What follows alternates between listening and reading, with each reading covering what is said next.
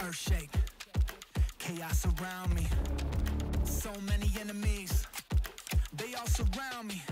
They out for blood and revenge, rising with killer intent. The fury ahead is immense, but I will not bend. Look in my eyes, no you won't see fear. Nothing but fire and it's not even fair. They all against me, but I'm still here. So go ahead and let them know I'm more than prepared. An army's not enough to silence me. Go ahead and bring the galaxy. Nothing you do can rattle me. Go ahead, battle me. Get out my way. Get out my way. Move. Get out my way. Out my way. Get out my way. Move. I gotta do what I gotta do. No one or nothing can stop me. And if you don't think that I can, just watch me. Move. Get out my way. Out my way. Get out my way. Move. Yeah, vengeance in the trenches with my mindset on a mission. Ain't ready for what I'ma hit with. I'ma go get it, I'ma get this. And I told them I'ma end this, get a witness. You want the fire and I got that. Ain't nobody here gonna stop that. Got more than a 12 gauge kickback. I'm about to get that, no one gonna top that. I've been putting that work in. If you want the crown, you gotta earn it. Don't assume that silence means weakness. There's a monster that's lurking under the surface. They about to know. To doubt me, that's a tragedy. You end up just counting the casualties. Victory is my anatomy. Go ahead, battle me. Get out my way. Out my way. Get out my way. Move. Get out my way. Out my way. Get out my way. Move. I gotta do what I gotta do. No one or nothing can stop me. And if you don't think that I can, just watch me. Move. Get out my way. Out my way. Get out my way. Move. All of that talking stops now. There's no need for discussion. Once you see what I'm about, all of that talking stops now. Let's do this for real. Let's go. Right now. Battle me. Get out my way. Out my way. Get out my way. Move. Get out my way. Out my way. Get out my way. Move. I gotta do what I gotta do. No one or nothing can stop me. And if you don't think that I can, just watch me. Move. Get out my way. Out my way. Get out my way. Move.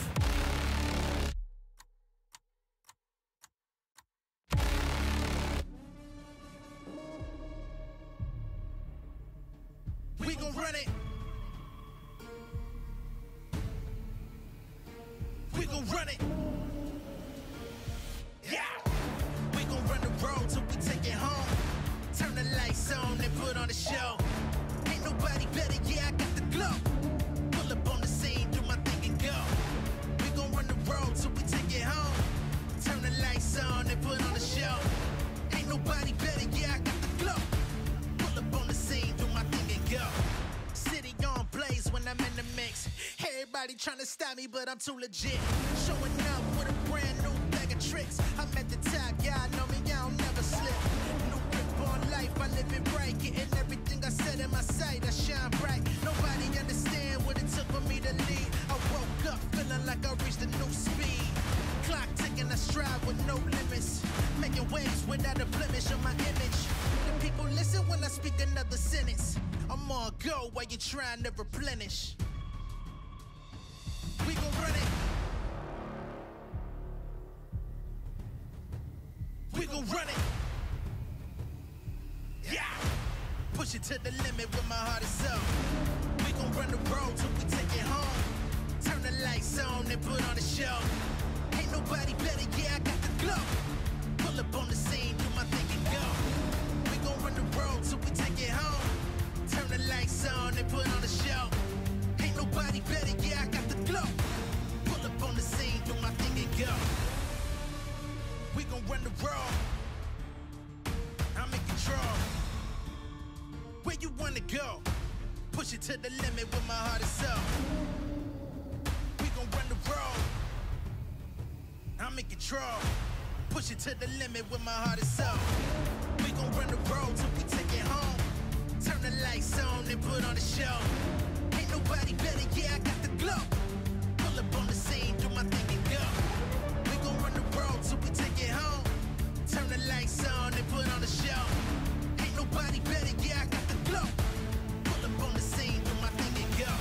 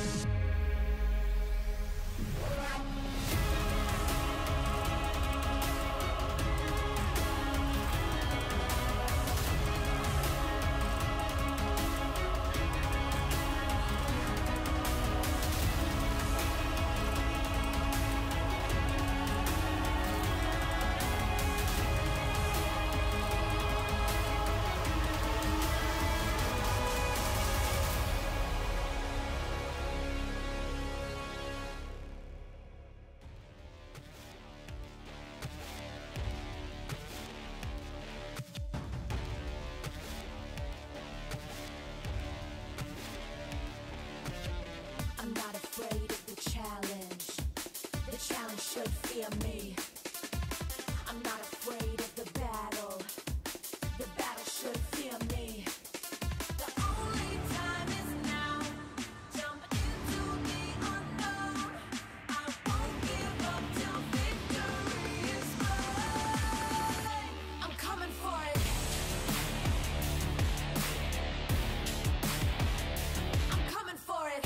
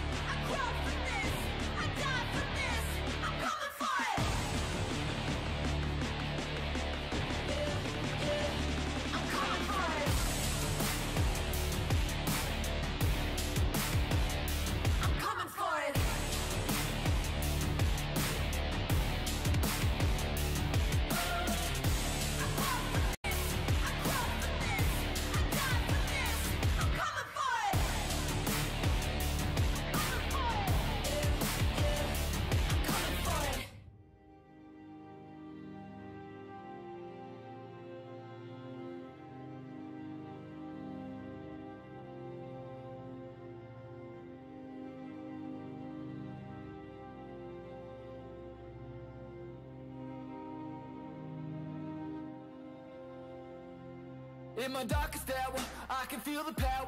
Won't be devoured, never been a coward. They stone sour, I'm gunpowder. If I say it louder, can you hear me now? I got the power.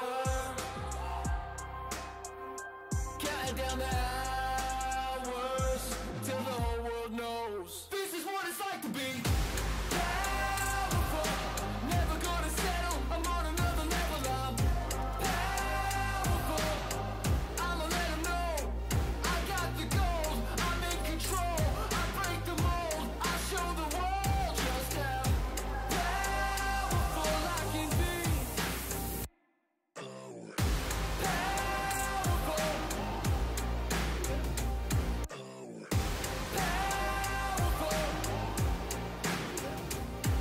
Had to pay my debts, was a losing bet, and I knew what I could do, but had to prove I wasn't finished yet. Was an uphill climb, saw it in my mind, recite the lines every time. I got the power, counting down the hours till the whole world knows this is what it's like to be powerful. Never gonna settle, I'm on another level. I'm powerful, I'ma let them know I got the gold, I'm in control. I break the mold, I show the world just how powerful I can be. Powerful.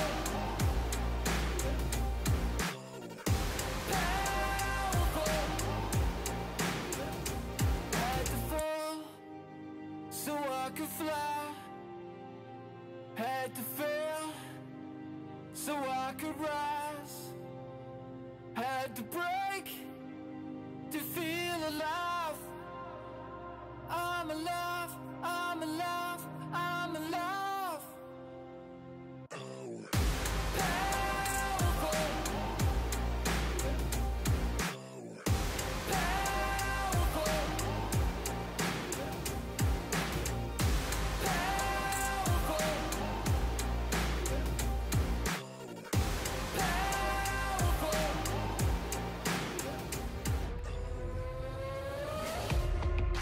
Feel me burn.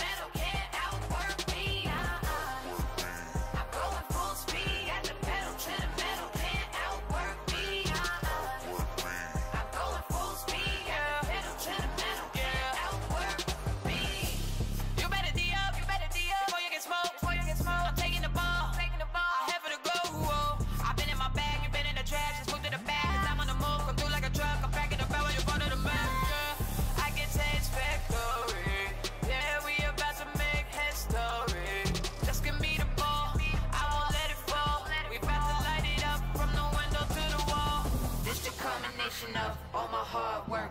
Them hours in the gym, I'm about to go berserk. Count it down, clock is on tick. Tick, tick, tick, tick, tick, let's get it in. Ow! I'm going full speed, got the pedal to the metal, can't outwork me. I'm going full speed, got the pedal to the metal, can't outwork me. I'm going full speed, got the pedal to the metal, can't outwork me. I'm going full speed, got the pedal to the metal, can't outwork me. He's a beast, he's a monster, he's a force with the man. I scan the room, forming up the plan. Fire in my eyes, got him stuck quicksand. I don't play to lose, I just play to win. It's that hard work, effort that I'm putting in. I don't play to lose, I just play to win. Sound like broken records against me, let them records spin. Yeah, I gotta give it 100%, nobody gon' harder than me. Do it on purpose, I got the people depending on me. Mama mentality, got my game face on. Every time I step up on this court, you know that we won this done. I'm going full speed, got the pedal to the metal, can't outwork me. I'm going full speed, got the pedal to the metal, can't outwork me. I'm going full speed, got the pedal to the metal, can't outwork me.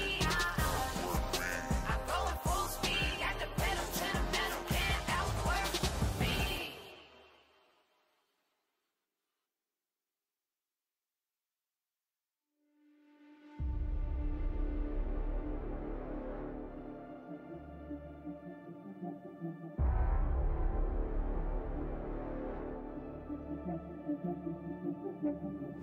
Yeah, you're looking for something amazing. That's why I put in the work. That's why I grind on the daily. I'm running wild and I know that no one can tame me. Hall of Fame on my mind, they cannot contain me. I know that I can't stop now. There ain't no way I'm giving up. Won't back down. I've come too far and I know I'm gonna act out until I'm standing on the top. They hear me now. They hear me now. Let them know. Nothing can hold me back. Hold me back. You can try, but you can't hold me back. Nothing can hold me back. Hold me back. You can try, but you can't hold me back. Nothing can hold me back. I'll give it all I got to succeed.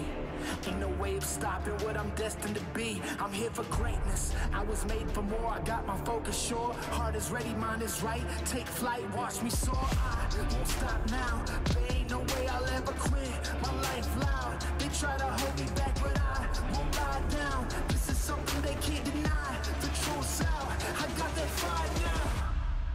Let them know. Nothing can hold me back.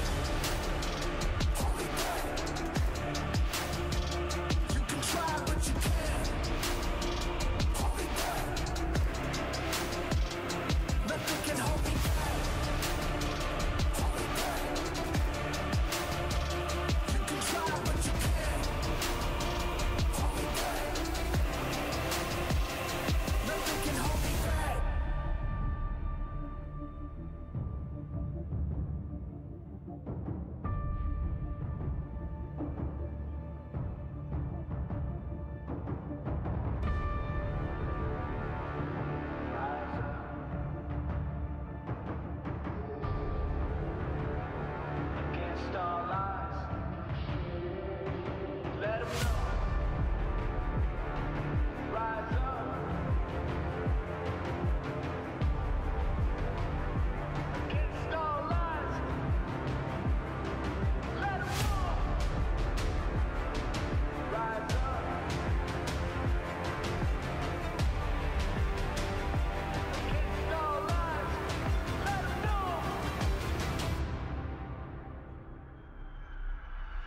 Nothing can hold me back. Hold me back. Hold me back. Yeah. You can try, but you can't hold me back. Hey, hey. Nothing can hold me back. Hold me back. Hey, hey. You can try, but you can't hold me back. Hey, hey.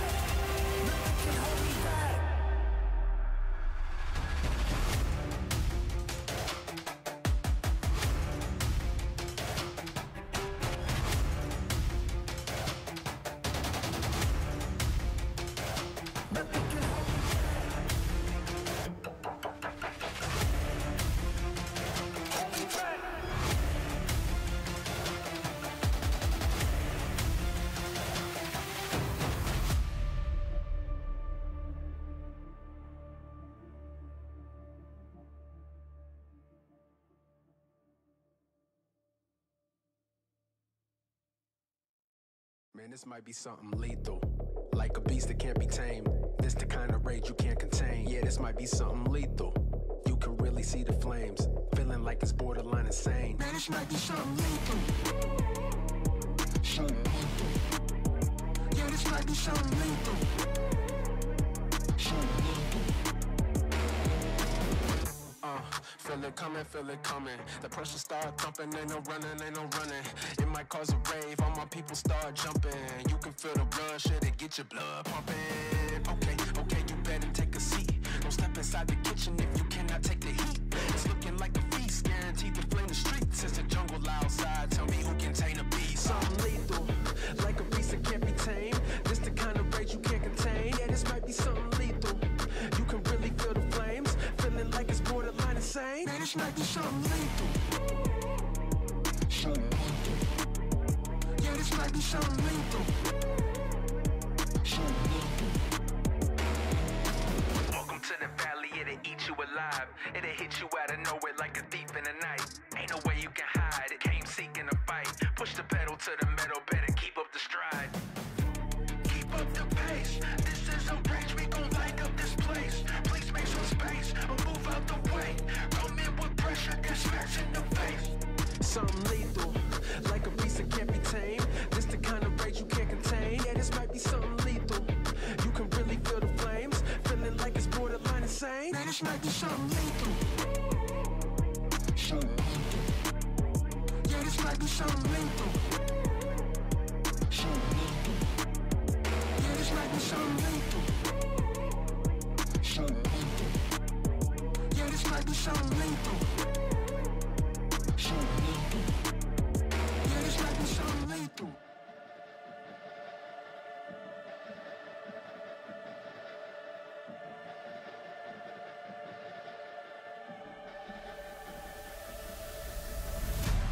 Welcome to the main event. Welcome to the main event. Welcome to the main event. Welcome to the main event. Let's go. Through the fire and the rain, I was born to rise above. Kept on pushing through the pain till I made it out the mud. Now the dam's about to break, so get ready for the flood. Can you feel the rush? The beast is waking up. Welcome to the main event. We spent the whole night waiting for the best of the best. Welcome to the main event. You got the whole world watching. Will you rise to the test? Let's go. Welcome to the main event. Welcome to the main event. Welcome to the main event. Welcome to the main event. Let's go.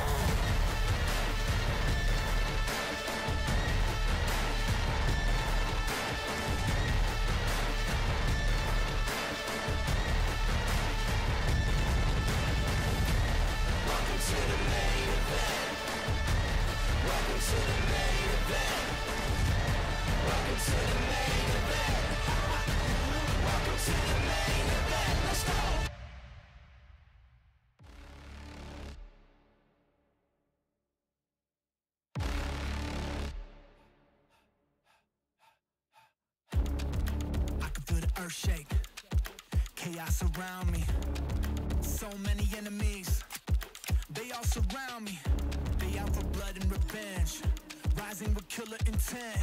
The fury ahead is immense, but I will not bend. Look in my eyes, no you won't see fear. Nothing but fire and it's not even fair. They all against me, but I'm still here. So go ahead and let them know I'm more than prepared. An army's not enough to silence me. Go ahead and bring the galaxy. Nothing you do can rattle me. Go ahead, battle me. Get out my way. Get out my way. Move. Get out my way.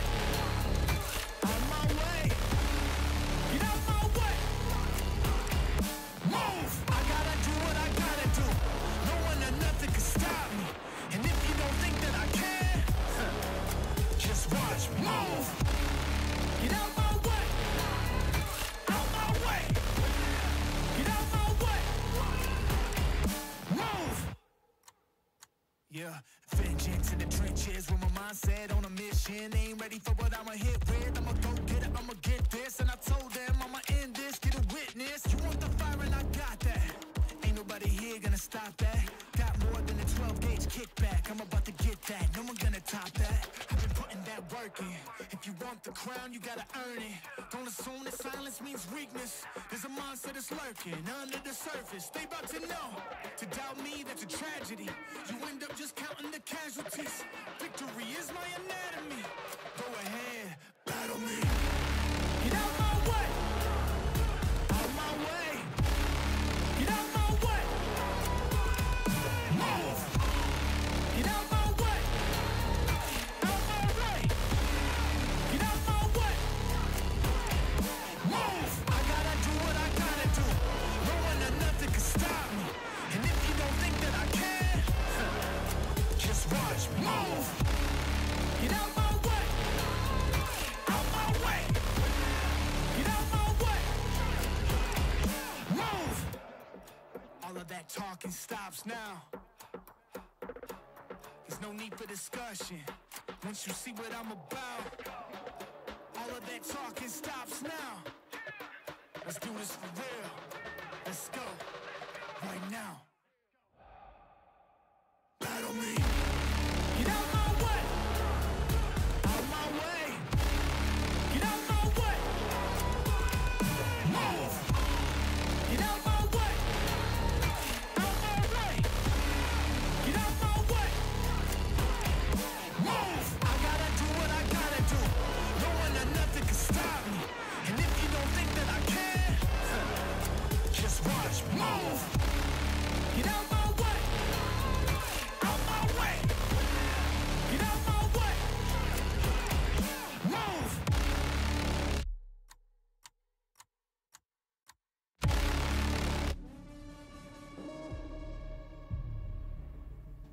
We gon' run it.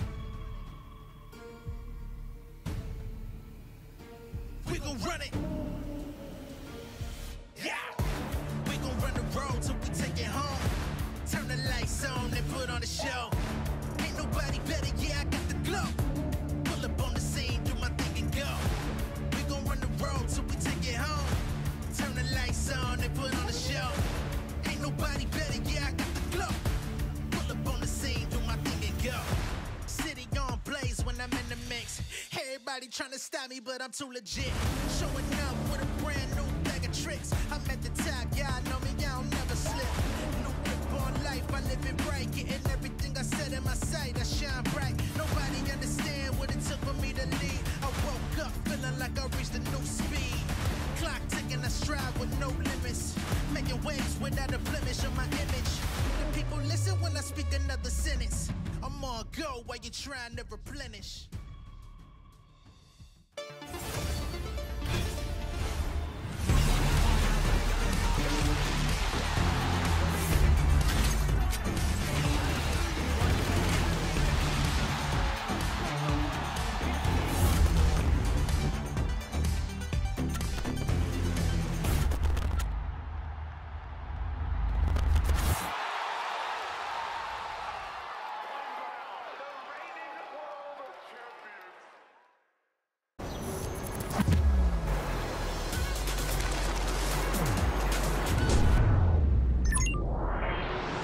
Hunter in the dark.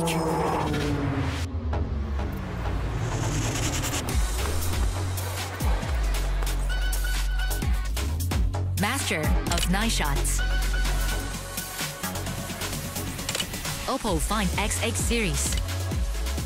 Powerful camera, powerful AI. Alright guys, I just landed in China. Let's go.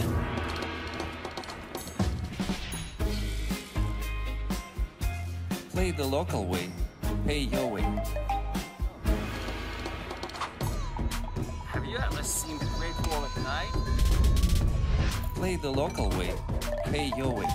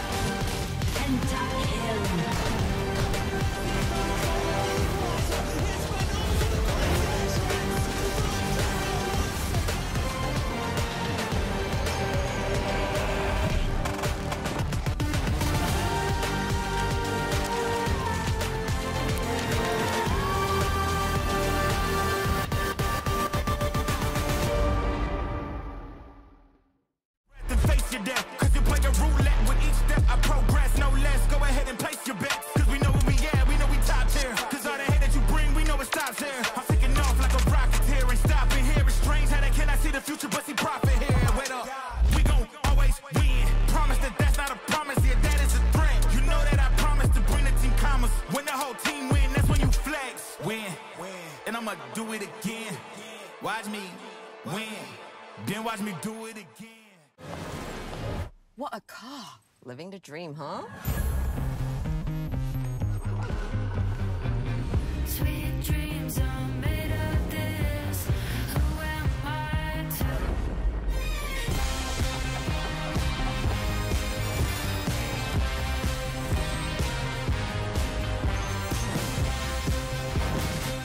Okay. I get it now. Sweet dreams are made of this. Dominate the Rift with Opera GX. Bring League to your browser. Lock in with LoL Esports. Customize your setup with champion-inspired themes. And unlock new designs inspired by Arcane.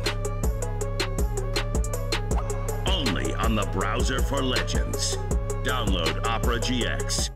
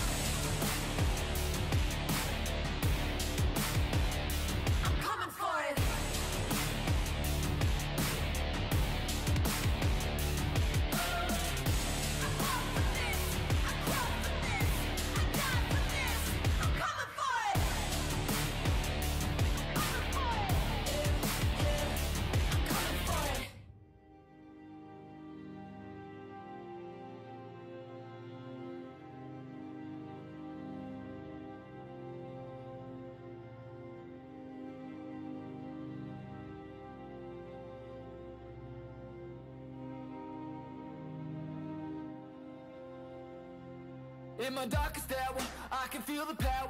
Won't be devoured, never been a coward. They stone sour, I'm gunpowder. If I say it louder, can you hear me now? I got the power.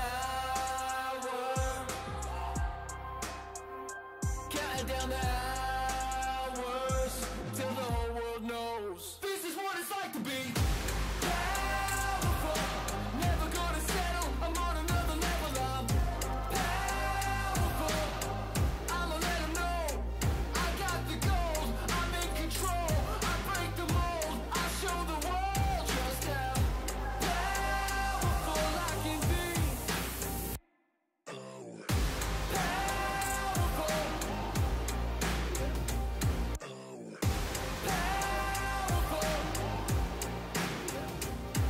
Had to pay my debts, was a losing bet, and I knew what I could do, but had to prove I wasn't finished yet. Was an uphill climb, saw it in my mind, recite the lines every time. I got the power, counting down the hours till the whole world knows. This is what it's like to be powerful. Never gonna settle, I'm on another level. I'm powerful. I'ma let them know I got the gold. I'm in control. I break the mold. I show the world just how powerful I can be. Powerful.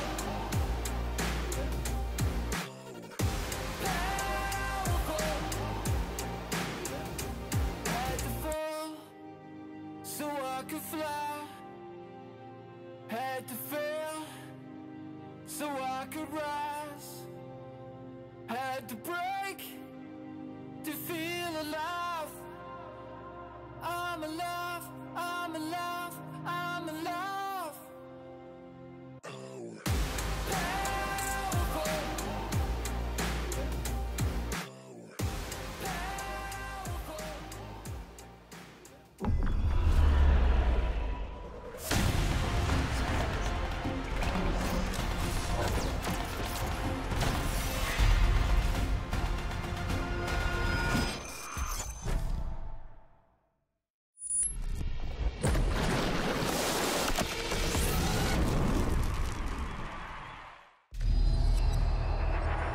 Something is coming. It's building, rising from within. It fuels the determination to battle against impossible odds. The fire within. Let me throw it down to the ground, make them turn around. I'ma look at you from the top, howling like a hound. It's not gonna happen, but in the back, huge! He's just too strong! It awakens here. Massive kill coming in! It awakens now. It was just cinema! Welcome to MSI!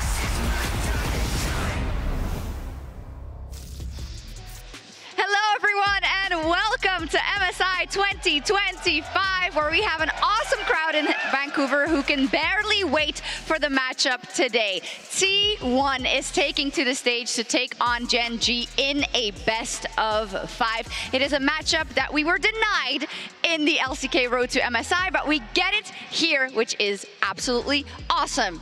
They were just saving it for the LCK Finals Roadshow here in Vancouver. Fancy roadshow, baby. The Vancouver exclusive. That's what you wanted to see. As you can hear it, we also needed to get G-Sun on the desk, because if it is the best of 5 that we were promised, we need our LCK analyst, producer, interviewer, just memester, everything. Thank you for having me here. I will do my best to provide all of the LCK knowledge and LCK inputs to you guys to know the best, have the best understanding of the series. Are you now you're just putting a new thing in your resume as an English analyst. When does it stop, G-Sun? When does it stop? I just want my bullet points to go forever. All right.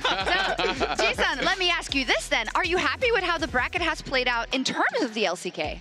This is a very good sign of LCK for sure. I'm happy that we at least have an LCK team secured at the finals. But I don't know. I think this matchup is so hype. I'm just so nervous. Your two children fighting each other. Yeah. Also, it is a bit script that we get kind of LPL versus LPL and LCK versus LCK. Absolutely, but I think this is the one that people are even more excited for because we got to see BLG versus AL twice in the LPL finals. We did not get to see T1 versus Gen G just when T1 was getting so hot in the MSI qualifier. I mean, we said it again and again and again. This is the finals that should have happened. They faced off against each other for years upon years. And right when T1 was like trying to just around to skyrocket, we don't get it. Yeah. So now we have that opportunity. And G-Sun, we saw it there, but it's kind of like yin and yang, I should say. For Gen Z, they are very successful domestically, incredibly so even. We also saw that in the road to MSI. But for T1 internationally, they've always had everyone's number. What's going on there? I honestly don't know. Even Chovy, when I talked to him in an interview, I asked him about the T1 matchup. He was like, T1, I just don't know. You know, that's the vibe that we have around T1. We just don't know what kind of clutch play they can make on such a high stake kind of situation. Even Gumayushi also mentioned that he also wondered himself because we didn't get to do the best of 5 in the LCK Road to MSI format. He thought to himself, what if this actually happened, you know?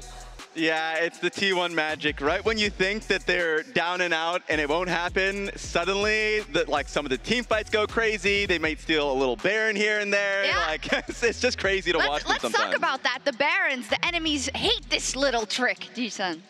So officially, we call this T1 Circus or T1 Baron Circus, and it's actually a term that's been used on like T1 official content, LCK official thumbnails, you know. It's a thing that has settled for sure. The first play, I kind of understand they're forcing a play around Baron, and they managed to make a miraculous comeback around this play, so I do get it, but this is still a very risky 5v5 situation. I don't understand how they always have the courage to always go for that play.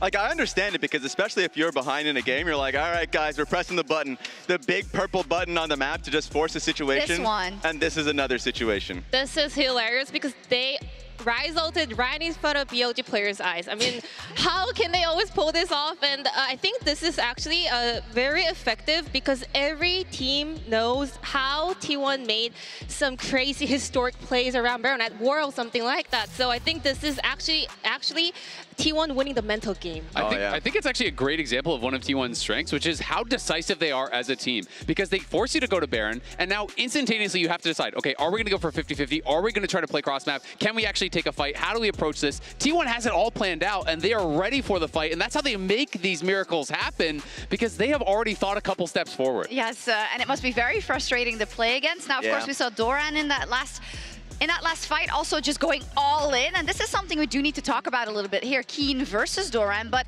this was the big news coming into this season across League of Legends, the fact that instead of Zeus, they will be having Doran there. So how has he been doing? He's been doing, I think, the domestic split a little bit tougher, so the question about like how he's going to be performing and during like playing the carries, because usually Doran is great domestically, and the question is going to be coming into international play. I feel like it got flipped a little bit because the last two series during the playoffs, he became clutch. During KT, look, a little bit easy. Just to piss off the KT fans there. But during HLE, going up against Zeus, that was the one that everyone had their eyes on, the replacement that people saw, and he really performed well in that series.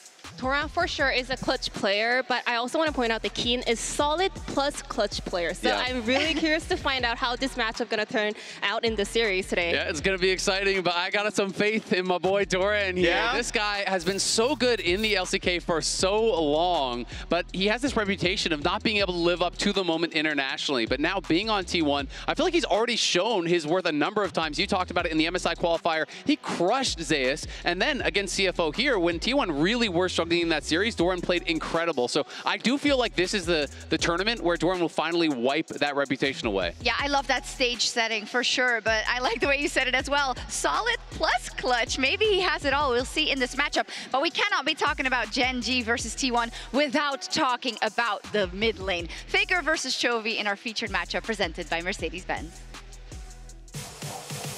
Two of the greatest mid laners to ever touch the game face off in today's featured matchup presented by Mercedes-Benz. Of course, it's Faker versus Chovy.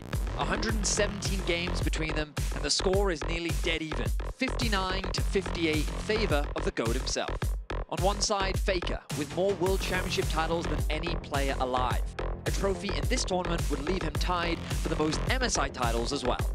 But first, he'll have to make it through reigning MSI champion and the current best mid laner in the world, Chovy, who seems to have pieced together a winning formula for taking on his mid lane rival.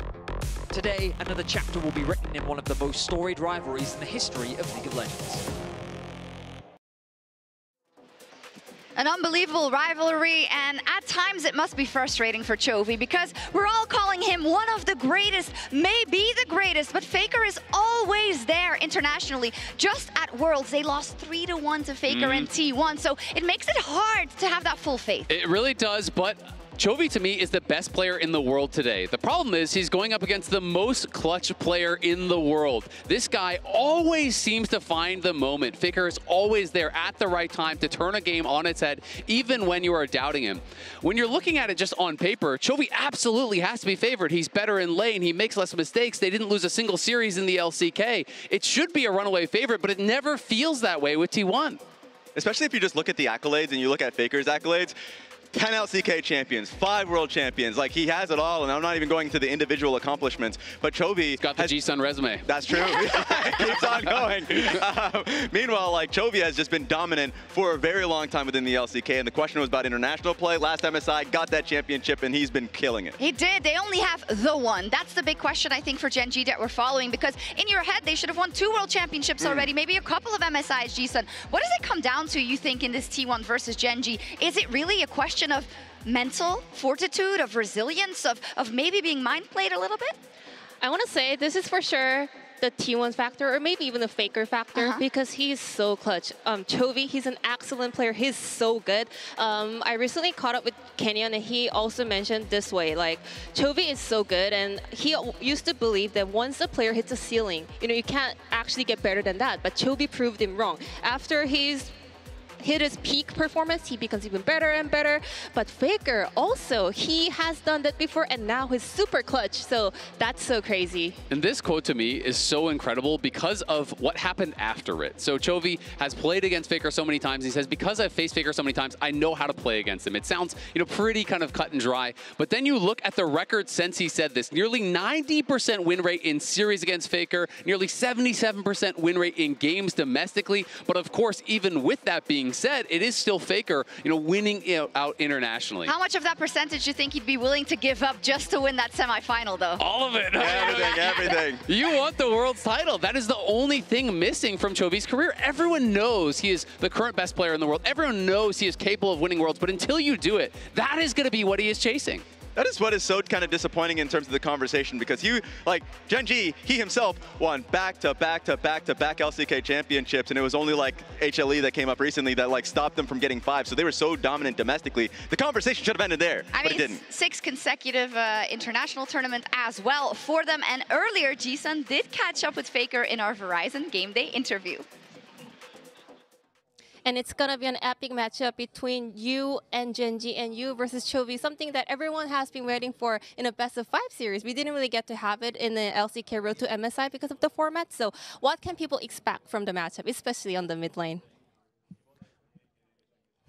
네, 항상 이제 또 초비 선수가 LCK에서도 잘하고 또 젠지도 굉장히 좀 뛰어난 팀이라고 생각을 하고 있기 때문에 이번에 MSI에서 맞붙는 게 굉장히 재밌을 거라고 예상하고 있고, 스스로도 그때를 위해서 최대한 좋은 경기력을 내는 게 저에게 있어서 너무 재밌을 것 같기 때문에 그만큼 더 흥미로운 것 같습니다.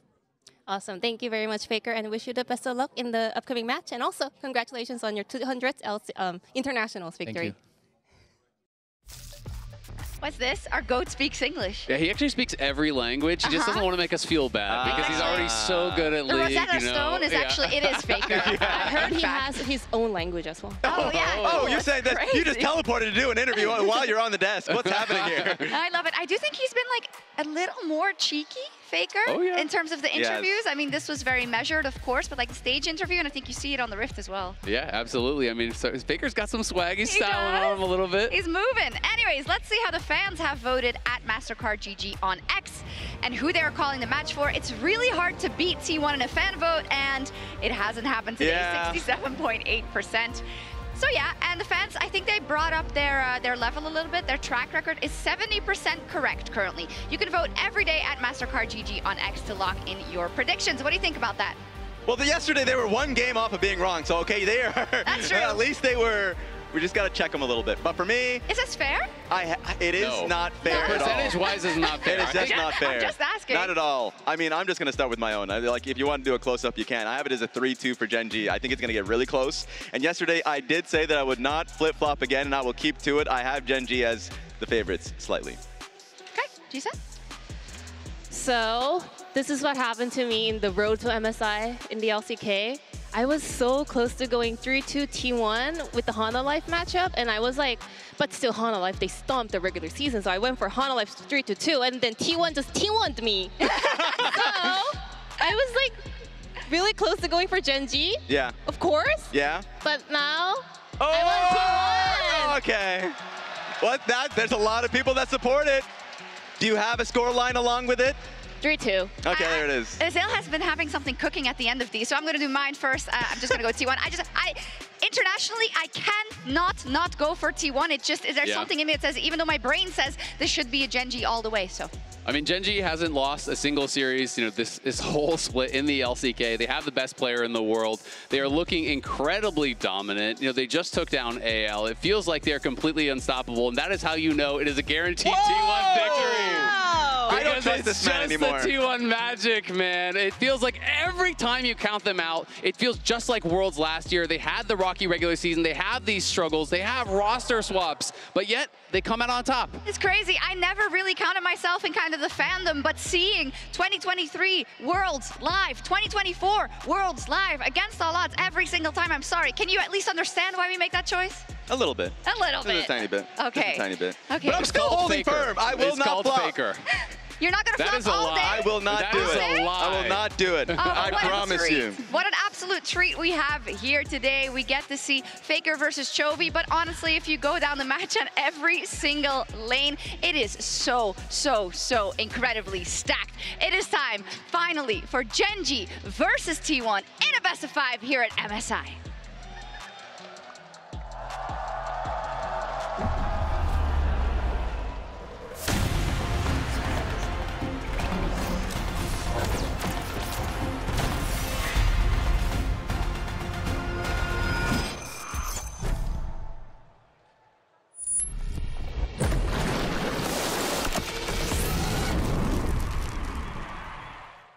Let me throw it down to the ground, make them turn around. I'ma look at you from the top, howling like a hound. Let me take it off, push it up to another height. This is what I do. I'm a dog, not afraid to fight in the dark at night. House of Legends.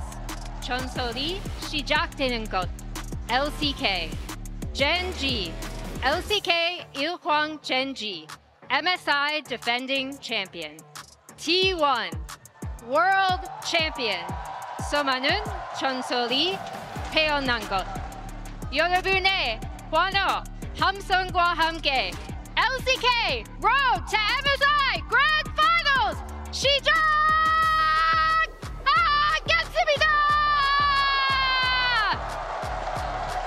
Let's go! Everyone give it up for Emily Rand doing her best caster Jun impression ahead of this iconic match, the most storied rivalry in the history of League of Legends esports. And what a privilege to cast alongside the two of you, Emily, Mao, as we enter Picks and Bans, powered by couldn't hear a difference. So could have fooled me. I think Caster Jun is way better. But I'd also like to thank Ji-sun for helping me workshop the script, right? As we see the first bans coming in, I feel like Talia, Viban, no surprise coming out of T1 side, and then the Varus, Pantheon on the right side. What I'm looking towards here in this first matchup is T1 going to continue to get a very early, solid matchup for Faker? They've really been prioritizing just any champion that works well for him, while not really taking into account the matchups as much, whereas I expect Gen G to heavily lean towards getting Chovy something he can perform on. Because I think while while Faker overall has been looking a lot better on the international stage, the clutch we kind of expect from him, you heard about it on the desk, still the laning phase has been a bit suspect. So see if that priority remains in place for T1, especially on the blue side. So here in game 1, and incredible signs Fans have gone so hard at this event. It's actually great. First pick, Faker. There we go. Laying down the gauntlet, secures Azir for himself. It was just a few weeks ago that Chovy brought this out and was able to find that clutch win against T1 in round 2. Yeah, it's a high prio pick for both mid laners. Prior to the cast, Kadril was asking me and Chronicler if the Azir would get through. It gets through on first pick blue side. And it is something that I think Gen.G most certainly saw coming. No brainer. And again, it does fall within that trend of T1. Just picking a champion for Faker, he's comfortable. And I think the Annie pick away also works the same way in that it allows Gen.G to deny that pick from T1 down the line. I wonder if the Wukong follow-up is going to be there as well. Obviously, blinding Wukong always feels rough, but we've seen that 1-2 be really, really strong. Another pick that you can go towards is the Poppy. We've seen it often compared with the Azir, either in jungle or in a bot lane because of the power of that wall slam. And Keen, they having an absolutely stellar tournament so far, is going to get the Gwen here. In a unique situation where we see neither the Gwen or the Rumble banned in the first phase. An opportunity to play arguably the 2 strongest top laners on the patch. Now, T1 can take their time here. They don't necessarily need to immediately snap Rundle. It might not even be advisable, but Keen, this is kind of the champion on this patch. If you want to solo carry a game, Gwen is the champ to do it. Yeah, she just ends up taking over in team fights and also in side lanes. We have the Sejuani hover right now for Owner, and that's going to be locked in. Saw Inspired yesterday. Has to try. I'm sorry, Emily, I'm sorry. You're looking at me like I'm bringing up your trauma. It was a sick game yesterday. Owner now alongside the Jax as well for Doran, so clearly willing to lay down the gauntlet on the top side. So a lot of levels to this. We have Owner picking away one of Canyon's best champions. We also have them deny the Gwen and Sejuani combo, and then they also get the Sejuani with the Jax themselves. So Sejuani Jax, extremely strong topside 2v2. There is the Wukong that we were expecting. So Gen.G very clearly opting in for a lot of proactive dive. Wouldn't be shocked if we see the Poppy banner to deny it away from Keria, while simultaneously still having, I think, pretty strong lanes, particularly early on. Yeah, I would like to see them take away the Poppy. The first pick they are going to take away is the Bard. We've had a lot of fun Bard performances. Those signs went super hard, by the way. Yeah, excellent stuff. Of course, Chovy, 10-3 career on the Annie. Wukong locked in, you mentioned it already. So taking away some of the counter picks for the bottom side of the map, the Bard and the Karma, I think a good read. Don't want to get too far pushed in here on the bottom side before you can really leverage the power of that Wukong-Annie combo. Lucian also taken away. Interesting situation where both sides have matched in phase 1, so phase 2, red side can have a lot of value for Duro. Of course, Keria, the guy we know for the crazy counter picks, and see if Duro has anything up his sleeve to show us here in game 1. With this draft, Gen.G, to me, probably looking for an, I want to say R4 Jhin. Pick it away from Guma. It's one of his best champions. It works really well with these type of dive compositions because it's so easy to follow up on any of the setup. Instead, looks like we're going to save Ruler's pick and pick one of the strongest supports on the patch, the Nico, to come through here for Duro. Yeah, Nico, an incredible playmaker, no doubt, right? The champion that if you have to pick something blind makes sense. But now the question is, what does a counter pick AD carry look like in this meta? Yeah, we'll see. I'm really curious to see what Guma and Keria are going to lock in now. They do value Cryo in that lane so heavily, right? Which I think one of the reasons why the Karma might also have been taken away is you can pair the Ezreal with it, right? Have a super strong pushing lane. Xayah hover now, and that will be locked in for Gumayushi. And the Rakan. Okay. Crowd goes crazy. Yeah, coming out swinging, and right, it's no surprise. Keria, Guma, back-to-back. How many times have we seen this duo take over games, especially on this combo? And I'm sorry I got to mention it. To me, the play I will always remember is going back to 2023 playoffs when T1 started their run towards Worlds. Look. KT was there, unfortunately. Yeah. It was this 2v2 that started, I think, the ascent to greatness. We saw the Jhin coming in, Mal. That is true. The Jhin coming in for this comp, and like you already discussed, there's so much setup for the Jhin, has amazing range on top of the dive they do have. I mean, this is such a standard T1 comp coming out of T1, it's crazy. There's a lot of ability for Owner to go and engage. Keria has really good follow-up. Guma is one of his comfort picks. Doran is on one of his most iconic champions, has been very consistent on this Jax. Faker on Azir. Really don't think we need to discuss that one further. For Gen G though, they do have a lot of pressure in the lanes, and as mentioned, I think Gen G is a team that, even though they have the reputation of being generally pretty low-key, when they get big laning advantage, they're a slower-paced team. They're facing off against a team that will literally fist fight for any objective that you can think of. I just haven't heard the phrase low-key. It doesn't sound very low-key. Here in Vancouver, as we get ready for our first game, two very explosive compositions. Comfort for the side of T1, maybe a bit more of those practical lanes to talk about for the side of Gen G. See if that pays off in the early stages of the game. Game one has been a bit of a red herring in a lot of the matchups so far, but I imagine something this story that's just not going to be the case. A lot to be taken away from momentum as well if T1 are able to find it. Yeah, no, these are two teams that are super, super familiar with each other. The last time they faced off, yes, it was a 2-0 for Gen G, but those games, in particular, game one, came down to an insane Chovy flash shuffle into a 3-man Skarner ult. So I expect team fights, even though Gen G has the reputation to be boring, team fights are going to be explosive. Vancouver, as we load into game one. You all know how it goes. T1, Hana, duel, set. I think they weren't ready, but maybe for this one, Gen G, Hana, duel, set. We got it. We're gonna train. We're gonna train. I know it's new. It's an LCK special. Not everyone has been there. We'll find out as we go. For now, though, early game. A lot of noise. That's all I can ask for. And ultimately, that's the fandom we love to see. However, as we get into this first game, you can hear that. And this is what I think makes T1 so terrifying. The desk predicting for them as well. It's the T1 magic. Maybe oversimplified as being clutch.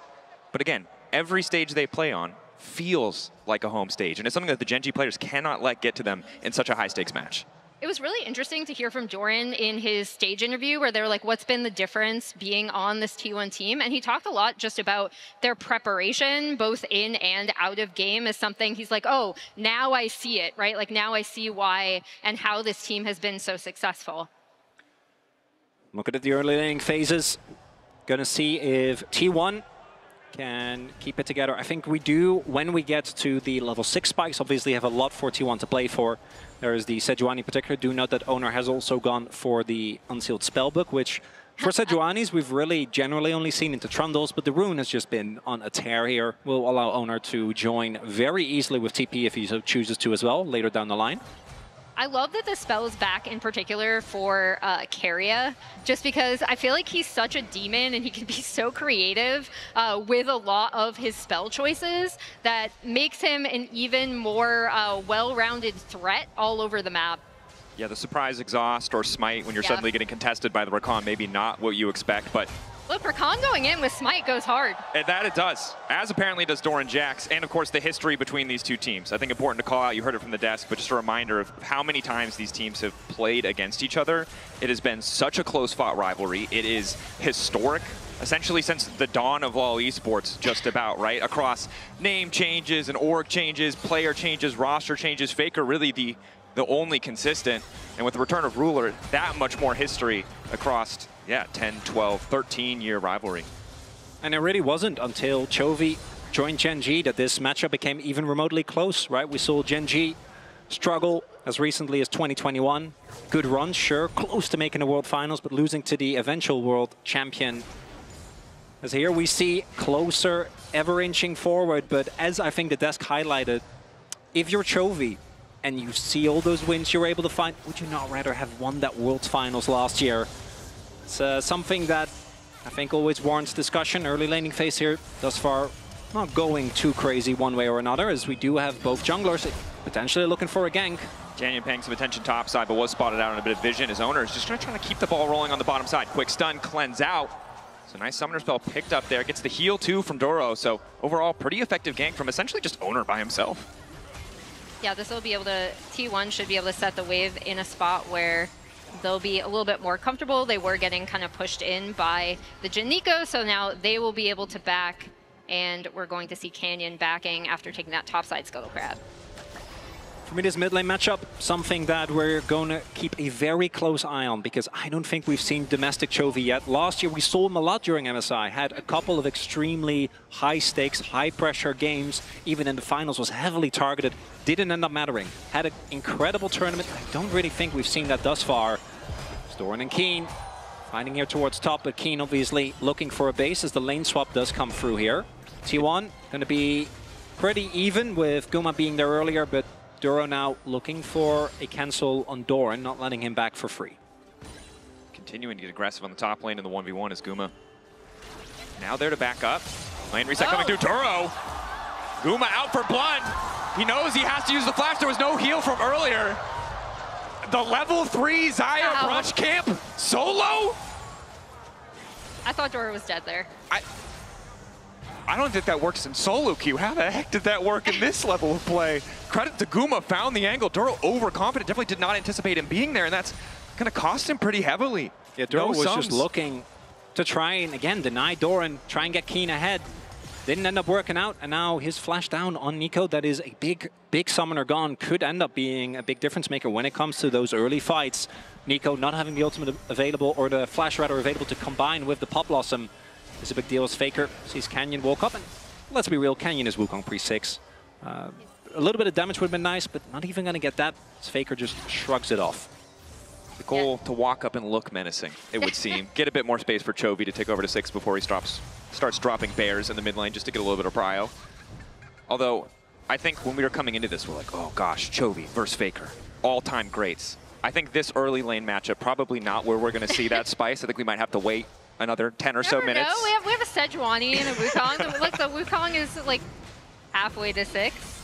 But as Doran pushes up on this bot side, this prio is actually going to give owner free license to grab that first Drake for T1. And I actually want to talk about T1's Drake priority a bit, because last year at Worlds, when these two teams faced, I thought T1 was the best at using grubs, right? And that evolved throughout that tournament. At this tournament, they've been super high prio on Drakes, and first Drake in particular. They actually broke BLG's kind of first Drake take percentage in their 3-0 stomp of BLG. So this is something that T1 have been prioritizing really heavily, and it's worked out super well. And a lot of this goes back to Duro getting caught, because he had to give up his sums, which means that Ruler just had to stay underneath his turret, catch the wave. Because he was catching the wave, T1 actually had the ability to swap, which they didn't end up doing. Guma ended up going back to lane, but they could still only respond, which meant that there was nothing really to pressure T1 near that bot side. Skeen just had to watch Doran push in, get the Drake be taken as Chovy. Let that bear go. Getting some harass down. Trying to get prio in the lane, no surprise. Of course, recurve bow back for Faker alongside the Amp Tome means he's not going to be able to do much to trade against that burst damage quite yet. And we see these lane assignments coming through with not Chovy, oh my gosh, I'm getting trolled by Nico again. The bot lane going up into Doran, and then T1's bot lane going up against Keen, so trying to kind of keep both of these top laners at bay. We haven't seen this as much in a lot of our swaps. Usually teams kind of match the swap, but I think with what happened earlier. Doran putting down a lot of pressure, knowing that Nico's only level 4 isn't too concerning, but the Jhin is level 6. Doran, third shot, fourth, wait, okay. Doran stone cold, had to use the ward hop, but manages to make it out. Yeah, entirety of the play, vintage Doran goes in when he probably shouldn't, goes low, doesn't even need to flash, ends up just able to dodge, Ruler not hitting that final shot, and that means that the attempted play from Gen G gonna fizzle out for now. Gen G has been able to build a big lead in the mid lane here, though, with Faker having to respect the pressure that has come through, as that's the real Canyon. Canyon forced to flash away, stun landing, immediate fall coming in from Keria. Owner and Keria working together beautifully. Canyon might just cut down by base damage. Faker now trying to follow, but they don't quite have enough burst. That stun that Chovy landed onto Faker to keep him out of that was huge, and kind of the only reason that Gen G weren't, the Canyon kind of didn't die, right? Oh, Gen G though used a lot of cooldowns. They still want to look for the contest here. T1, are they ready? Gen G, Guma ready to pull the feathers back. Maybe happy to just take one grub, try to deny all three. Magic so far, good pushback! Only managing to find the clone, and now it's first blood coming through. Keen there in the nick of time, and the needles are starting to fly. T1 packing things up, trying to get out now. Last grub, they aren't even worried about it. Carry and owner on the way out. Guma trying to hold on, but the Void grubs are down, and in the end, it's 2 for Gen G. And Gen G, see T1 try and contest those grubs, but T1 really underestimating how happy Gen G was to contest that. And I think because Canyon was so low, they're like, okay, the Wukong is gone. That's one of the biggest spikes. But guess what? Gen G ready to fight for that to the death anyway. Yeah, I mean, you could see that T1 had it kind of set up as well with Keria TPing in, like that was very planned from them. As we see the setup on this again, T1 and Guma, and here comes the Keria TP. Faker is coming out, and Guma does miss the ult, which also ends up being pretty important. And I think Guma felt pressure to ult because there is a Annie right next to him. So if he gets hit by a Q, he just ends up dying. But instead, because that ult is already gone, he can't really walk up nearly as far. They don't actually have the damage to take down Canyon, and Keen goes unchecked in this fight. Keen is really the demon in that fight, because I think part of the reason T1 felt good about taking that is they saw Annie ult was down. They saw Jin ult use bot lane for the kill that didn't quite come through. No Wukong ult. They thought they were in a super comfortable spot, but really underestimating what Keen can do, even without any items under his belt, with just an ulti and a choke point. But now, stun on Faker, a bit of a moment of discoordination as Faker flashes away. Not going to get the last shot as Keria! Saves his mid laner, will not give Ruler the 4th bullet. Still big window for Gen G. They get Faker's flash. They get tempo on the map. Might be looking towards setting up for this Drake in 30 seconds. And I think the scary thing here is we've seen T1 prioritize Drakes, as you mentioned, Emily, and so often it's worked out. But often Gen G with the gold lead is a more terrifying threat, though. Keen now locked up, cut down on the way out, and the TP's too late. Chovy found a little bit of CC. Maybe he can burn down Owner, but they want to turn this one back. Free looking for the 4th stack, but instead, Chovy finds a kill in return. Jovi's able to get the return kill, but there you see, Stun, flash, okay! It's probably about time to mention that Jax is one of Doran's best champions, maybe?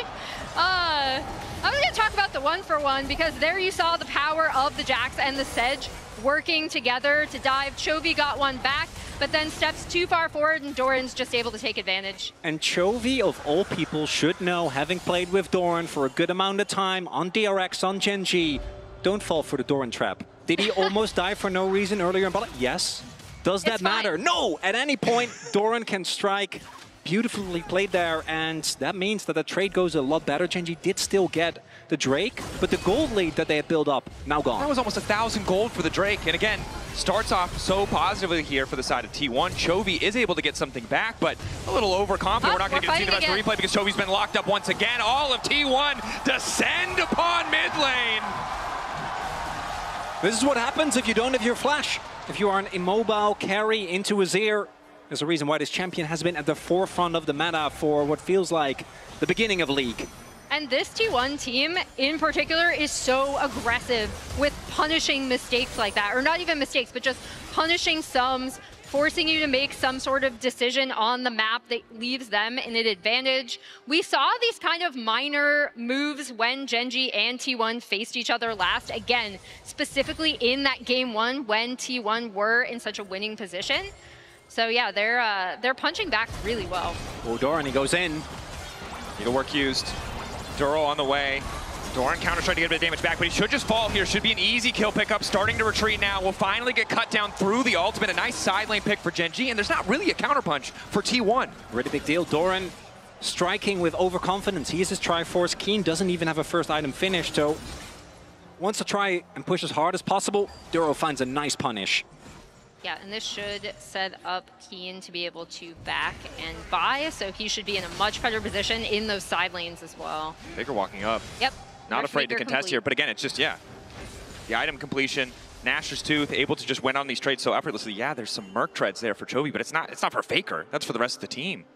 Chovy also going for a much more utility-based build, so Phase Rush obviously makes sense into the amount of short-range threats that are there on T1. And then going for the Rod of Ages, those builds have felt pretty lackluster. I do think this is one of the few compositions where it actually makes sense, right? Because if you look at what Gen G have, both in jungle and in top, and even in support, they have so much damage available that going for a more utility-based build, I think makes some sense. But it does mean that the rest of the team will need to do some more heavy lifting, as Chovy is going to be, with the Malignants now finished, going towards a more utility-based role. that's where the setup in these team fights is going to be huge, right? And that's also where I'm looking at Chovy, because that survivability does allow him to just continuously rotate and land stuns to set up for this Gwen, the Wukong, the Nico, the Jhin. Keen, forced to flash. Exhaust use as well. Again, power the Summoner Spellbook. Owner packing an extra combat summon instead of the smite for that fight on the top side. But I think it's important that we highlight top lane, because it feels like as much as Faker right now on the Azir will eventually be that scaling threat, both these guys feel like facilitators for the main actors of this game that have been Keen and Doran. These are two players with storied history of their own, of course, sometimes pushed out of the spotlight because you're looking at Faker and Chovy, but obviously a ton of history, a ton of games played against each other in and out of these respective lineups, and somewhere where we have to look in game one, because this is where the carry threats really were placed in the draft. Not only the carry threats, but again, it's going to be who is able to set up in a side lane for their team to be able to cross map and be able to set the map in a way where it forces the other team to respond to them. And as we saw that graphic, a lot of that will be for Keen, obviously, in the last couple of years. Yeah. Ever since he joined KT and then Gen G afterwards, actually having a lot more domestic success than he did before. Winning his first title on this organization as well. And we might have a Herald fight on our hands. Looking at the summoners available, it's only Keen that doesn't have his. Everyone else has theirs, and T1 looking for a quick pick-off onto Chovy here. T1 seemingly willing to concede this Herald to get this pick on side lane. Chovy maybe feels like he's secure because he knows that objective would normally be the priority, but he's going to find out very quickly that he's not alone. How is he going to try to outplay this one? Baron to lock up Faker, try to mitigate some of that damage, but there's just nowhere you could go!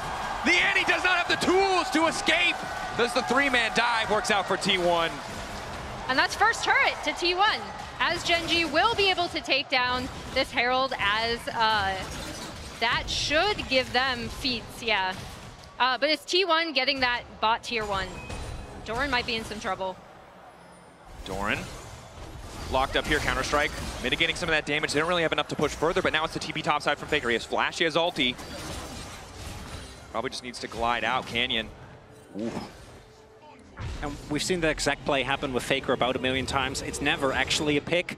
Always turns into reinforcements arriving. This time it's Faker TPing in. I think Gen G's still going to be happy with getting that summoner, but that bot side play, Chovy, not expecting that many resources being paid towards him as Keen. Faker, push back onto Keen. Carrier on the way in. Exhaust coming into Rakan. The charm, the layered CC, nearly flawless. Keen trying to heal back. Keen trying to make the difference. Doesn't quite have it. Faker and Carrier find the kill. We also had Ruler on the way. I think he was trying to look for an ult angle. Didn't quite find it though. Yeah, and on the bot side, we see that Doran is going to kind of harass Canyon. Contest this is Ruler. Quick ulti in the mid lane, gets the cleanse. Now can wander down to the Drake, but T1 taking their time. Likely to concede this. Don't want to give up a Drake for free, but really don't have the resources on the map. And in the meantime, it is still Carrier and Faker pushing down on the top side. And what we see here is textbook T1, right? Just overloading on these sides. First is the pick onto Chovy, then it's a topside play, baiting and TP. It looks like Doran is overextending. He's fine anyway. Might have to be careful here, as we do have Duro on the deep flank. Of course, Doran trying to clear the bear out before anything else happens, but there's still a Herald in the back pocket of Canyon if they do want to pressure somewhere else on the map. Finally, Keen is going to be able to catch that wave on the top side, working towards that second item, but T1 have been pretty relentless playing for these side lane picks. A similar story for Gen G, and it's been pretty even trades across the map. Yes, there's an extra Drake now, as well as an extra Grub for the side of Gen G, but T1 holding on to that 1.5k gold lead. Yeah, and so much of it is actually in Faker in this mid lane, right? He has about 800 gold, which isn't a massive gold lead, but it's a really solid one, especially for something like the Azir, which is just going to scale so well into the late game. But yeah, all of these side lanes are now opened up. So we'll see how Gen G and T1 end up setting up the map, especially with a Jax and a Gwen. Both these teams obviously having a lot of team fight power available as well. For T1, as long as they can avoid getting flanked, I think their front to back is so hard to cut for. You have Jax that can create space, you have an Azir. The engage obviously is amazing. If either Chovy or Kindo, even Canyon, ever finds their angle, and really it's often T1 that we see go for like these, what, 3-4-pronged engages. I think that's what Gen G is going to have to look towards, which is why it's very important. They don't lose mid lane turret, and they hold on control of the vision. If the vision gets fully choked out, I don't think Gen G can just play a straight up front to back. Multiple members of the team now descending on the bottom side of the map, looking for that vision, trying to wrest this control away from T1, hoping to find a pick as Keria. Now realizes he spot Duro. Quick bit of lockup, trying to protect Faker. Faker needs to get it out of there. Keria going to use the ulti to try and hold on. Duro trying to find it. Chovy looking for a bit of fall, but Faker still standing for now. Owner ready to body block the shots. Faker still living, but in comes Keen. Gen G on the bottom side have found a man out of place, and they're looking to find quick kills. Making it look effortless, but it's Doran now. Herald used it, might just have to be the escape path. Doran locked up and shut down. The fourth shot finds his mark, and out goes Canyon. And there's a reason why Gen G says, we know how to deal with T1. I've seen that play run by T1 a million times. Faker is quote-unquote overextended as Canyon does miss the turret. We need to revoke Canyon's driver's license after that one. But yeah, that was so well set up, and that's where... Okay, that must have been on purpose. Yeah. Ruler, on purpose. Yeah, that was on purpose. That's where you really see the power of this team composition when they are able to set it up. Keen coming in on the backside of this. It all starts with Duro and getting on to Faker. And the crucial thing is that they actually get the hard CC down on Faker before he gets to shuffle out, because T1, again, is very ready for this play. The only downside is Doran can't actually join the fight until their main damage dealers are either taken out of the fight or already dead. And you can see how, if Gen G get the jump, as you mentioned before, with the Annie and Wukong, or in this case with the Nico, how easy it is for them to play out the rest of the fight, because T1 used so many of their resources defensively that when Keen shows up, he's just kind of allowed to run free. Oh, we're looking at Adacon. Potentially a big gamble. 2.5 items completed for Guma, relatively strong, but tough now to get into this fight. Now that Gen G have control over the space. Keria wandering forward. Walking in, Faker. Doran looking for the flank. Multi-pronged fights, you mentioned it before. Looks like we might just flip it. 3.9k instead. Gen G collapsing on the flanker, but now it's T1 going all in onto Keen. Keen, Doro looking for the counter gauge. A nice interrupt to stop him from getting into the midst of the entire lineup. Keria barely holding it alive, and they get the Otacon! Guma steals it! That's Faker now on the retreat. Gen G hungry for blood. They need to get kills back. They can't afford to give this away for free. Keen will get Faker, but at the cost of the Otacon. Should be able to get Doran in this turret as well. Gen G trying to snowball as much as they can. Taking another kill. But there's not much to transition it to. A top lane tower maybe, but that's infuriating for Gen G. They got the kills, they just couldn't get the objective. Yeah, Owner says, thanks for the leash, guys. I'm just gonna come in and take this one. And really, as with so many things, Doran here on the flank, Keria going in onto Keen, kind of forcing him out. And then, yeah. It's the lack of flash for Duro. He can't get on top. The fact that Guma does this on Xayah is way more insane than we have seen it happen before with the Varus, obviously, just using his feather pullback. But we'll see what this means for Dragon, because if this leads to soul point for Gen G, because I do think, as we can see, they have tempo towards the river here, still not be the end of the world for them. But the Otacon, the value of those flowers means this game still dead even. T1 though still behind on the setup, as you highlighted. That's what it might mean, conceding the Drake unless they want to risk the fight walking into Fog of War. Faker would much prefer to have that setup first. You can see Owner not afraid to eat a bit of damage as Canyon goes forward, but Owner, quick interrupt on the Arching Assault, may just give his life. The burst from Gen G is too much. As soon as you land one part of CC in this composition, the rest can just immediately delete you from the map if you are isolated, right? And we saw it right there. That puts Gen G now on soul point, and this is a mountain soul, which would be absolutely massive for them. And normally you see a Jhin, you're like, I don't know about the tank damage, but with both a Wukong, Bloodletters on Chovy, as well as a Gwen, even Owner, the tankiest member, I think, on the Rift, is just going to go down in seconds. Keen playing on the edge there a little bit, testing Doran, see if he can find a bit more of an advantage as Doro waits behind him. He took his Krugs. That's not okay. Those are his. You got to earn the title, Krug Lord. You got to keep. He has to keep fighting for him. You can't fight for him once and keep the title. Keen wants it for himself. A little disappointed.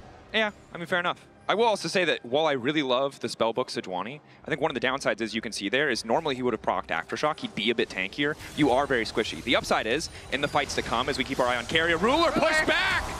Caught out, T1 ready to go through, in the Ruler spot, essentially! It's the Ruler moment. Yeah, a lot of poignant history there as Faker swoops in to find Ruler on an immobile carry. And this is the best part of the matchup for us, as fans, as spectators, as enthusiasts, but it's so hard because for him, it's another death mid lane, but for us, it's the pattern the history. How many times have we seen that play be a decider as T1 trying to wrest control of the mid lane? Gen.G not going to let it go easily, however, as a secret minion will just be a clone this time around. I gotta say, if Ruler didn't flash, I actually don't think that plays a big of a deal because there's no objective on the map. There isn't really a lot of opportunity for T1 to try and get anything out of this kill. One sneaky minion. Ooh.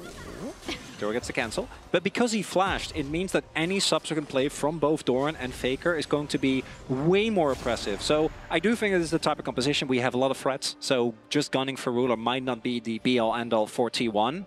But it is, I think, a very costly investment into, let's be real, even if you flash there, you end up dying. You have to flash out of the initial shuffle or just accept your fate, which he did not do. Is now looking for a pick onto Doran, but reinforcements are always on the way.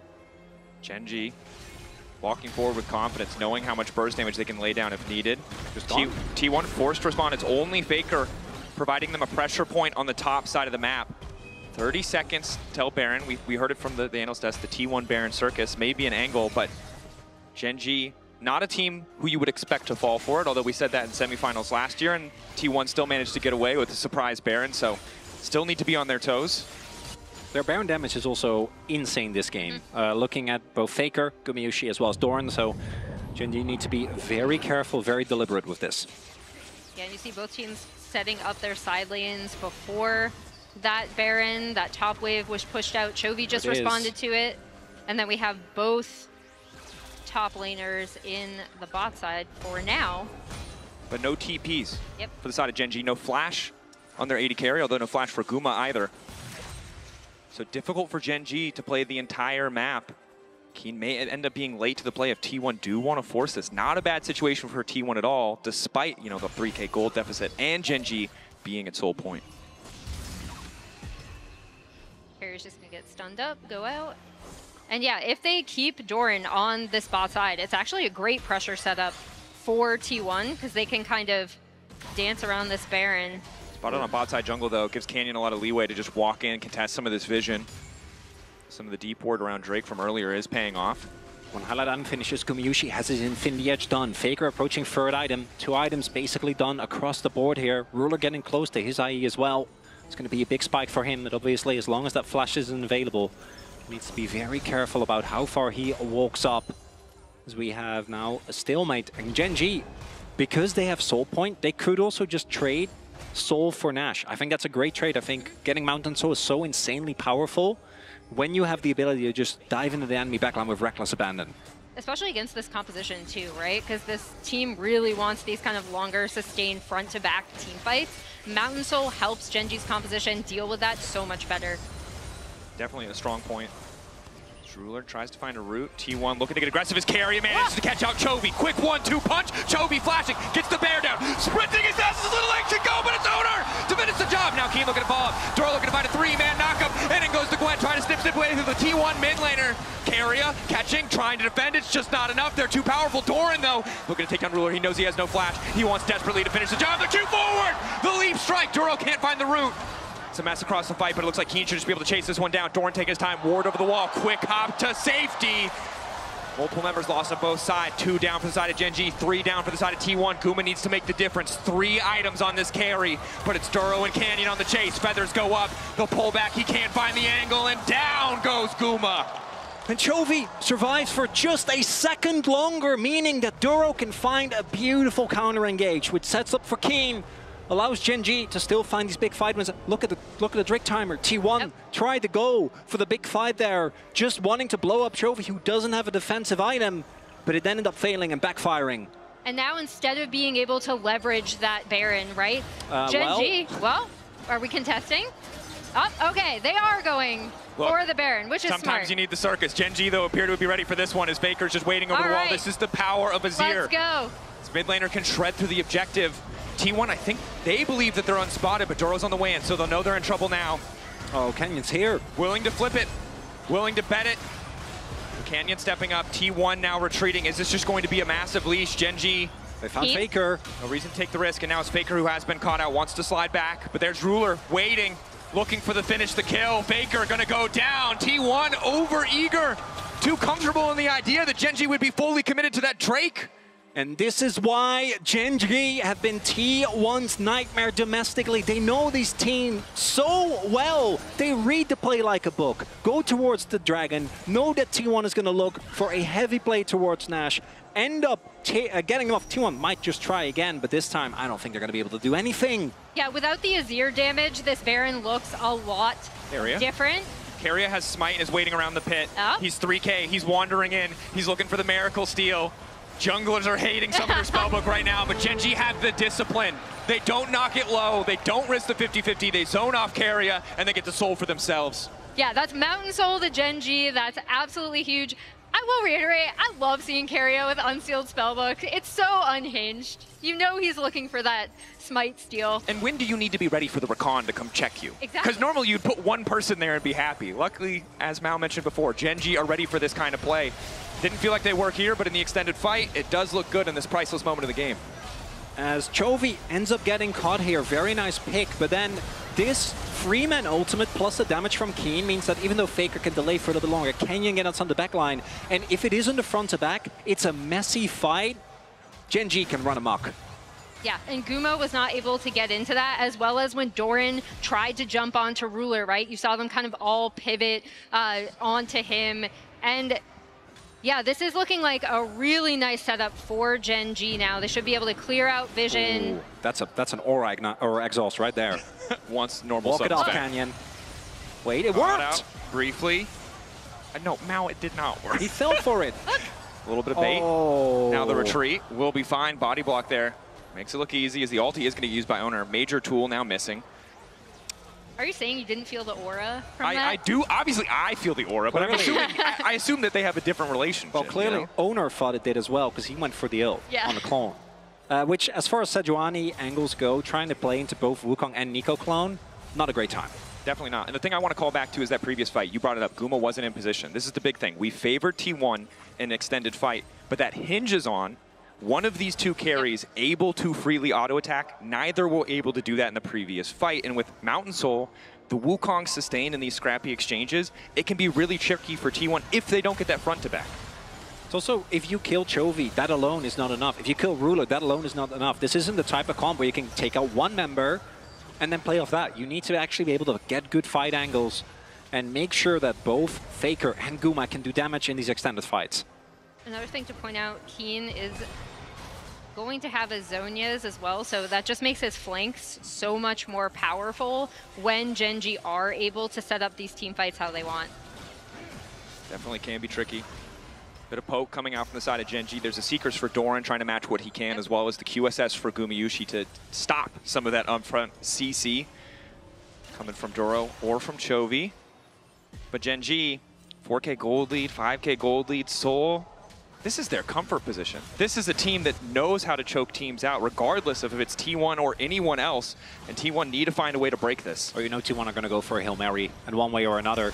There is the arm guard for Doran. There's QSS even here for Guma in case that somehow Chovy finds him with the Annie. But Gen G, I don't think they feel too pressured. They're probably just going to keep setting up these vision traps and keep fishing for picks like this. And the CC. Doran backs away. Just continue to scout out with the vision as well, and this is where the Nico is especially frustrating when the enemy team already has position on the objective and they can just use that Nico clone as a bit of extra deep vision to fish for these angles. And now there's a bear also wandering into the jungle just to make sure that T1 really have nowhere that is comfortable as Keria will be forced to back off. Also, look at how Gen G have set the map, right? We have these side lanes getting pushed in where T1 have to respond to that with sending Faker and Doran to go catch them. Clinical League of Legends. Looking for those incremental advantages. Next time they get a setup, it might be a TP. It might be a flash forced out of a single member, and that might be all it takes for Gen G to have the confidence to pull the trigger on the objective. But T1, not a team that's afraid to sack a wave here or there to force, to take a risk.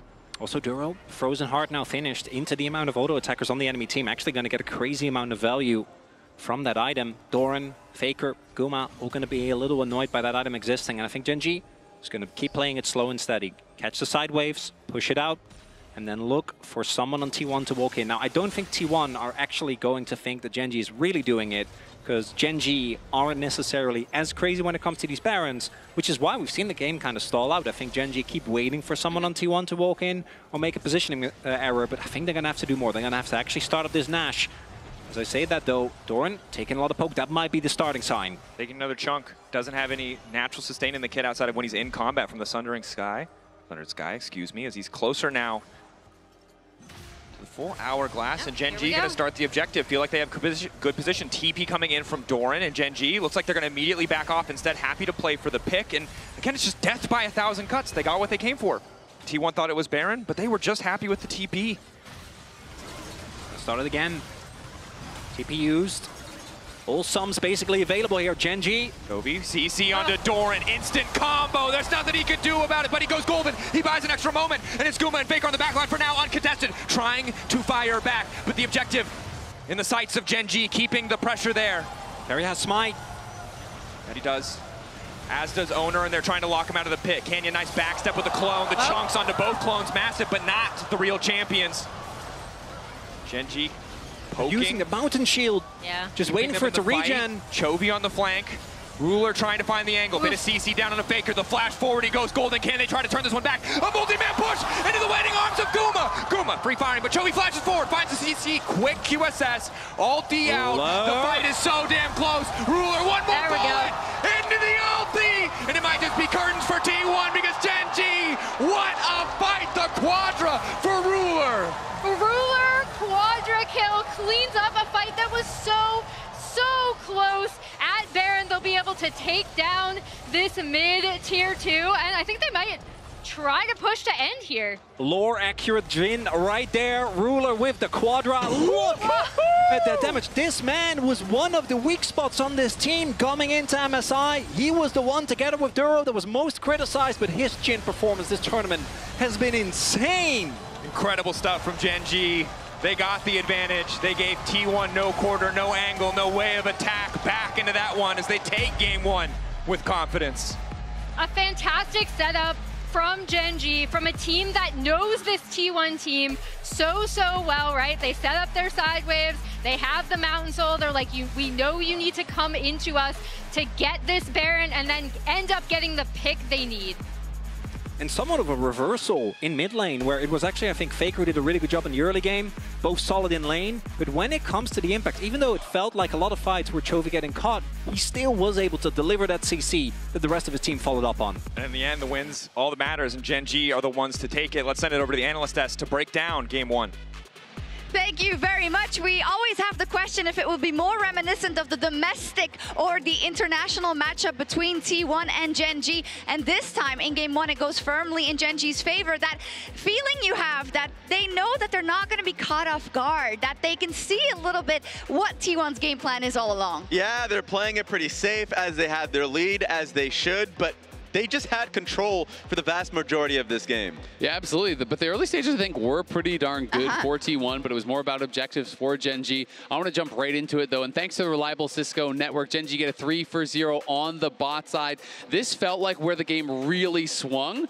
It's all about the initial engage here. Duro and Chovy getting that pick in onto Faker, and then Ruler is there to follow up. The whole team is piling in. Faker can't really get much damage out. And then as Doran comes in, eyes on Doran here. He tries to follow onto Duro. Duro flashes away. Chovy instantaneously stuns him, prevents him from actually getting through onto that support and even getting a kill back. It was excellently played. The support mid do gang up on Faker there. They knock him down quickly. The whole team was there to follow up, and Doran was stifled on his flank thanks to Chovy. Even just the setup.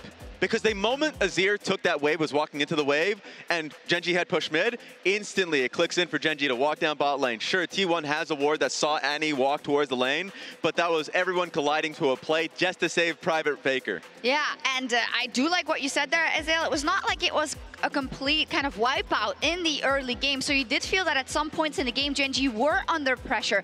Not in the least after Baron spawned, but also here I feel like they read the plan. They are a couple of steps ahead. Exactly, they respond so well. I wanted to also look at this Baron attempt that T1 went for when they were in a pretty difficult situation. We had this fight around the top side where we saw Guma get blast coned out. He dies. He's on a long respawn timer, and the soul is up for Gen.G. So T1 realized they can't 4v5 them there. So we're going to start the Baron. We're going to draw Gen.G up here to buy time for Guma to respawn. But Gen.G do not split their focus. They don't just try to keep someone over at the Dragon doing that, because Kerio is waiting to try to steal it with Spellbook Smite.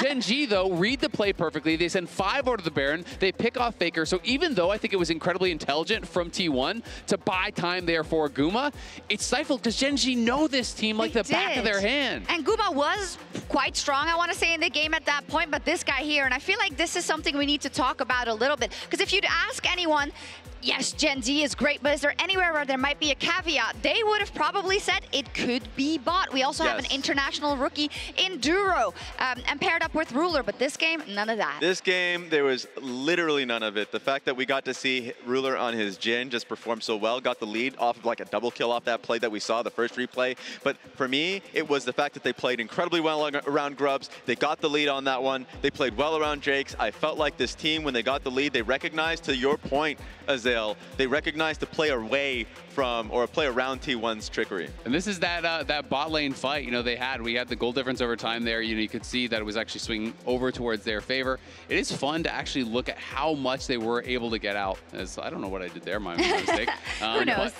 There, exactly, right at the 20 minutes, that was that bot lane fight. Ruler took over, and Gen.G never looked back. No, they didn't, and this is that feeling that you get when usually it's Gen.G versus T1 domestically. We didn't get it in a best of 5 in the LCK, but for me, the fact that they don't seem to be bothered by the shenanigans, right, and can see the game plan is such a good first game out of Gen.G. T1 on the back foot as we head into game 2.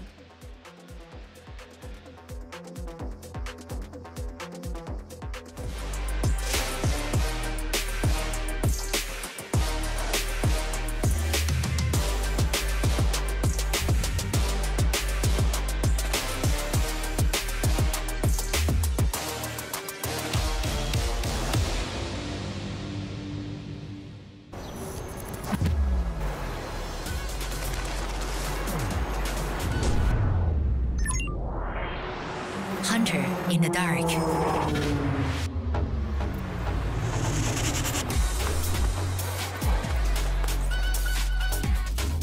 Master of 9 shots.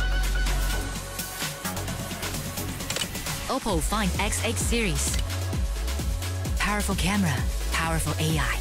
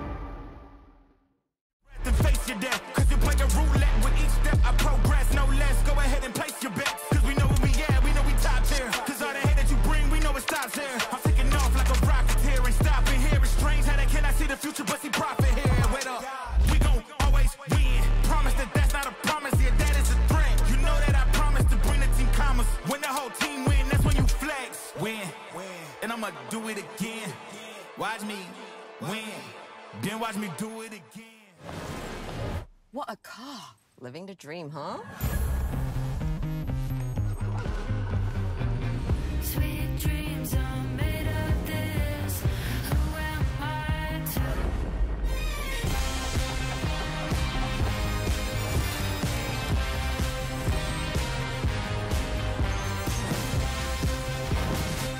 Okay. I get it now. Sweet dreams are made of this.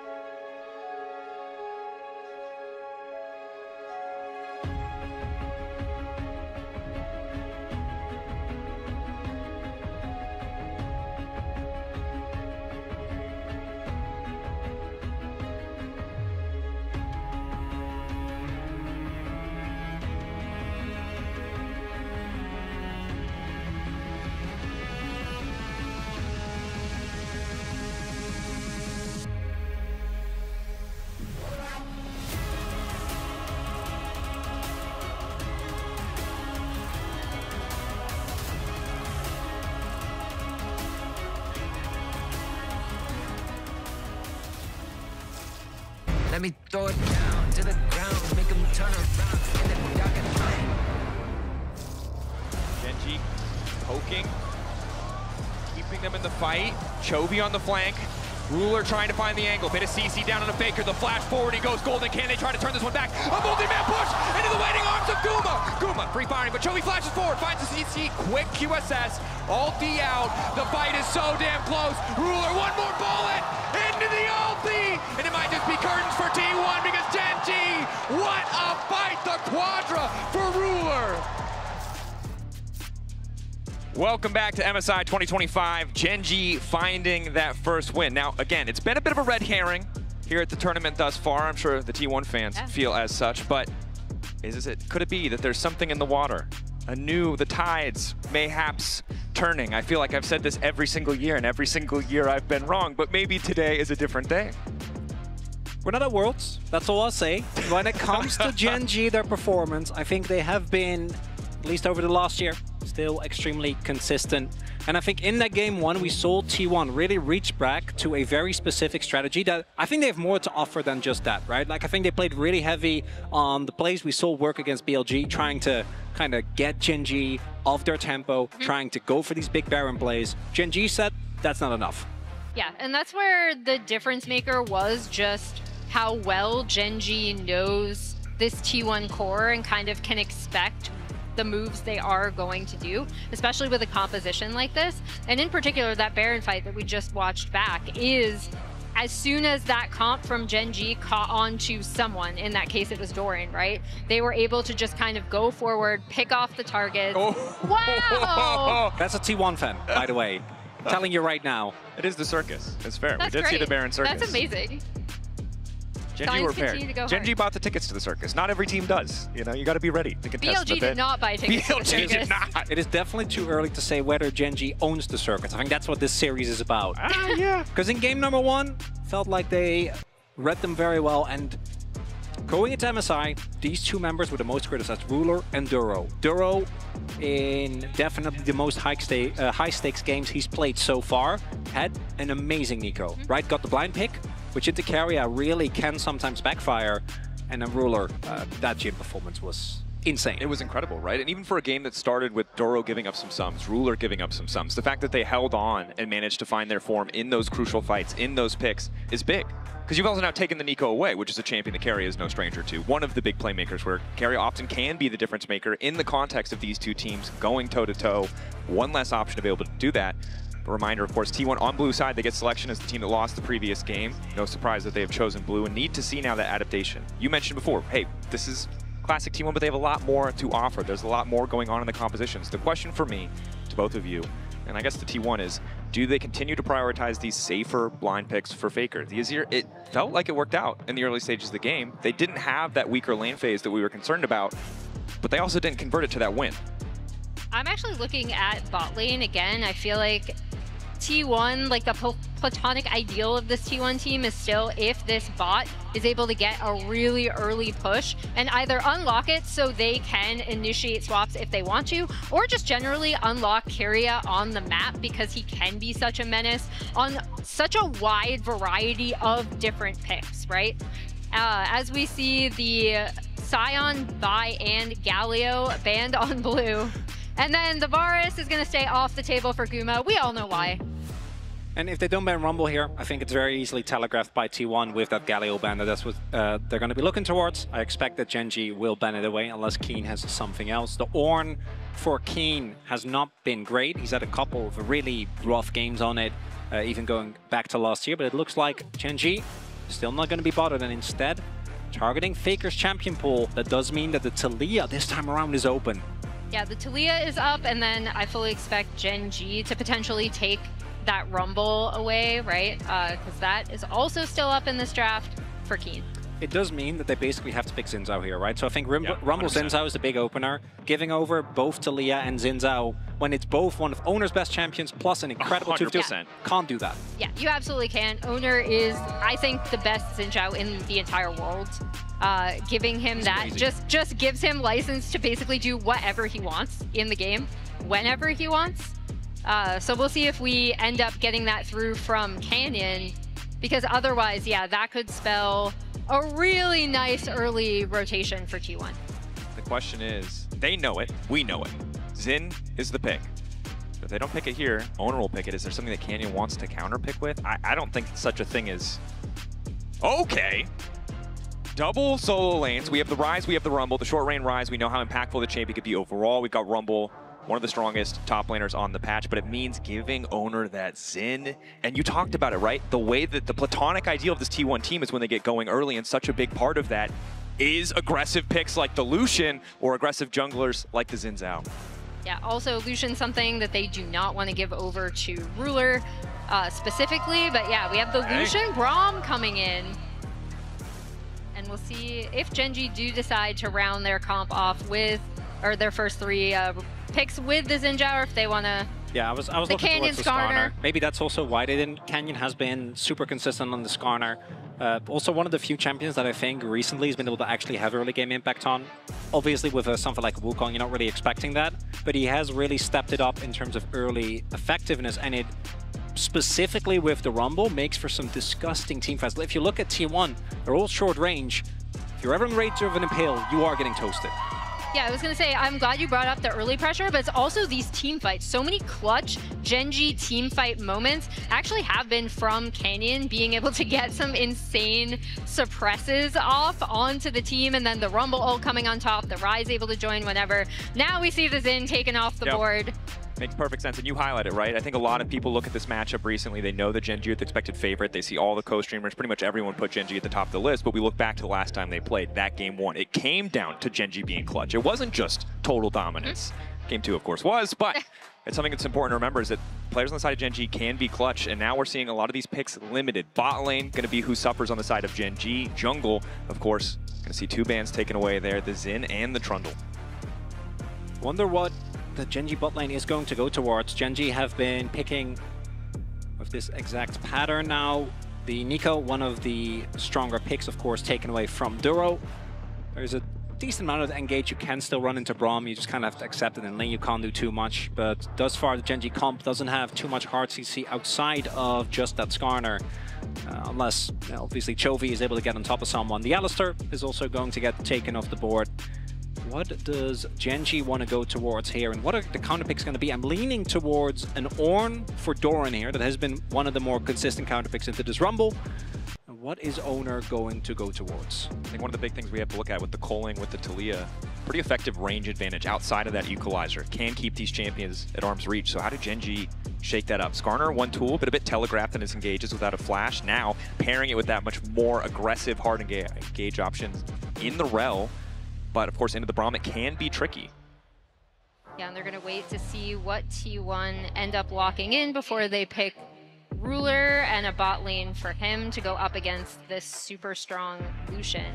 Ooh. Taking their time. And it's interesting because you mentioned how important the bot lane was for T1, and it seems like Gen.G respect that because they're consistently giving counterpick to Ruler for the 2nd game in a row. Not something I'm really used to seeing in the context of this meta, but wow, it looks like your dreams will be answered there, as we now have an insane wombo combo front-to-back dream from the side of T1. The Ornn and Braum together, the Jarvan to really kick things off.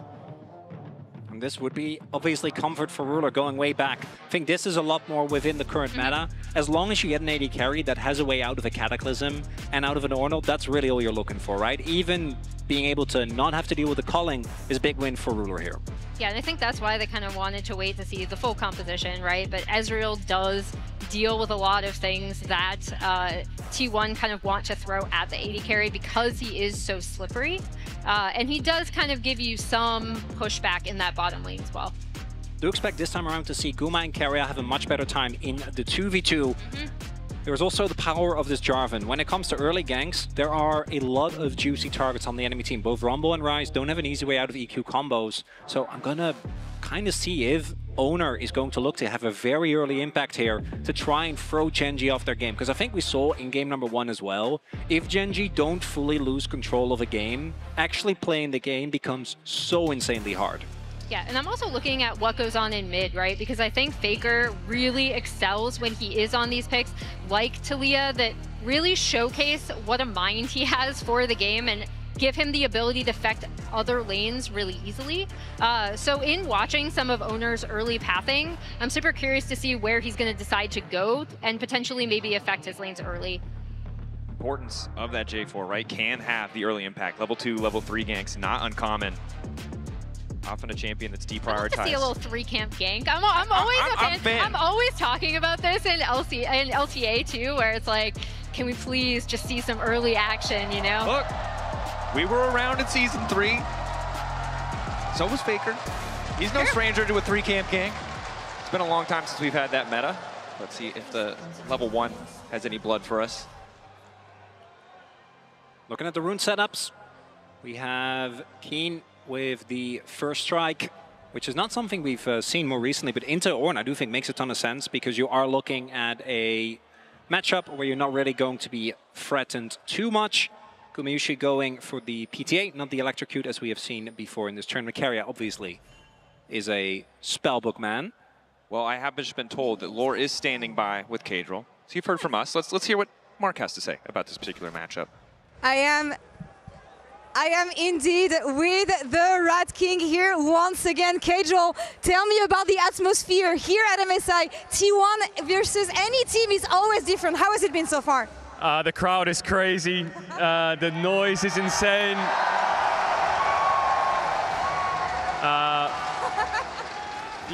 Much love to the crowd. Thank you everyone for coming out. All right, what's your prediction for this series, Cadril? Game 1 was for Gen.G, but what do you think?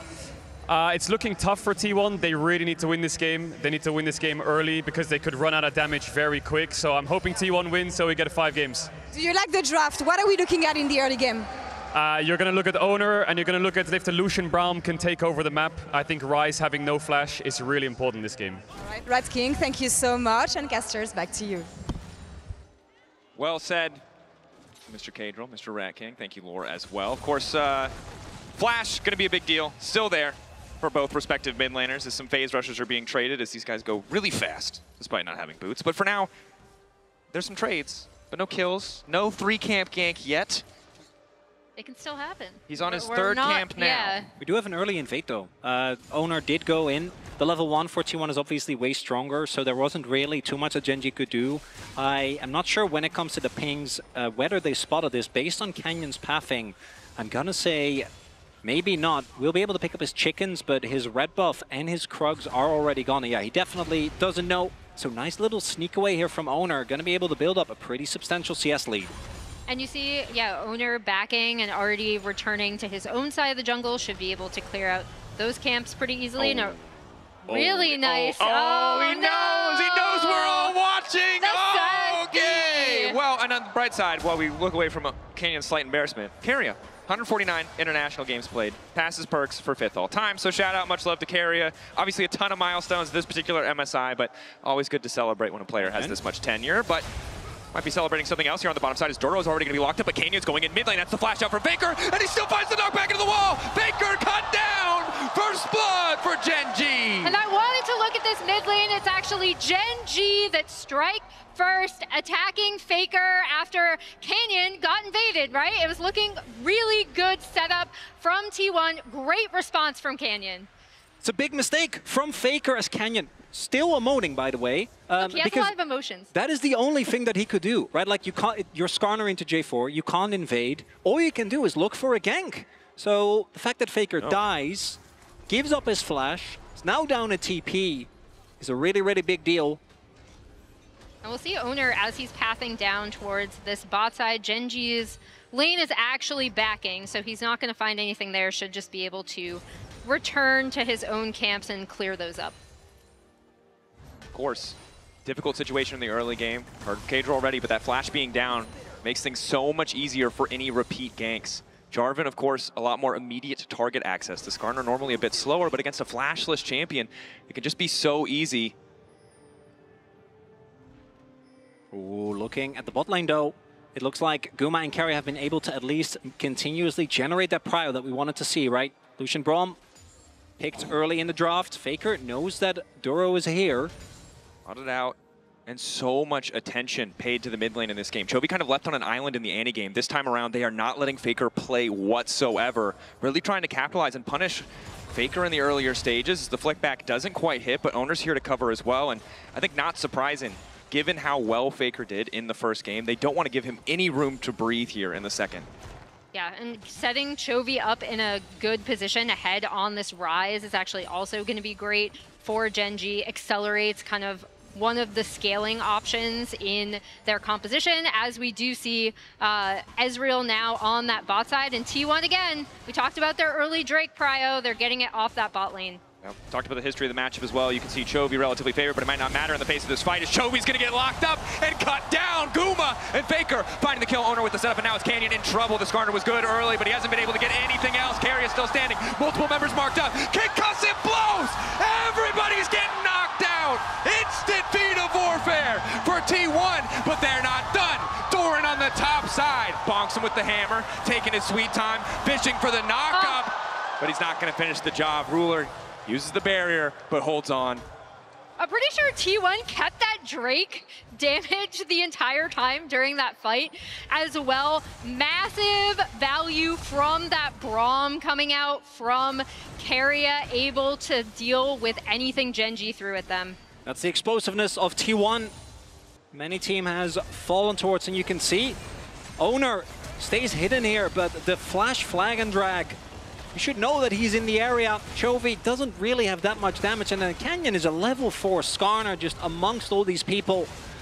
Not too much that he can do, and Gen G, I think, maybe bolstered a little bit too much by that early gank. Try and go for a hard contest against this comp, and Lucian Braum popping off early. Yeah, and Keen was also, even though he does get the equalizer down, he wasn't exactly in a position to kind of come in and really start roasting people as you'd want from an early rumble. Canyon, nice sidestep. May try to go through the wall here, but Keen is on the way down, so he might be happier about this fight than expected. Canyon not feeling the beat at all as Keen manages to find the kill onto Faker. Canyon still manages to get out. The flash over the wall. They're absolutely bamboozled. Canyon needs a little bit more shielding. Duro! Are you kidding me? The slimmest margins. Canyon shouldn't be alive, and he's still going.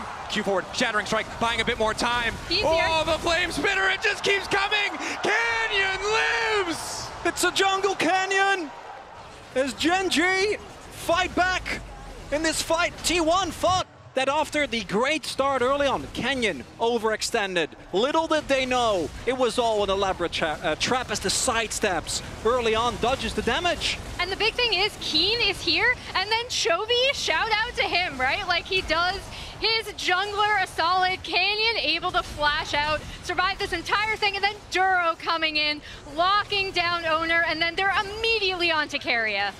And what a bounce back. The previous fight was a disaster. They managed to hold on in that one. And one of the big criticisms levied against Gen G, the reason why people might be skeptical. Jungle and support working together, not always on point, but there, Duro showing up just in the nick of time to save his jungler, to find that extra kill, and it's Gen G right back in the driver's seat. And right there, you see as well, Helper, excited about literally every play. Coach Kim, he's watching, he's taking notes. Good cop, bad cop, you know?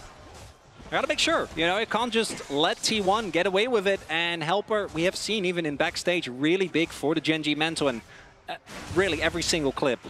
That's just how he is, even at LoL Park. Yeah, you see Gen G has a slight gold lead, but off of the reset. T1 actually were able to clean up those grubs, which is going to be really good for them. And they're actually only one objective away from claiming feats outright. Would be an excellent boon to have at this point in the game. It has been neck and neck, only about a 900 gold lead, 800 now for Gen G. Both sides would really love to complete that first item, because I think while we talked about damage potentially running out, we heard it from Cajal earlier, right now neither side really has enough sustained damage outside of the Rumble to win out in these fights, although Canyon getting picked off, manages to snag 2, and Ruler's here. Free firing is the Ezreal. Guma unfazed. Keria now retreating, likely just to fall here. They'll get 1. Ruler happy to have the kill.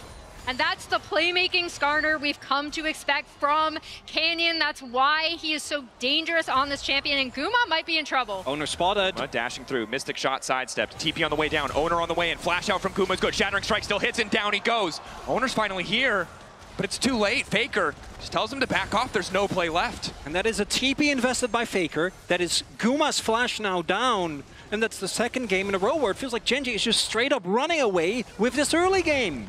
And I think credit to Canyon, right? When we talk about Gen G, we mentioned platonic ideals already. Gen G are that precise team, right? But when it's time to step on the gas. When they know they have an advantage, when they need to push it, when he needs to find a gank, Gen.G can still do it. They find those plays on the bottom side, and T1 are the ones left wondering what the hell is happening. Yeah, and the big thing is that Chovy is now in such a good position. RD3, 1 and 2 on this rise. Should be able to lock that first item in soon off of this back. Yep, there we go. Roa, that's going to make him so much more difficult to kill now. For 10 minutes, and Keen, with First Strike in particular, if you can get your early spikes, sitting on the biggest gold lead in the game, by the way, 1,000 for this Rumble, courtesy of his own early skirmishes, it snowballs so quickly because it takes, right, part of the damage that you do. If you have a very early Leandris and you're just farming that again and again and again, and T1, they still have a lot of aggressive power when it comes towards this front to back, right? There's the Ornn, there is the Jarvan as well, and there is a lot of CC that can kind of play the way that Gen.G did in the previous game. They can, but we'll see how Gen.G kind of want to set up potentially around this Drake. Because I am not sure if T1 are going to want to fight them. But T1's going to start it out. T1 kicking things off. Gen.G not in a great spot. Do have the necessary vision to try and contest. Ruler off on the side seems to be the target. Duro locked up, flicked back, doesn't have the chance to do anything. Excellent block on the ulti coming in from Ruler. Solid pick to start the fight for T1. And now Gen.G, they're starting to reconsider. You kind of set that up, Dracos, with the pick potential, right? The Braum to Leah combo coming in clutch for T1. Look at that TP. Canyon. Doran's on his way. Ruler still standing. 1,500, it's going to be the flip. Chovy potentially locked up by the ramp. Locked down in the pit. T1 already found one. They're looking for another. Chovy off on the side. As T1 descending. Keen trying to make the difference. The Realm Warp not coming out in time. And Keen cut down. And Gen.G, they knew that was happening. They knew they were a member down. They knew that Keen still at the base before he could TP because he was sitting on a monstrous amount of gold. He only had a Haunting, guys. Instead, they overcommit like they did in the first Drake fight. T1 take the gold lead back and 2 Drakes to 0. And it started with getting that pick, right, in the mid lane. T1 able to then make it at a numbers disadvantage. And here we go with the Keria ult combo on top of the Faker flick. Duro is dead for this, and that is the go button for T1, right? And I was kind of surprised that Gen.G continued to try to contest this instead of just soft contesting. Especially with Chovy being Rise, right? Unless you flash, once they get on top of you, you're not going to be able to get an easy way out. There's way too much CC. Maybe looking for a quick exit, but if everyone on 10G is there, you're just going to get burned down. In the early game, a back and forth here as T1. Those 2 Drakes are going to be a big deal as we get towards the mid-game. They certainly are, and you have to be so confident when you go for these fights against the Braum. Keria has been getting such insane passive value in every single fight because they've just been messy, they've been scrappy, and it's been a super back-and-forth game. The initial camp steals into the first gank from Canyon, the fight where Gen.G fumble a bit despite finding that kill. And then they immediately get a fight back, and here we have this just continuing this trend of trading fights, and at this point, neither side with a massive advantage. It is, to your point earlier, just those Drakes, the convenience of being able to set up around the threat of Soul Point as we see the red buff hotly contested. And this is pick T1. The moment they get a slight lead, they feel like they're ahead, they're going to be pushing into your jungle. They're going to be taking your camps, and they're going to be looking for chip damage on anyone they can find. Yeah, that's what makes this T1 team so deadly, right? Is again, like either punishing mistakes or trying to find windows. As Owner is there to absolutely stuff this attempt from Canyon. Ready to body block. Whatever that Scorpion's going to do, I will eat that damage so Guma can free fire. And again, this mid lane matchup is tough because neither side really has too much lifesteal yet. So whoever gets the poke, whether it's the culling or the mystic shots, that damage is going to stick before an objective. And in the side lane, Chovy is laning as just Roa with a couple of stacks Rise into a Kaenic Rooker Ornn. Doran is completely unfazed, and for Doran, all he really cares about, the fact that he's behind Keen, it doesn't really matter. He wants to hit his levels, and in experience, isn't even behind, actually slightly ahead. Want to get to the level 13, 14 breakpoint where you can start giving out the items to the rest of your team. And you can already see T1 rotating up, Faker using the TP on this top side, and Keria coming over to maybe look for something onto that Rumble as Guma chases out Duro, and this should be a nice setup directly before Herald. Control over the top side going to T1 is big. Keen, no TP of his own. Chovy does have TP, hence being forced to lane in that bot side matchup where maybe he's not going to do too much damage, and T1 choking the vision out. They don't want to give Gen.G that easy access into the pit. Yeah, they'll be backing, and reset should be in time just after this Herald spawns, they should be able to get into position. But again, they have to force Gen G to respond to the push in mid, respond to the push in bot, right? This is such good setup from T1. And yeah, they're already on it pretty much at spawn. Gen G, though, still have the power of a very fed Rumble with the first strike and the Canyon on the Skarner, right? So the only thing I think T1 need to avoid at all costs is just walking into a big multi-man engage from Duro and from Canyon. That could be enough to turn the fight as the TP comes in. TP from Gen G, immediate response coming in from Doran. Chovy now trying to run more out. He wants nothing to do with that fight. Lockup goes there into Duro. Faker looking to follow. Goes over the wall, but he's all on his lonesome on this side. Doran quick to follow up as well. Colin coming out. Guma knocking him down. Canyon needs to get out. He'll find the retreat, but it's T1 who are first on pulling the trigger. T1 finding the angle of attack. Chovy, Ruler still standing. Double threats. Canyon there to potentially steal, but it looks like the objective is already gone. Down goes the Herald. Retreat out from Duro. 4 members standing on the side of Gen G, but T1 looking to run him down. Ruler caught. Knockup now connecting. Doran running out of health. The turn back coming in. Canyon, damn clutch. Chovy needs the damage to finish the job, though, and he doesn't have it. Charging through is the Herald into the mid lane, and T1 get the fight. And Gen G didn't have the damage there, even though they were able to get off a beautiful CC combination from Duro and Canyon. T1 clean up the fight, they get the Herald, and they get mid-tier 1. It's a target selection here. Coming into the fight, we talked about what can Keen do, and guess what? In this fight, basically nothing. Thanks to the engage from Doran with the flash ult into knockup, saves that fight. If Keen gets even a little bit of damage from the equalizer, if you look at how close that fight ended up being, could have been the turning point. He is so insanely strong, but instead what happens is he gets blown up, and then even though the Gen G frontline does a good job of layering the CC, softening up the targets, softening up for who? And for what? Because they don't have the damage to cut through these health bars. And we talked about heroic ultis from Canyon, and this was one of them, but they're not at the point in the game where Chovy can bear that damage burden alone. Ruler can't hit the right targets, right? The Braum, the front line, so difficult to get through. And Gen G biting off more than they can chew. We'll see if they make the same mistake twice. Again, Keen, the player you need to keep your eyes on. He was the one who was picked off. He's the one with the gold advantage and the power to change the fight. T1 know it as well. No reason to risk, but it is Soul Point. Faker poking, prodding on the side, contesting a bit of vision, making sure Gen G feel threatened. But T1 not hesitating to risk the flip. Faker wall. Canyon, they don't see him. Faker wall the zone off. Equalizer to start things off, keeping them in the fight. Canyon going over, but who's going to get it in the end? Eyes on the Drake, but Faker laying down so much damage, and the Drake might not even matter. Guma continuing to free fire. Uncontested his door, just barely makes it out. No, he will get cut down. Canyon finds a good ulti, but Chovy's zone from the fight. The Rise doesn't have the range, but T1 sure as hell have the damage. Another fight in their favor. Canyon still in the area. Might look for a possible steal, desperation play. From the Skarner, he's not seen. 2.5K. Getting lower. Not spotted. Doesn't know. Doesn't know. Goes in, goes right back out. But now the chase. Hex gate. T1 want a little bit more. Canyon running. Flick back, flashed away. Oh, they get the flash as well, and that makes it that much more devastating. And T1 are finding these fights.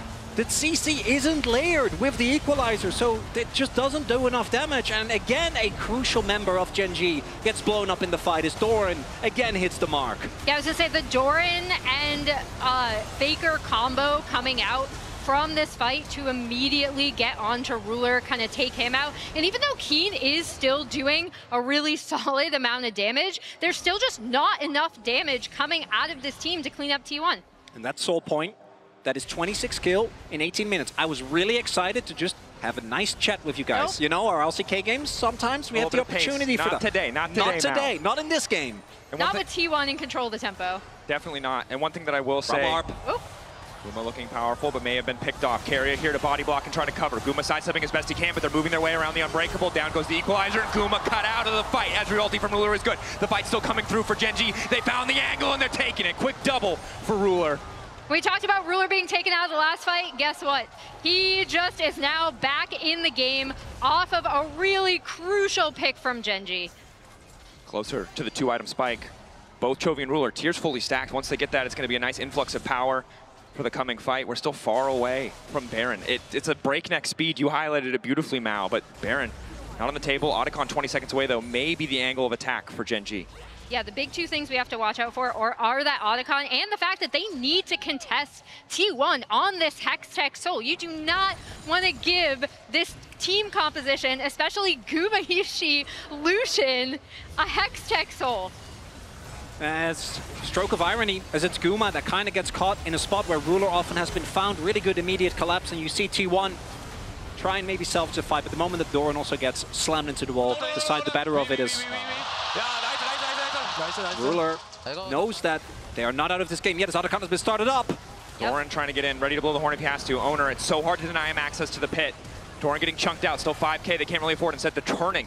Gen.G collapsing on the flanker of Doran, but here comes Faker laying down the wall. All D leverage. Only one member going to get knocked out. They want to burn through Chovy. 4K on the objective. They're not going to be able to finish it, but now the fight breaking out. Carria trying to find the angle. Gumiyushi throwing down the calling, and all of Gen.G is starting to fall. Chovy and Keen on the run. They can burn whoever they want, but it's not enough to take the fight. Doran unfazed. Carria stepping up. Faker to follow through and bring it home. 7K on the Otacon, but it belongs to T1. The T1 not going to let a single pick stop them from doing what they love, which is fist fighting to the death. As the crowd goes crazy, Otacon goes the way of T1, and the odds of this series going to 1-1 are looking good right now. And the crowd deafening, there's no way, there's no amount of white noise in the world that can stop Gen.G from hearing it. The sixth man for this T1 lineup. And again, the perfect world for Keen. You can see it. The 2K individual gold lead, but without him in a fight, it is a 6K relative deficit for Gen.G, and that's devastating. It's devastating, and I actually thought Faker, being able to separate with the wall was kind of the setup for that fight, right? Because Gen.G were kind of stymied and kind of caught with like, okay, where do we go? Who do we want to jump onto? And now T1 in very solid control of this game. And what happened there as well is that they tried to look for Doran, but I think he took a pathing. You could see Canyon going towards upper part of the brush, expecting Doran to walk back to his team, but he just walked down instead, and that means they couldn't get the pick onto Doran, which means that Canyon was overextended. And I think Gen.G with a desperation play there, and now again, the gold lead already rough, but T1 have 3 Drakes, and you cannot again. Of all Drakes, I think Hextech Soul is the most unplayable. There's just no way you get to play the game from any point onwards because the slow is so debilitating. They also have the ornaments, and the one lead that Gen.G had, the flowers, now mitigated as well. Definitely are. The big thing, not a third completed item here for Guma or Faker yet, but they're on the way. So a brief window, or at least in terms of completed items, Gen.G are close. But this fight is going to be incredibly difficult. You can see they don't have control over mid. The range of the Ezreal, the ulti, not enough to give them that mid lane push in the face of Guma, who has that extra PF sword, that extra pickaxe. And you see how T1 have done such a good job, right? We have this, we have the Ornn already TPing bot, and they've already pushed into this bot side jungle. It's a perfect setup to really put Gen.G in an advantageous position where they have to check into Fog. Again, it has to be a wombo combo. It has to be a combination of Canyon and Keen, maybe Duro, finding multi-man ultimates if Gen.G want to salvage his fight. Ulti from Ruler only connecting onto Carry. Off on the side, it's Keen! Caught off once again! He buys an extra second, but it just does not matter. Down goes the Rumble, the equalizer decent, but the follow-up is just not there. Carry a body blocking, keeping Chovy out of the fight single-handedly. He's going to be able to realm warp to safety, but Canyon with the pullback, can it be the face of turn? Faker stunned, not able to find the ball, but the flick back onto Chovy, it's good! T1! Find the angles, find the fight, find the pick, and just keep the ball rolling. Gen.G shell-shocked as T1 break into the mid lane. It's a layered engage from T1. 1 into 2 into 3. Doran followed up by Faker, followed up by Owner, followed up by Carrier. And T1 gonna get Hextech Soul and stamp out the remaining hopes, I think, of Gen.G in this game too. Yeah, they're in such a good position. And that was such a beautiful Drake setup. Gen.G had no choice but to contest, especially after what I thought could have been a very early wall from Faker and a bit costly, ended up corralling Gen.G into a point where immediately T1 is going to jump onto Keen as he comes around here. He is taken out of the fight so early, and that's crucial because he's still so much of Gen.G's damage. And while this is the priceless moment of the game, the cost for Gen.G making that misstep for Keen, again, getting caught out, is Hextech. the soul you never want to see on the opposing side. And we know what happens when you fall behind this Braum composition. It's so easy for them to clean up these kills. There's nowhere for Gen G to go once they start to lose a fight. And we often talk about the lane when it comes to the Ornn into the Rumble, right? Because you're able, as Doran with a smile on his face, I'd love to see it. As a double kill is happening. Guys, the Hextech Soul's gone. I don't think that Gen G really gets to do a whole lot, but what I want to highlight, it's also, in these fights, Keen needs to be on top of people. He doesn't really have a choice, right? He needs to do damage, he needs to actually get value from his kid. But the moment you get even remotely close, you are an immobile carry. Ornn can just, with any of his CC, any of his knockup, especially with the follow-up that's there, between Braum passive, between Talia flick, between Owner following up, it's so easy to just find a target, an immobile carry on Gen G, and blow them up. Definitely is. And the range advantage right now for T1 just makes it so difficult for them to play out. You can see a world where Chovy's a little bit further ahead and you can just walk through that front line, obliterate those tanky members. But just now, getting that bit of magic penetration. Only level 14 to the 15 of Faker, despite having the Roa. A difficult position to find themselves in. Faker, again, the member that we looked at in terms of individual performance, who had a lackluster playoffs, a lot of deficits, even if he still had some clutch moments. But in this game, he has been a monster. 5, 2, and 18. 23 out of 24 kills for this Talia mid lane. Yeah, and this is the exact pick I love to see him on, right? Like, he has such an incredible mind for the game. I love seeing him on things like the Talia, where he's able to get into fights very easily, where you can see his control. And now you can see T1 kind of doing a very similar thing to their Drake setup, right? Like, they pushed out this bot wave with the Ornn. They're now immediately on to the Baron. They have great vision setup. TP from Doran is coming in, but the Baron is going down. Meantime, Doran buying a bit more space. They're not in a position to contest. They can't even get Doran as well. Now the horn has been blown, and it might be Keen who's been cut out. Doran trying to find the disengagement. In the meantime, it's Keen getting cut down where he stands. Does not have time to go golden. It does not matter as Faker's on a rampage. And T1 are out for blood. Doran is but the jester. He's distracting them, TPing in their midst as Gen G see the objective taken by T1. And now what surely will be the final push of this game too. T1 pushing through, tearing Gen G apart in these fights. Gen G had that first kill, but kept giving these angles back to T1. Owner getting aggressive onto Chovy. Chovy no way out, Carrier ready to follow up. He has to go back under the tier 3 tower. Good sidestep keeps him standing. T1 maybe forced back for a moment, but as you highlight, Emily, Faker is here. And the Hextech Soul, that poke only continuing to add up. Ruler trying to get some push, but Carrier ready. Uses the Unbreakable. Gen G. The damage. It's T1. Lock up there. Flick back onto Canyon. Manages to find a few members, but again, Gen G running, sent packing. Gen G, when they had the lead, they choked T1 out, but T1 backbreakers in this game as Guma finds the double, looking for a few more kills, looking to tie up the series. Gen G, whatever dominance they had domestically, it's a different story on the international stage. T1 won't go quietly, and Gen G sent packing here in game 2. I love the way we saw how both of these teams choke out their opponents. As we see T1 cleaning up the Nexus. Unlike Gen G, who kind of slow things down, they're like, we're gonna force you to come to us. You're gonna have to make terrible decisions. T1 are like, you have to make terrible decisions, and we are going to punch you in the face. And Doran in particular, that Ornn game, crazy. Incredible stuff. Let's go back over to the analysts to talk about that crazy turn from T1. Thank you so much. Wow, kind of like a mirror from the first game, but this time it was T1. And in that, another milestone hit for Faker. 1,000 kills he has. Internationally. That is insane. That is more than so many amazing players have in their entire career. The GOAT is just different. Oh man, he can throw some rocks too. Okay, let's talk about this game then, because T1 obviously on the back foot, and Azael, I was talking to you about kind of, it's kind of a gamble that they're going for here. They really need to get the damage off with their Lucian, maybe their Talia. They cannot fall behind. That's risky behavior, but they thread the needle. Yeah, absolutely. I mean, they knew that they needed to have a lot of early action, and this game was stuffed with it. It was a ridiculous combined kills per minute. It was just fight after fight after fight after fight. By 28 minutes, 43 kills. Holy! absurd. This was what I got used to in the LPL. The fact that we got to see, and you mentioned it, you have like Talia, Ornn, J4. If you feel like you can win the fight, you will win the fight. And Gen G was willing to respond. So T1 was putting the gauntlet down. Because it was kind of touch and go for T1 in that early game, despite getting the early fight around Dragon. Yeah, absolutely. I mean, I think Canyon played an incredible early game.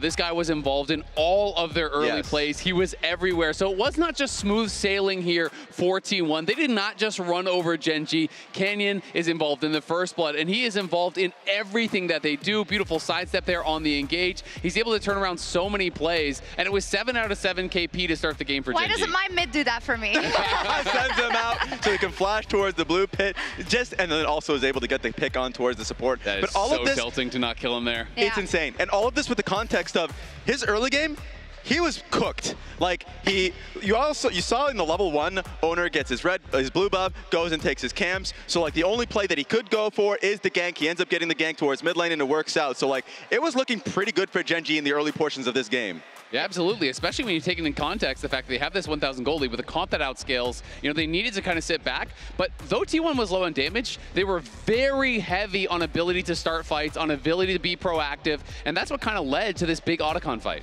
Yeah, the Otacon fight was insane because Gen G really feeling like the pressure a little bit. They thought that they had the tempo. They were initially on it, and they also just zero in on Ornn. It's like, okay, maybe we can push him out of the fight and try and make it more difficult for them. But then I thought, specifically J4, played this fight as well as you possibly could. I mean, he was just smurfing. Flash forward, 3-man ulti. He's able to EQ Flag and Drake for a triple knockup after the 3-man ulti. Gets out to safety. The team piles in. Doran was just kind of playing distraction duty there, creating space for Guma and Faker to get the work done. And where in the LCK domestically, you sometimes would say they don't seem on the same page, specifically when it comes to these important skirmishes. It's so different, and this was only one game, right? But I think it's so dangerous because when you're Gen G, you're starting to think about it, right? You're starting to think about, oh no, they're feeling comfortable now. Oh no, maybe they're just willing to slam a comp that isn't that good and just slam it on top of us, maybe. Yeah, but Owner and, I mean, this generation of T1 are so willing to take skirmishes like this. They are fight hungry, so it's not something that is unexpected. What was unexpected for me was when Gen G was like a little bit further behind, they were like, no, we're meeting you in these fights, and we think one fight is all it takes for us to get back into this, so it was just a slugfest. Absolutely, and this brings me to the HyperX Reflex replay. This was the Herald fight earlier on, and it's this TP that's going to be coming in here from Chovy. The team is kind of split. You can see that T1 got pushed in mid lane here, so Ruler is a bit late to the fight. We can roll it out. And as soon as Chovy arrives, he realizes T1 are going to collapse on him. They're counter TPing. Ruler again behind the play. So Chovy has to realm warp out to this side. What this means is that the team is split. The carries are over here, so T1 immediately goes in. Doran R flash over the wall, catches the rumble here as they dive in on the 3-man squad from Gen G. So T1 create this chaotic situation, force the hand of Ruler. He is late to respond, and you think from here, surely it's over, but Gen G find an angle to look for a re-engage. Duro and Canyon rejoin their teammates through the Hex gates here, and then they're able to get in. Ruler is kiting back out. It's a great ulti that's going to be coming up here from Canyon. It's set up by Duro, 3-man ulti, and you're thinking, this could be problematic. But then the creativity here from Owner. All aboard the Herald. Choo -choo. He is driving through all of the Gen G members, knocks them all up, knocks down the tower. That's T1 magic, baby. That's the fight I had to watch like 3 times in a row because I didn't catch the J4 part of it at the first time. You're like, wait 1 second, can you do that? Is that allowed? Is that an icon on that Herald? T1 Circus, lovingly dubbed that way from the LCK fans, and we can see why. It is lovingly because it's just beautiful to see. You say it there, creativity in these moments, but we're all squared off. And if I know Gen G, I know that the series isn't over that fast, of course. They will fight back, but as we highlighted Ruler in that last game, I'd like to also highlight Gumayushi in this one, but there was a lot of on his shoulders, right? And he had an expert team behind him, Ras, to make sure. There's some broad shoulders. that he was put in the position to be able to carry. Yeah, especially if you're on Lucian. A lot of it's going to be like tough action that's going to be flying at you, especially if you're dealing with like the Skarner ulti. There was one fight that he kind of got chipped on it, but he had to recognize in the next few fights he needed to be playing a lot more smarter. And that one fight around Dragon, I thought he played excellently, honestly. Like, sure, Dragon was just smacking him, but I think he was just Show me the damage on kills here, Raz? I'm curious because it feels like Lucian, so much of the damage he's putting out. Look at that. Yeah. Like, such a high percentage of both Faker as well as Guma's damage and Owners was all damage that was contributing to kills. It wasn't just like random poke damage.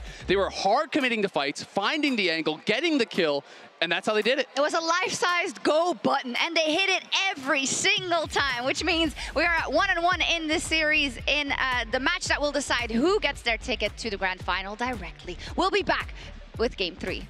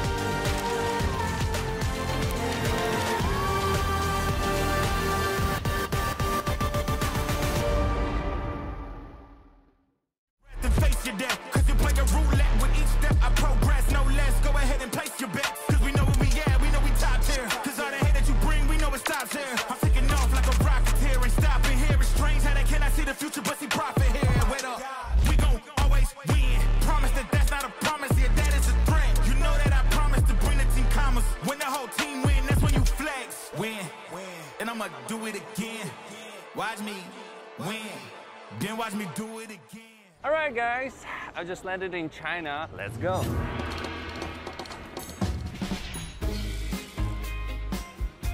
Play the local way, pay your way. Have you ever seen the Great Wall at night?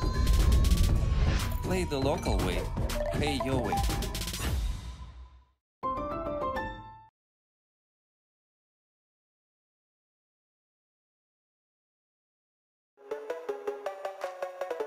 Dominate the Rift with Opera GX. Bring League to your browser. Lock in with LoL Esports.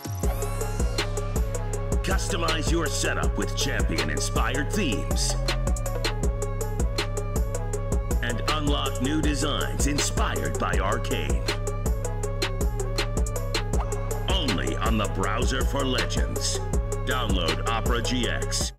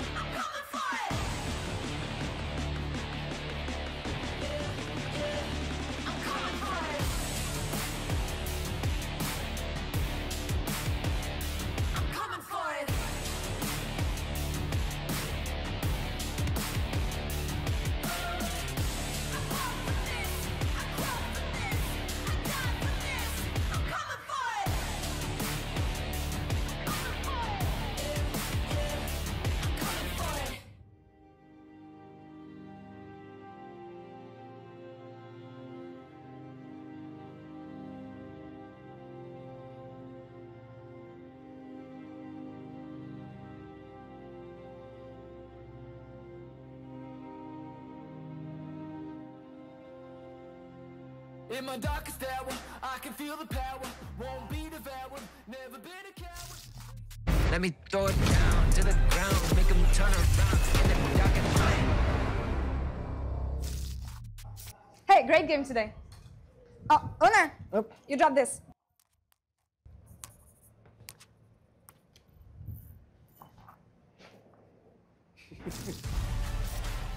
Damn. Well, unsurprisingly, T1 continued to aura farm, not just lore, but also in Game 2, Gen G. And I think for both teams, we've seen they have the potential to just run away with the game, but for Gen G, cracks in the armor. Made a lot of mistakes, and some of those mistakes they made twice, continuing to force some pretty awkward fights. Owner, aura farming both out of game with the jacket and the pendant and everything. Also in-game with the Jarvan performance. And that was partially, I think, really good setup from T1, them also showing we are not just a Baron team. Really, we knew that, but it's good to see it in-game as well. I feel like in Game 1 they gravitated towards more. But secondly, the Gen G decision-making was not up to par, and I think that that's going to be a big fix going into game number 3. Yeah, there are a lot of times, especially at that Drake fight, where it kind of really turned into T1's favor. The first bad one, or the second bad one, or the third one? Yeah, Look, Drakes were a bit cursed. I'm pretty sure I'm thinking of the second one. There you go. But it was basically like you don't necessarily have to contest, right? Like if you have uneven numbers, it's fine. Maybe soft, like poke at them a bit, back off. You have such great scaling on your team. Maybe don't contest it. They do end up contesting it. It does not go in their way. And then one thing I think T1 did do really well when they were able to separate these fights, when Doran was able to get in, right? Or when Faker was able to separate them with a wall, that they immediately identified early in mid-game that Keen was the one who could absolutely cook them, figuratively and kind of literally, because he was on the Rumble. And it's credit to T1 that they also were very aware of that and the target selection in every fight. Like, I think partially Keen didn't have a great game, but also I don't think he got to play the game. Against Ornn and Jarvan in particular, it's just so hard to actually ever step up as, oh my god, Pantheon's open. Yeah, as we enter Pix Advance powered by Omen and HyperX. I don't know how Pantheon got through, but it is no surprise to see it immediately locked in. We have to assume T1 wanted to trade it for something, and the answer is the Scion and some Gen G signs, as we'll keep you updated on what happened there. I'm thinking it could be one of the champions that was hovered. Yes, it is the Victor for Faker, which actually, we think of Faker, we think of, you know, the Azir, we think of the Orianna, we think of the Taliyah, we even think of like Akali, right, and some pop-off performances. Victor is actually his most played champion this year. Ironic that Chovy has the highest profile clip of him at the end of the base in T1. But I think that this, again, we said it at the start of the series, and it will continue to be a theme. T1 is going to just blind comfort picks for Faker. They do it here with the Victor, and we do see Chovy going towards the Galio here. The Galio-Pantheon combination in side lanes. Whew. I was gonna say, this is already looking pretty scary coming out of Gen G. The Keen Sante. Are we gonna see it? Gen G. This would be some pretty big guns coming out in Game 3. Oh my gosh, Keen Sante, Pantheon, and the Galio. I was kind of hoping for the Keen Camille Galio, you know, that's a classic for a reason. True. But the Keen Sante, also an incredible pick, and it is looking like Ruler might be going towards something that can at least deal with these front lines, right? Maybe a bit more on towards the hyper carry end of the spectrum. We do still have the Varus, the Caitlyn band away, which I think should come as no surprise. It's tricky though, right? Because when you already have a Victor and a Scion, you're kind of set up for that front to back. Zin comes in though, and actually surprised to see it make it this far in the series. Was of course on the table in the previous match before second ban phase, but now Zin versus Panth, a matchup we've seen I feel like hundreds of times worldwide. And again, mentioning it, it's worth mentioning again, Owner, I do think is the best Xin Zhao in the world. But I am looking at what Gen G have, and I'm like, this is very scary. There's so many tools for them to be able to create side lane pressure and also just be able to join up for fights. Thus far, it's both teams with draft that will make you go, oh my god, they got everything they wanted. Which I hope that as we get to the rounding out, that's going to remain the case. I think that's where we have seen a lot of teams struggle. T1 being on the red side could be looking towards a carry counter pick. One of the big values, obviously, this player has is how crazy eclectic his champion pool is. As the looking at what will be banned, we do see the Kalista, or the Renata, which hopefully means that the Kalista won't be picked. I know that was a big topic going in. Is one of these teams going to blatantly disregard the stats? Thus far, there haven't been TF bans, so I'm not feeling too bad about them ignoring it. No TF bans, although both these mid laners have played TF. Somewhat recently. Don't wish that upon us. They looked good. And they did, though. No, that's the important part, right? Like, they did look good. No, it's fine. No, just it's one true. Just one more TF game. Just one more TF game. Just one more. Yeah. Oh you know what that sounds like? This is sounding very dangerous, guys. I think it certainly is. So Ziggs banned away. Don't want to give them easy access to knocking down some of these towers or maybe neutralizing a potential bot lane matchup. And now the final ban. Got to limit Carria's pool. Wondering if Bard shows his face in this pick ban. Very good against T1. Doro, a guy who modeled a lot of his play after Carria, maybe looking to bring out that pick as well. And after we see that going through, I fully expect them to pick Guma's champion here as we see the Corki ban coming out, and then really save that R5 for Carria because of a lot of what we've talked about, right? Like, a counter pick in Carria's hands can be so powerful. He has such a deep champ pool, and it could be just something that he wants to wait to see what the rest of Gen G are going to lock in before picking it. No hovers yet for Guma. Really big debate because it's going to shape this composition. MF showing us more about the team fight combo, not necessarily always about the front to back, but definitely wants to leverage the CC that the Xin, the Sion, the Victor can bring to bear. And MF has been fine, but pick hasn't really felt that crazy. You really are, I think, somewhat reliant on your opponent, kind of overextend. This should be a no-brainer. Senna and Ali to come through here. The amount of CC that Gen G have available is insane. The one thing they do need to be careful of, unless Chovy goes for the build, that I'm pretty sure we saw Shanks go into him, the full AP Galio build. Yeah. If they fall behind in mid-game, this comp lacks damage. Late game, you're obviously fine with the Senna, with the Pantheon. Even the Cassandra at that point does serious damage. As, oh, no, there it is, it's fine. It's Carria's baiting. Yeah. Guys, is he baiting? Mao? He wouldn't. There we go. The timer's up. Is it actually up? It's Bard. It's okay. Bard. That's still hype. Bard Everything is hype. Okay. Yeah. Oh, what a roller coaster. I know. Every hover was good.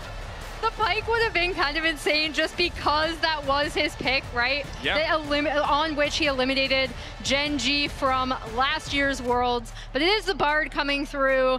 This should be great. Once Carria gets on the map with this Bard, he is phenomenal on it.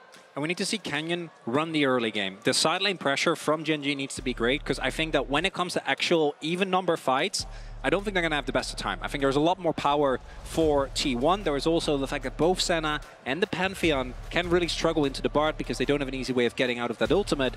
And for T1, when it comes to particularly that Xin Zhao MF combo, your early skirmishes are so dangerous. Early skirmishes, and again, one thing I really loved from T1's composition last time was that they did have that pushing bot lane, right? Bot lane being a source of power for Gumayushi and Carria is a hallmark and a staple of this T1 team's success. We see it here again, where they should have complete control over this bot side wave with the MF and the Bard into. Senna just feels pretty bad. Alistar, not the best. I'm really underselling it. Not the best pushing lane. It's not going to be good. Yeah, and I think the thing we have to track for Ruler now specifically is where does he get stacks? Because normally you really want to see a matchup where you can kind of free fire, you get those autos down. We've seen a lot of teams at this tournament struggle to find the right lane assignments to ensure that the Senna can stack up, scale up, because that range advantage as you go later in the game has the potential to be big, and you don't want to be approaching a late game situation where Faker on this Victor gets to play against so many short range champions. That is where the Cassandra can come in super handy, right? When we had proper lane swaps at level 1, Cassandra actually deals with lane swaps super well. So obviously, Keen, phenomenal on this pick. We call it Keen Sante for a reason. He's 47 and 17 on it going into this game. But that is, I'm also super curious to see the lane assignments if the Senna ends up really falling behind, if Gen G try to swap out of it. The other big thing is punishing the Sion blind, right? You really want to be able to shut that pick down, because so often we've seen aggressive top laning option, Sion comes out, and even though you get that early gold lead, it doesn't matter. And it was a similar story for last game, right? It was the Rumble, absorbed the pressure on the Ornn for the side of Dorn, and is set up to kind of do the same thing here and just try to outvalue in team fights. As we do have a bit of a pause, for a peripheral issue, and we'll keep you updated if there's any more news. As far as rolls go, that's one of the better issues to roll, right? Peripheral issues generally, quick swap out, easy fix. Hopefully we can get in the game soon.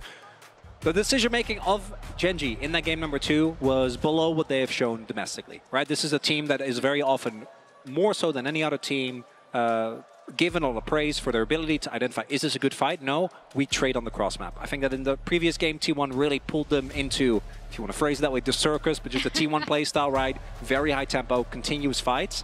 But it was also Gen.G opting into a lot of those that I felt like they really didn't need to take, right? Where they actually, if they would have just based, looked for the cross map, it would have been fine. With this comp, I don't think you get to do that. I actually do think that both Canyon and Chovy need to look for these early plays. Pantheon and Galio as a 2v2 is disgustingly strong, right? The amount of CC you have, the upfront burst, very, very good tools. But if you don't use that, and as you're saying, I think botlane's going to struggle because your level 1 is rough. Your Senna Alistair into Barda map. It just feels so, it's not good, which I think having means, solo queue flashbacks. I know, sorry, guys. it's rough. And I think that means that you can't try and get tempo on the swap, get Senna into Sion, and farm those stacks.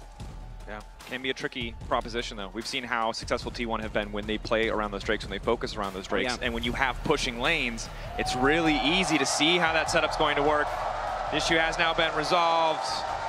Vancouver ready for game 3, 1-1. So far, winner here moving on to match point advantage in the series. Gen.G with a lot of tools. Fan chance a moment. No? No.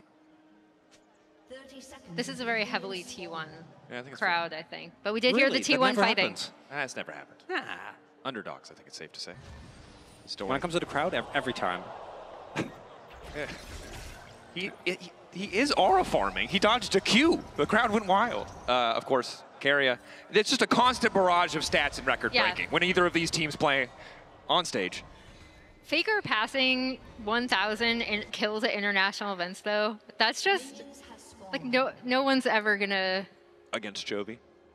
Yeah, that's You know how when you see like a natural phenomenon, it's too big to really comprehend what you're witnessing? Yeah. Like that's too big a number. It's insane. My man's got the spreadsheet out, farming up. You know, he's done all the math.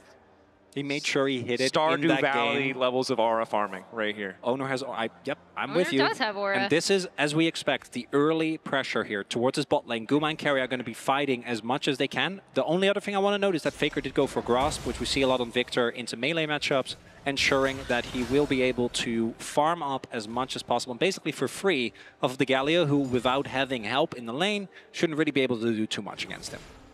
At this point, Bard level 1, obviously notoriously oppressive, has access to the Cosmic Binding and the passive. Feels effectively like 2 skills early on. Doro, headbutt very common, right? There's not a lot you can do. You punt him away. You try to make the trades as favorable as possible. Ruler does have a bit of sustain, as does Doro, so can maybe weather the storm here. Carry a packing heal as the initial spell on that Summoner spellbook. And yeah, they should be able to easily take control over the lane. Basically, for Ruler, he is going to be at least trying to get XP, trying to get soul farming started as quickly as possible, but this lane is a very, very rough time for the Senna Alistair. Yeah, he's sitting at 3 minions. And the stacks obviously not going well. Should be able to pick up at least a little, but also did feel like he just missed a lot. Not necessarily because of them crashing into the turret, but just early on. So not the best start there for the Senna. As we also, both junglers were spotted on their Raptors. So Gen.G bot lane, or the Gen.G bot lane knows that Owner is on their way and they won't have help. And T1 also knows that. I don't know if they spotted each other's wards. I think that at least the Gen.G one, or the one on Gen.G's Raptors was spotted. And Keen, getting Sion low is nice, but let's be real, you're not going to be able to actually threaten him unless Kenyon makes his way over. But even then, Sion notoriously hard to dive early. Definitely can be. Chovy, the losing end of the early trades here. Victor, really solid against these melee options. Galio brings a lot to the team composition, but the early lane can be really tricky. Just the Q trading on the Siphon power, giving you that additional shielding, that additional movement speed start as you get the upgrade. I mean, it's just miserable to play against. And this is, again, everything a T1 composition wants, right? As we see this bot lane not letting up on their pressure onto Ruler and Duro, but this should give them the easiest first Drake access of any game they've played thus far in the series. And they've already done a great job of locking in that first Drake and making Drakes a huge contest point that Gen.G has to fight them on. I think this is tough now for Canyon. Spotted as well, right? We want to see a lot of impact from the Pantheon. The ganks don't have to come pre-6, but it's nice if they do. However, with full pressure mid lane, full pressure bot lane as well, he's losing chunks of his jungle. He's going to be at risk if he moves into bot lane or bot side of the river blind without knowing where owner is. Laning phases outside of Keen. Not looking too hot for now is Guma. Good. Guma locked up, forced to cleanse. Nice little trade there coming in from Gen G. Lucaria, level 4, getting that extra Chime XP and really making the difference. Big combo found there by Duro. Able to get the cleanse out. That's a big summoner, both with the Galio and with the Pantheon available. Makes it a lot easier later on to get a possible play onto Guma, as I think we do see the pings going down right now onto Krugs. So they do know that Xin is in that area, and Keen should be fine here, but still, Doran finding the counter pressure. Kind of both lanes going one way early, and then in the extended play, going the other. Never take that, but it's carry out a reroll. It's far enough away. It's just support combat. Right. Ooh, Faker with a nice wave position here. Chovy trying to get this one and might need a bit of support to come over from Canyon. The one thing that I will say is bot lane, yes, Ruler and Duro are weaker early, but they have a really good setup if Canyon can pay attention to the bottom side of the map. And you already see they have set up to at least track, right? They do have wards in addition to the T1 wards that were already placed to try to track to see if owner does decide to go for this early Drake now that it has spawned. Faker just going to shove that wave all the way in and back. Not something we talk about often, but Faker, obviously, I think this early matchup, pre-6, is always going to feel rough unless the jungler shows up in your lane. But Faker really having an extremely dominant laning phase. Chovy having to base twice throughout that, one time without a teleport, leading to a pretty big disadvantage as Guma is sitting on the Vamp Scepter right now, so I think feeling a little bit better. Also has to sustain from the Bard to ensure that these trades, as long as they don't get all in, shouldn't be too bad. And you can see Ruler very ready to posture forward here, recognize that owner has started the Drake, knows that he has a few extra seconds, and wants to maximize, wants to get every soul he possibly can. It's T1 right on cue. Contest. But look at Doran. He is level 6. He's already on his way. Chovy, Justice Punch. Taunt now bringing him out. He's trying to zoom out to safety. Has access to the phase rush. And Canyon, vision, ready to try and flip it. Faker looking to zone him away. Canyon would have to commit the flash. Yeah, no. They can. And in fairness, yes, T1 get the first Drake. Yes, they once again start this early Drake stacking. I do like that Gen G decided not to contest that. Yeah, I don't think that was looking good. By any means, Keen wouldn't have been able to join that fight. Obviously, Doran was already there. Keen got a little bit out of it. I think was able to push in a wave towards top. And it really is more when you're actually set up at an objective or finding out key targets. So they need to get some vision as Canyon gonna get spotted. Spotted, immediate pop. Carrier brings the entire team through that seeks off, but now Chovy's on the way, looking to find a taunt. Aegis Assault blocks so much damage, and T1 are trying to back away, but owner caught in the thick of it. Has to flash out. Still rooted over the wall, but they cannot finish the kill. Chovy, flash follow, Justice Punch. The taunt doesn't connect, but he gets the flash out of Guma. And Canyon, a blinking health bar, but he'll manage to stand strong. Chovy locked up for a moment. It doesn't seem like they have the damage. Messy exchange on the bottom side. And there's Gen G trying to make use of both the ability from Pantheon to stay in the fights and the Galio ultimate. But the first global, not working out for them. Not working out, but it does give, in addition to the fact that T1 all had to rotate up for this Drake take, right? A tiny bit of reprieve in this bot side where Ruler will be able to go back. There's also the owner, Guma, and Carrier Flash being invested. That's a lot of really big summoners.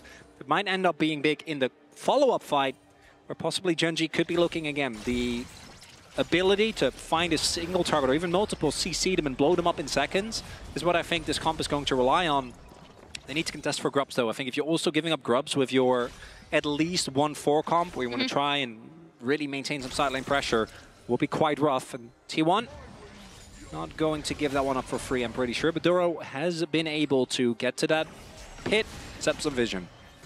Nice little stun there from Carry. Of course, important to note that Ruler doing a relatively good job of stacking, all things considered. A bit behind as he has just now got back to lane, but 34 at 14 is kind of the average for the tournament thus far. He's on 18 now, so a little bit behind the clock at this moment, but should be able to get some back. The downside is that's kind of just the silver lining on the cloud that is T1 taking control of all of these objectives. Gen G, they have tools to go wherever they want to punish individual members, but if T1 keep grouping, there's really no angle of attack.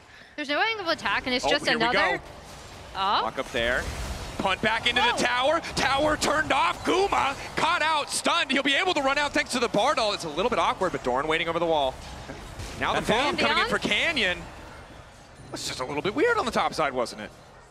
All right. Well, I was going to talk about how it's another really nice objective take from T1. They're playing around these pushing lanes super, super well. We see both teams kind of tried to go in there, not really willing to make the full overcommitment, which is good. Now I'm wondering whether Gen G will call that worth, because they lost 3 grubs. They do get, obviously, a decent amount of tempo towards the top side of the map, but all they got was Keen just hammering away at the turret for a little bit. This is a Cassante, so it's not really going to do nearly as much. He does farm up a small lead. At the same time, I'm wondering, based on the positioning of T1, if Keria hadn't had to save Guma there with that ultimate, I think they would have looked for a dive, because they were actually posturing there with 4 people as Chovy 1v2ing. Keria. I'm going to be honest, if he's not coming in a portal through the wall, and if Faker has full mana, like maybe you believe it, but he's just there to be annoying. Duro, on the other hand. That was a really nice recognition of how he could punt Guma back, right? Like, and that actually changed that entire dive and stopped it from potentially being a really, really big success for T1. Yeah, and that's the thing you have to be aware of, right? T1, we've seen in so many of the series they've played thus far, if they get a small advantage, they'll always try to reach for that little bit extra, and if you give it to them for free, you'll fall behind so damn quickly. Keen, knowing he's stronger in the 1v1, has the Sheen. Ulti there, but Doran happy to just trade back and survive. However, it's going to make his reset that much more difficult. May need to use the TP to come back to lane, as we see Chovy and Faker continue to trade in the mid lane. We saw Chovy also roaming over towards the top side, so if Doran doesn't ult there or somehow Keen gets in front of it, could have flashed but didn't choose to do so, could have been a kill angle, but with Doran also having flash, maybe not wanting to risk it, does mean that Keen maybe is an angle to try and look for some damage on the turret as well. Root there. Duro stepping up, but again, I think content to just farm. Ruler crossing the 20 stack threshold, grabbing what he can, but it's Cole for Guma. Clearly very aware that it might just be a battle of scaling and farming up. Want to highlight that Chovy also has equalized most of the gold, right? The lead has been mitigated. Ever since he got his Spectre's Cowl, the trades haven't been nearly as Faker favored. TP topside, it is just Keria. Hello. That's Bard. Come on. Is that what Bard sounds like? He doesn't have a voice. I mean, he doesn't have a voice, but if he did have a voice, you could be the voice tell for Bard. me that he wouldn't sound like that. Yeah. It sounds Isn't like that a the Bard wise, vibe? it sounds like a wise old owl. It needs to be infuriating. It does need That's to be what it means to be a Bard. Kind of tilting, yeah. Yeah. We need to hit the wholesome version of the Korean Lysandra voice, you know? Needs to be very loud, needs to be omnipresent. Keen, hoping his jungler's omnipresent, because he's going to be in trouble now. Portal through the wall. When becomes lightning, just barely sidestepped, and Keen forced to back away as T1 set up to grab at least one plate here. Might be able to get the TP out of Keen. Don't know if he's confident to step into this one. We'll have access to the path maker. And again, T1 quick to take that plate because of the earlier grubs, because of that early objective control. Yeah, he's going to be able to take that. Meanwhile, Canyon is on this Drake on the bot side. Doran is going to kind of scout that out, but not really going to be able to do anything to contest. So good from Gen G to recognize, again, this is a window to get onto that Drake, and also good use of their pressure from T1 on the top side and really using this MF. The way I separate like good MF teams from bad MF teams is you need to use her and rotate her around to do turret damage, right? And that was a perfect example of how they used her pressure well. Yeah, that's a good point. So much flat AD, so much additional movement speed. Those are the areas where you are favored. To see if T1 also can back it up with the team fight setup as Keen seems pretty unconcerned here on the top side of the map. Mountain Soul would be big for either lineup as it's 1-to-1 in Drake. So many tanky members. And even though it wasn't used, I think a large part there was Chovy actually, as Keen TP'd back, he is a Cassante, so obviously he can stall, but both Duro as well as Chovy were already rotating towards top, and obviously if you overextend into a Galio, you just die. But then immediately, as soon as it was clear that Keen wasn't at any threat, he rotated towards the bot side to ensure that Canyon could also just take that dragon, not be threatened, because let's be real, Sion, he catches everyone off guard sometimes, okay? He has a Sunfire, that's a damage item. It's scary, you need to respect him. Definitely do. Canyon luckily had completed the Sundered Sky already, so was relatively unperturbed, although owner has now matched him on the reset. Both very close to finishing out the jungle item.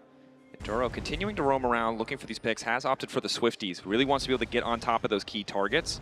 And you can understand why. Bard very annoying, despite the very cute voice that Mao gave him earlier. Flash, Ghost. He's got Locket now as well. Gonna be a tough target to lock down as just continues to step up, and Cosmic Binding, for those of you who haven't played Bard, I think Azael described it as the dumbest hitbox in the game when I talked to him about it. This was 2 years ago, so maybe he feels differently now. But if you hit the first half, you're hitting the second half. Also, Ruler sitting at 30 stacks. So even though he, I think, will be slightly behind the curve, right? We're always looking at around 60, around 20-minute mark. I think it will be a little bit below that. Given how rough it was, as it actually is 51.7 stacks average thus far at MSI. And I think he's on track to hit that. What you want to be. It kind of feels like your insurance policy for a composition that would otherwise feel pretty mid-game focused when you have this Galio Pantheon. Yeah. Of course, Cassante can scale very well into the late game, even if it is sometimes difficult if he doesn't have that flanking angle. But having Ruler as an insurance policy feels pretty good based on what we saw at Game 1 on that Jhin. Especially since, again, T1 have like the tiniest of gold leads, but they haven't been able to have the same early impact that they did around their pressure lanes earlier in the game. We'll see if they're going to go for this Rift Herald, though, which is about to spawn in about 20 seconds. I do want to highlight as well, T1 have been doing a really good job of ensuring that they know where the globals are, right? So both Pantheon and Galio, if they ever walk anywhere near those wards for a decent amount of time, you'll know that at least on that side of the map, you can't really make a play. The vision towards the Herald, though, not looking too hot here for T1, though Carrier now does get control of the area, and Pantheon maybe looking towards a play on bot Canyon.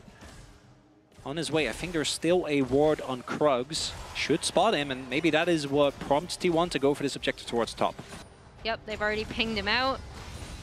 Engage on the bottom side, but giving an opportunity now for Gen G to move in and clear out some of this vision. This is my LCK. We are 0-0, 15 minutes in. Heck yeah, we are. So how you guys been doing? How's life? Good. I'm doing all right. I mean, we have a fun series going on, you know?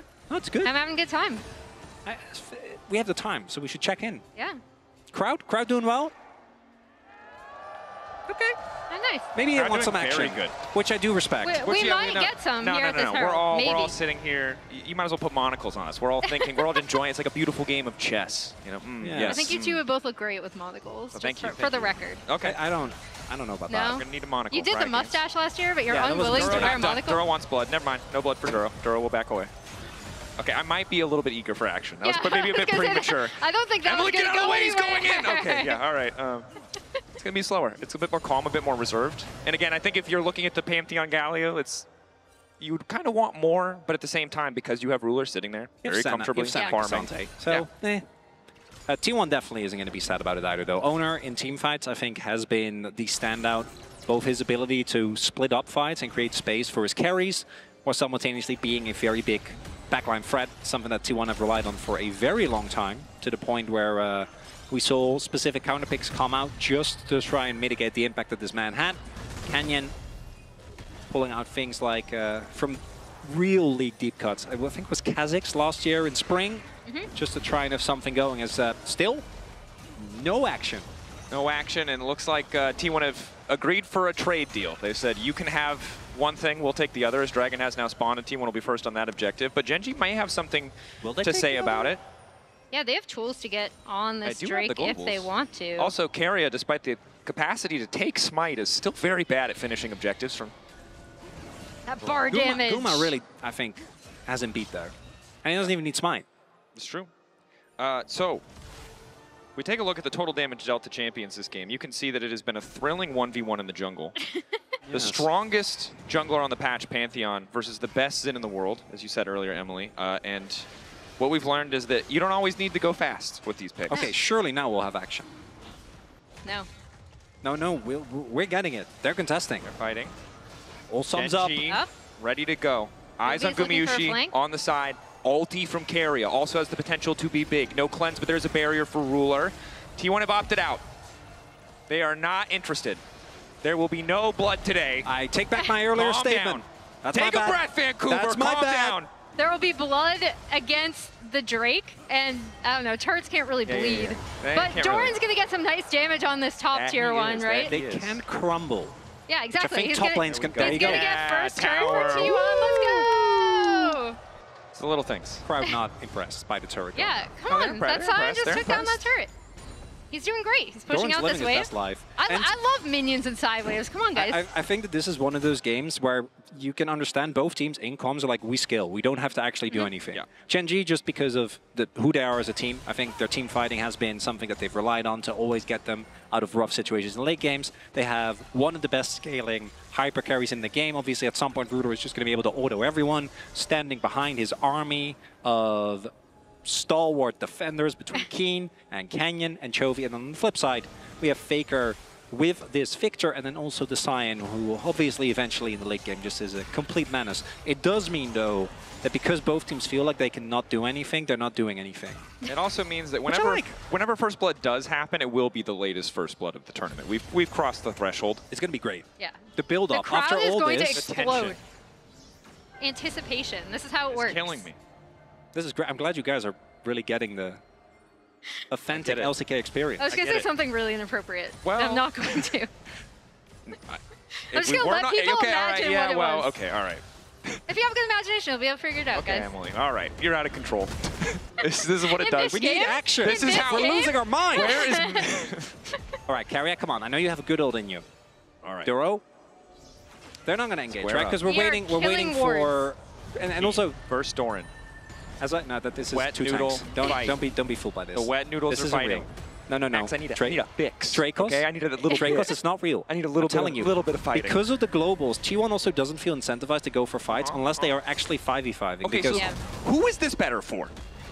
wow, no, that depends on we've just It we've depends, just on, next Drake. it honestly They're depends on handshaking. the first fight. Okay. And also, like, this, the Drake stacking. Senna's still They're pretty still far good. off. Right, we're only at 45, which is below average. They put up the team fight UI as a Uma over the optimistic. wall. Blue buff?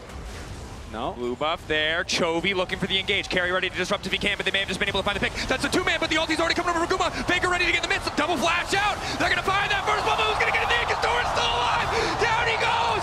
Chovy gets the first blood. Mayhem for a blue buff. Not what I saw coming. First blood found by Gen.G. Kill going over to the Galio as Vancouver goes wild, and now maybe this is the punch that Gen.G was looking for. Herald dropped. Surely now that there's been some blood in the water, both teams ready to fight. Surely all of those cooldowns, no, it's just one kill. All right, here we are.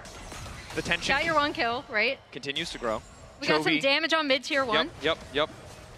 Yeah, and this is just Owner being on that ward, and then Doran heading up. Chovy immediately recognizing that he can jump on. And then this Cassante coming through. The big thing is the MF ult doesn't actually reach to do all that much damage. And then, yeah. And in a crazy twist of fate, not the champion, the little bit of trading on the bottom side did matter. Actually did. Yeah, that's my bad. And I want to go back to your question, Dracos, which with this composition, it really depends when you're talking. I think if you're talking once Faker finishes like a death cap, right, once he has void stuff like the free 4 item point, I think T1 is going to be feeling great in these fights because they have a front lane that's extremely hard to get through. They have really good pick potential with the Bard and also with Owner being able to get into the back line.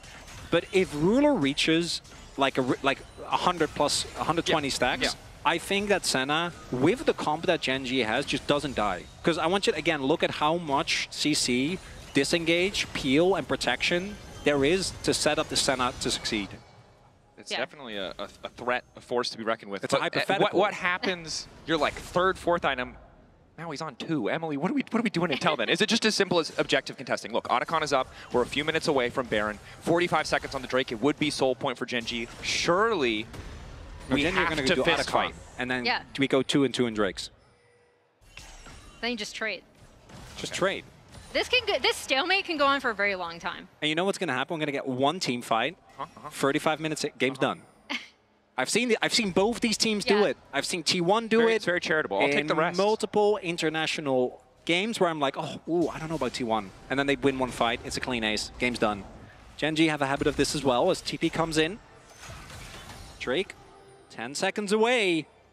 The later we go, the higher the stakes gets on these fights. You can see the vision beautifully highlighted by the observers. Gen.G trying to take mid-prio first, but T1 happy to play for that little bit of chip damage. Again, these small advantages before fights really can start to add up. The good news for Gen.G, Ruler is there, has that healing. Can't stop this poke from having much of an impact. Ruler doesn't have his flash available. Canyon That's actually a big for cooldown. Potential flank, even though he will be spotted on vision. very easily. Furiously pinged out. T1 ready for the ulti if it does come down. Keria has to be a bit careful here. It does have Celestial opposition. Keen just barely not going to get hit by that decimating smash. And Gen.G really unafraid. Taking control of the river. And T1, they do actually need to fight this. If Gen.G goes for Otacon, you can trade, but you can't afford to give them Soul Point this early into the game. Ruler close to 60 stacks as well. Also just baseline individual Mountain Soul or Mountain Drake value is so high for Gen.G. It is. And again, none of that poke sticking. You can see Ruler just keeping Chovy topped up. Nice Elixir back step. Used by Doran. Ready for the fight. T1 know how important this is. They're willing to give 500 gold in the back pocket of Doran. Just have that extra little bit of power in the fight. Trying to take control. Careful about walking into the choke point.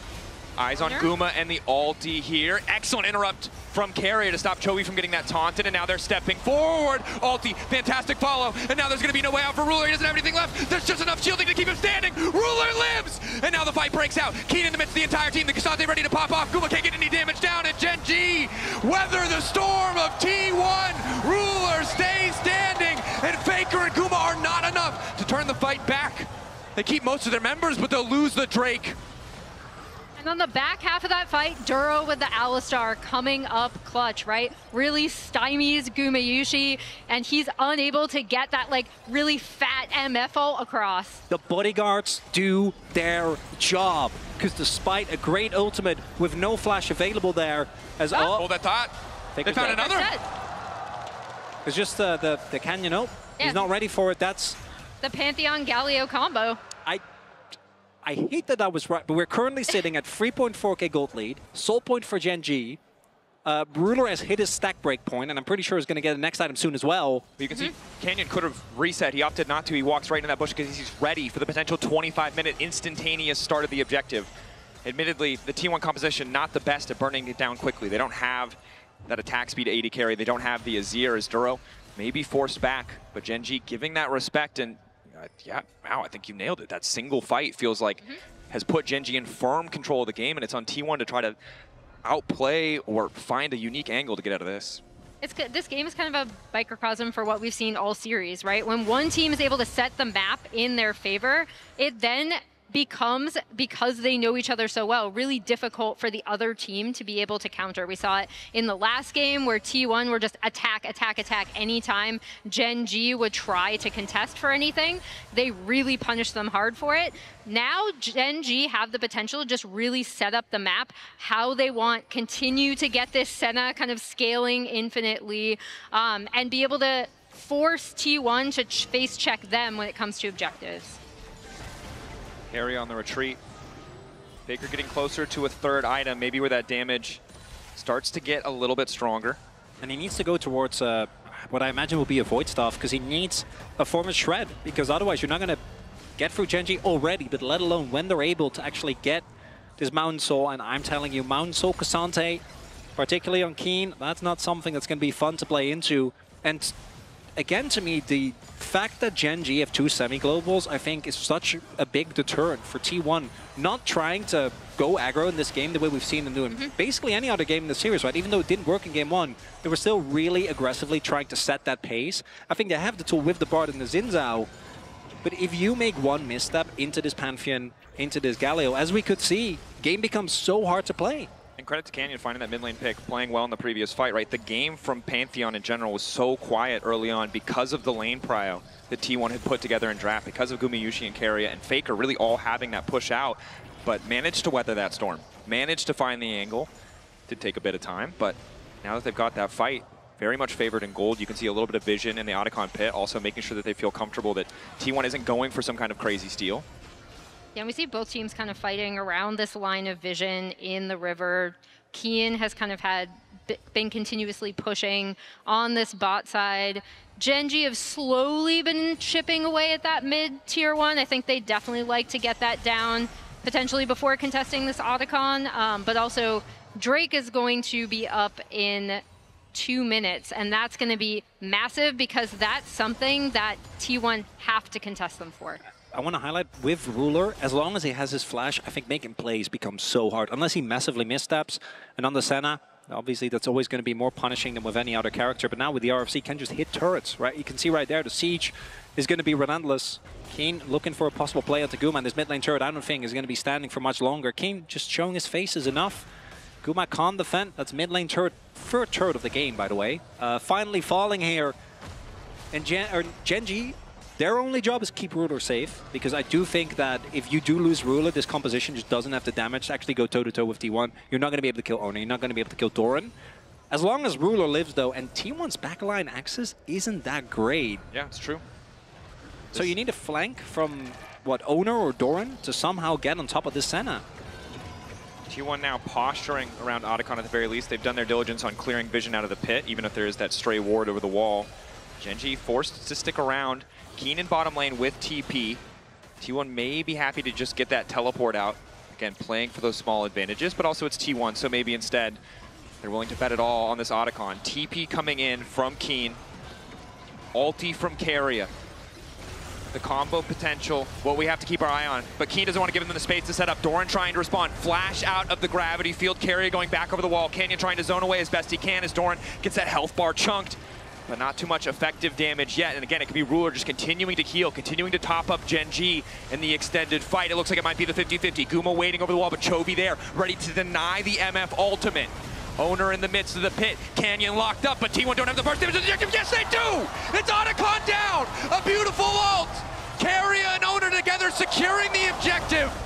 Faker trying to make his way out. They got what they came for. He'll give his life, but will it cost them the Baron? And it might not even be Baron. Look at the timer on Dragon. That was such a long stall. So Gen.G looks like they're going to go for the Baron instead, but maybe can turn this even into a soul as well. Well, you see T1 are already heading over there, right? Keria is already heading over to the Drake pit. Keen is kind of following, shadowing Owner down. It's two global ults. They can make their way over in a second. Ready to go. Baron down for the side of Gen.G. Next fight. There we go. And they go. Doro ready for the follow-up. Keria trying to go in. Ulti coming in for Guma, though! He lines him up and he tries to knock him down, but in goes Canyon right in the nick of time! Descending from the skies, denying T1. Canyon immediately recognizing that he needs to drop directly into that backline. That is Mountain Soul now.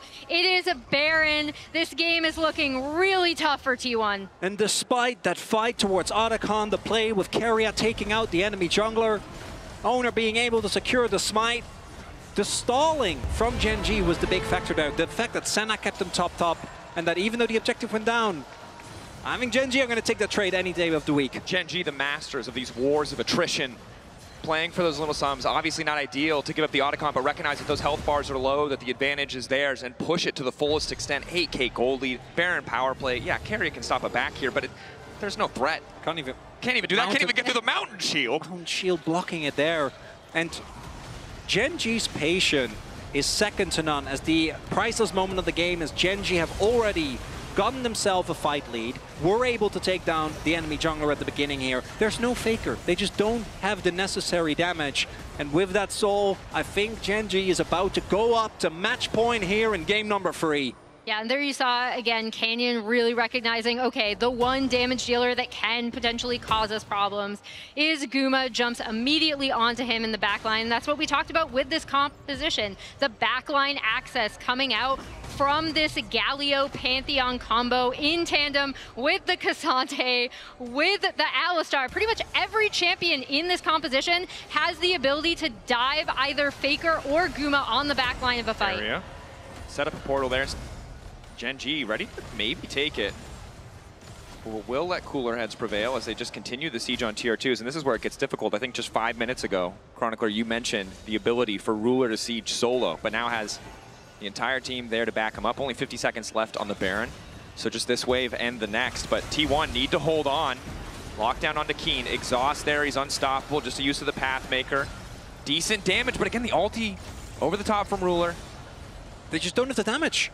Even getting through the Mountain Shield alone took them a bunch of cooldowns. Canyon goes in, quick ulti out, and now the response coming in. Good damage, follow-up, Keen, knocked up! Owner finds the angle, ulti over the top coming in from Faker. Ulti not going to connect from Keria, but it might not matter. Chovy trying to keep this one going, though. Massive damage going in for the Galio. Canyon living for an extra moment, but Owner finds another in the clutch. Chovy going back in for Guma, though, and Ruler's still alive. The Senna's still alive. T1 need to take down Ruler, but they're out of cooldowns. They're out of damage and they're out of hope in this game 3. Faker barely living on the back half of that, but you're absolutely right, Dracos. It's Ruler. He is the main carry that you need to take out. Up, Chovy gonna clear out that ward. Doesn't end up finding Faker. He doesn't know.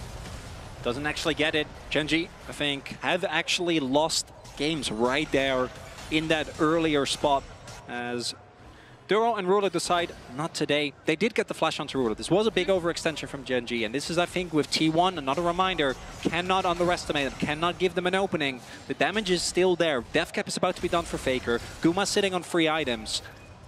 I think Gen.G is not going to give them an opportunity like that, but in 2 minutes, this Baron, if Gen.G can somehow walk into a choke point versus 4 people again, might be an angle for T1. I don't think they should be allowed to leave the base, though.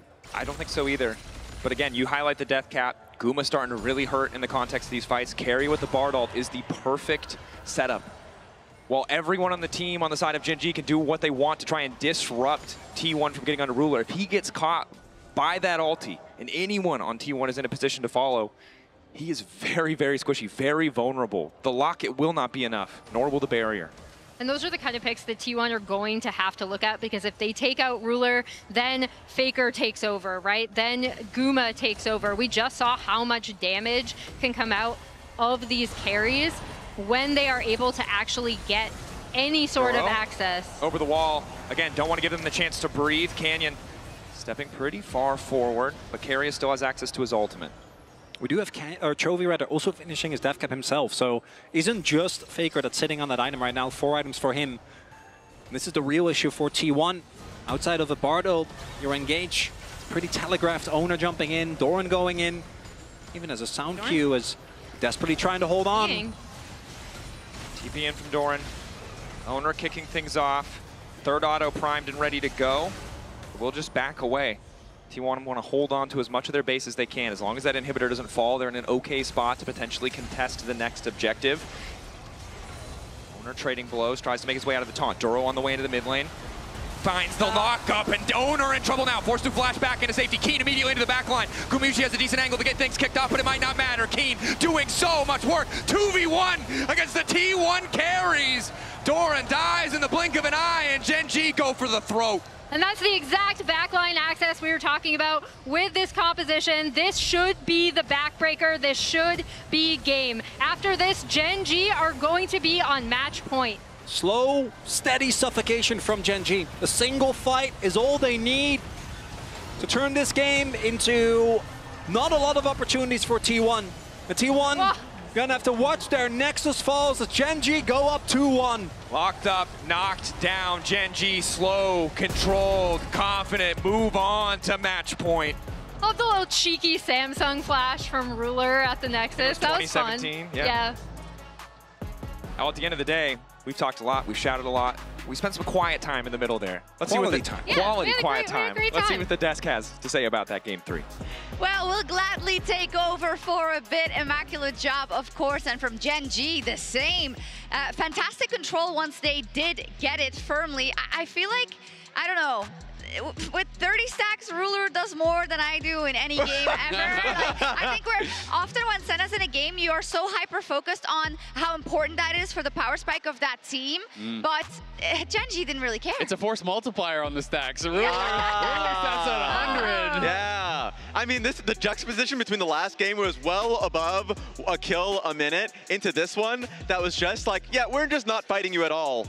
It was pretty funny from T1's perspective. They're like, okay, first Dragon's for free. We had push from both bot lane and mid lane. Second and third Dragon, we're not touching you. Yeah, I mean, these were just such different games. Keen gets on the Keen Sante, one of his signature picks, and he was looking good on it. He is known for this pick, has played so many games of Cassante over the year. It's always something that they look towards in the LCK, and he has been so successful on it. You know, in this game, looked really, really good. You know, was up in CS, was putting on pressure. And like you said, the combined kills per minute from game 2 to game 3, it was a complete flip. Like last game was just non-stop fighting, non-stop fighting, non-stop fighting. This game we had very few kills and the latest first blood of all MSI. And I think that was T1 trying to play to what they believe was their win condition. They had the Victor, they had kind of more consistent damage for the late game. And Senna, you're kind of thinking, can they actually punch through this Sion in the later stages? but Gen G clearly was confident. And they didn't even get to the later stages because of Gen G slamming the door, right? What is your read on what went wrong then for the skirmishes for T1 in most of these skirmishes? Because at some points they should be stronger in the beginning. Yeah, I mean, the first blood that came through in the blue side jungle, that was another situation where both teams could have just backed away 0 for 0. But Doran also just ulted right back in. He thought he was going to be fine. That was where kind of the goal started to like amount for Gen G side. And to me, a lot of it came down to the fact that, okay, great, you have the MF, you have the Victor, but Gen G marked their targets so incredibly well and put so much pressure, especially on Guma. Guma was never really able to find that big bullet time that is changing a fight. They're always putting pressure on him. And you saw Gen G take control in the mid lane here. It was about 20-40 into the game. And they really dominated this fight, and largely, Guma just couldn't get involved. He couldn't. Like, this was an interesting fight because, yes, Gen G stand their ground and they push them right off. For me, my focus is when T1 starts to fight forward, just take a look at the Alistar. Dura does a great job of just walking in, canceling the MF ulti immediately. And so a fight that looked pretty good from T1 on the onset, they could have actually killed the Senna if the combination from, like, Sion ulting in on top of the Bard, because the Bard ulti looked pretty hot. That would have been great for T1, but no, stopped in his tracks. It's interesting about the Bard because the Bard has been very, very successful. This MSI currently a 5-2. If they would have won, it would be 6-1. But Azale, you were talking about how Bard isn't always is not the same champion every game. In some games, it's used more defensively with the ult, and you thought actually that in this or against this composition, that would be the play, but it seemed like they got antsy. They wanted to use it proactively, and they didn't see in their rear view mirror that Gen G also knew exactly what they were doing. No, it's totally true. You know, when I saw this get picked in the draft, I was thinking, okay, maybe their vision is that Pantheon Galio ult in on Guma, we throw down this defensive Bard ult, we reset the fight, you know, Victor and Sion create that space to then be able to get the later bullet time, but it never really happened that way. T1 were kind of on the front foot. They were the ones starting the fight. And we saw this again. Once they had fallen far behind, T1 says what they always say, we're going to go to the objective. We're going to force you to answer us here at the Otacon, where they were the ones starting this up. And they had a bit of an impossible choice later on. We're going to see the role here where Gen G get all the objectives, because at one point they lost the Baron, then they want to go to Dragon, but it's all too late. Exactly. So Faker joins. Keen forces his flash out early. I want to keep your eyes here on the enemy jungler here. You know, T1 clearly eyes on Canyon. They see that, all right, Canyon is not going to allow this to reset. He's going to try to knock this down. So what we're going to see here from Carry is a beautiful Bard ult, targets on to Canyon, locks him up here in the Bard ult, and then they burst it down. But eyes on Ruler. Look at what Ruler is doing in this fight. Look at what Guma is doing in this fight. Ruler has been auto-attacking non-stop the entire fight. Guma was sectioned off from the rest of the squad. He barely got an auto-attack off the whole fight, where Ruler is doing maximum damage the whole time. And when Guma's not involved, guess what the other Gen G members do? They chase down Faker. They put the pressure on him the entire time, so that even though T1 had these extra threats, they could never be involved. Completely agree. And I mean, even just the idea from T1 trying to then force Dragon, because that would have been soul from the side of Gen G. Probably the worst soul you can ever deal with if you're dealing with a very bulky front line. Mountain Soul, they're like, we can't allow them to have this, and they ended up getting caught. The same thing about happening in game one. Gen G anticipating the plays from T1, they caught them in the action, they cleaned this game up. They did. They find themselves at match point first. They are now one game away from booking their ticket to the final on Saturday directly, which would definitely be a welcome gift for Gen G. Whoa! Whoa! I don't know, it's fine. This tool is... It is what it is. The one that I wanted to actually point out was that fight that happened around mid lane. Is that that's what I was looking. They're trying to do that mid game. For me, was going to be that play that happened mid lane, because that was the game that fight that actually broke them open. So that sucks, especially if you're willing to give up the last two Drakes for exactly that fight, because you're trying to get kills and gold on both MF and Sign. You need to make it work. Yeah, Gen G, they played it out perfectly. Once they did get the advantage, they didn't give it away, and this is now coming into the territory where T1 are with their backs against the wall. With that, they decide to move to the blue side and take that side to kind of draft their way out of it. That Faker is under pressure? He is. In an international event. He is. That the GOAT may have to come up with a big play here. Yeah. Get his team back into it. Don't do it. Telling me. Is there enough pressure? It's a winner's match. I don't know. Maybe he's like, let me. No. Obviously, he will be, and all of T1 will be wanting to make changes. I think also, yeah, the Cassante, you know, if you wouldn't have seen the game, you would have thought 99% sure they would have won that game because of how strong Keen is on it. The Keen Sante, He won't have it anymore. And with that, maybe I want to parlay it into, we talked so much about Doran at the beginning of the show, right? Has he really been able to make his mark yet on this? They're going to blue, so there's no R5 counter pick, but... I don't think he's taken over, but I think he has been really strong. I think he's performing well. I don't think you can be looking at Doran and blaming him for this series. 100%, That's not what I said, to be clear. I was asking a question. I know. Stop attacking him. I'm talking to the fans, who I know sometimes are very critical of Doran. I even gave him a rock, okay? But we're coming back after the break with Game 4 and see if Genji can close this out.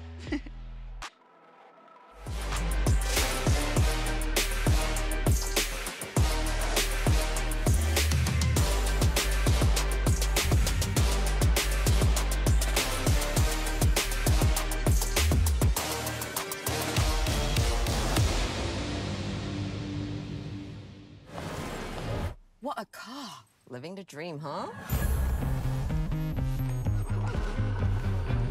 Sweet dreams are made of this. Who am I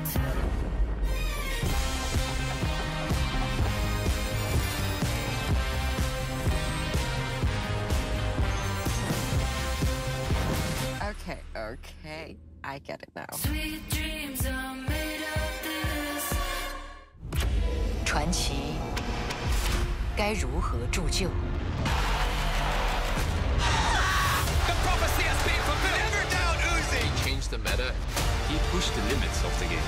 Uzi now reigns as king.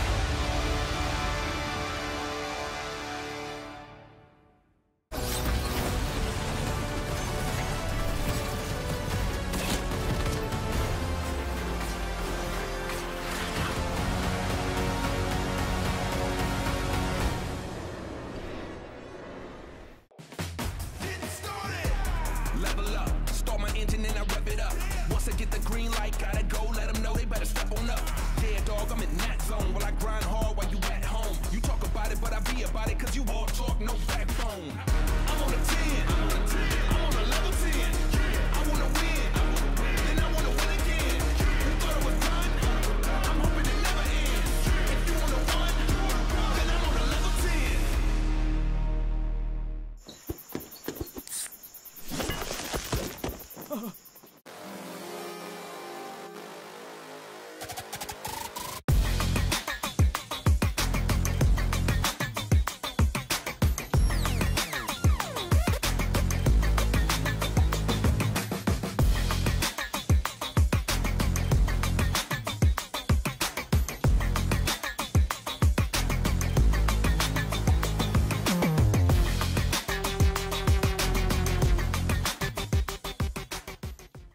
Cannot contain me. I know that I can't stop now. There ain't no way I'm giving up. Won't back down. I've come too far and I know I'm gonna act out until I'm standing on the top. They hear me now. They hear me now. Let them know. Nothing can hold me back. Hold me back. You can try, but you can't. Hold me back. Nothing can hold me back. Hold me back. You can try, but you can't. Hold me back. Nothing can hold me back. I'll give it all I got to succeed. Ain't no way of stopping what I'm destined to be. I'm here for greatness. I was made for more. I got my focus sure. Heart is ready, mind is right. Take flight, watch me soar. I won't stop now. There ain't no way I'll ever quit. My life loud. They try to hold me back, but I won't lie down. This is something they can't deny. The truth's out. I got that fire now.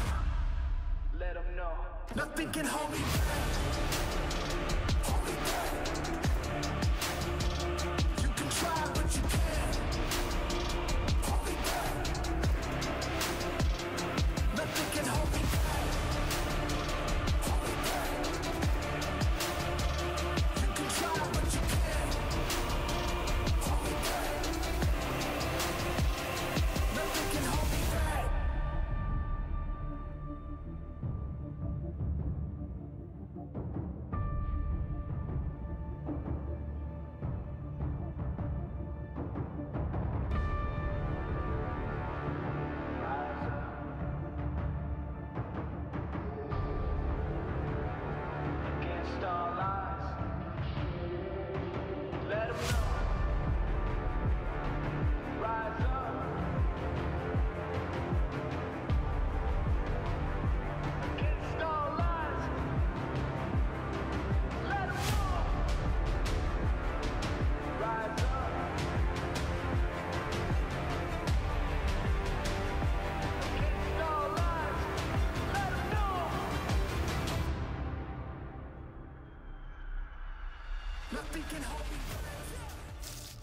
Let me throw it down to the ground, make them turn around in the dark lane.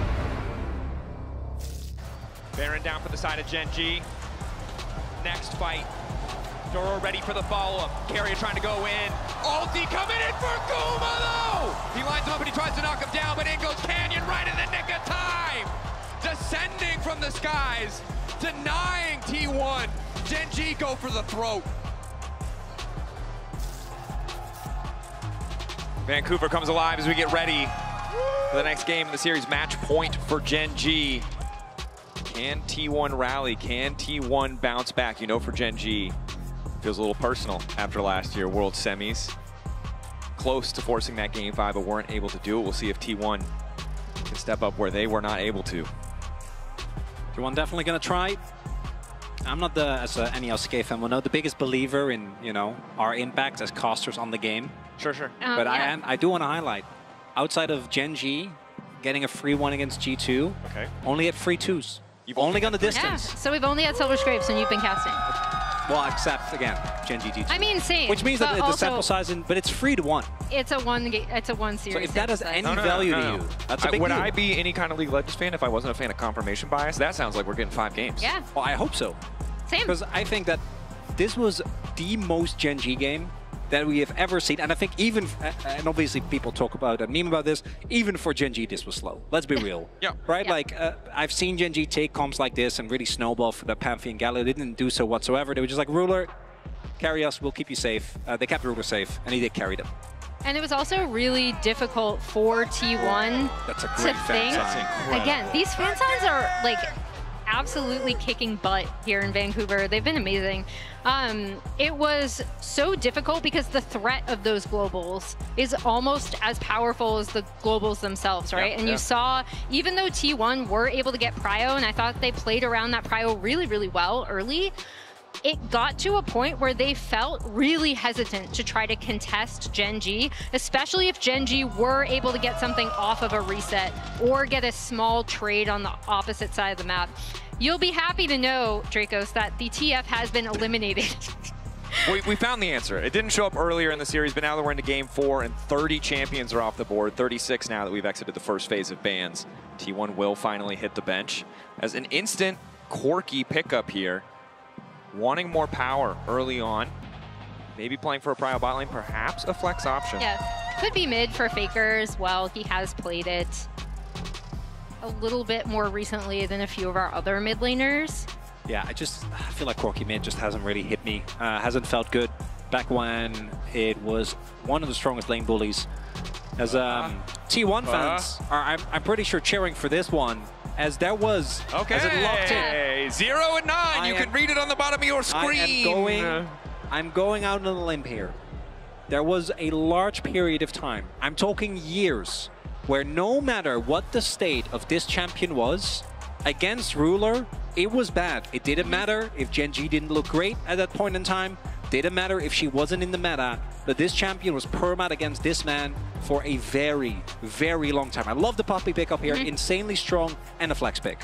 Incredibly clutch champion. We saw it used in a lot of different series, whether by Canyon or Keen, to find those incredible knockbacks, to find those clutch fight angles. But you said it yourself, right? I think all the Kalista mains of the world praying that Ruler can show us. Just one, somebody prove why this champion just one more Kalista is game. A prio, just one more Kalista game. Maybe that's the difference. Gosh. And while the Poppy is there, the Nocturne coming in, of course, Poppy doesn't really interact super well with the Nocturne. The spell shield can block the slam into the wall or the ulti, and the W, the steadfast presence, will not stop his ulti. Now paired alongside Faker's Orianna. Some powerful picks for T1. And hopefully that cheer for Faker's Orianna came across. Again, this is one of his absolute signature picks, something he's super comfortable on, something we've seen him have success with at this very tournament already.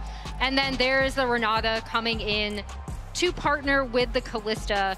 And that is a nice response, right? If you're trying to dive in potentially with this Nocturne Orianna combo, Renata ult deals with that very, very well. And we get the Elise being banned away, obviously has dropped in prio, but still very strong in the 2v2, does well into the Renata as well. Wonder if we're going to see like Akali, Sylas, those type of champions banned.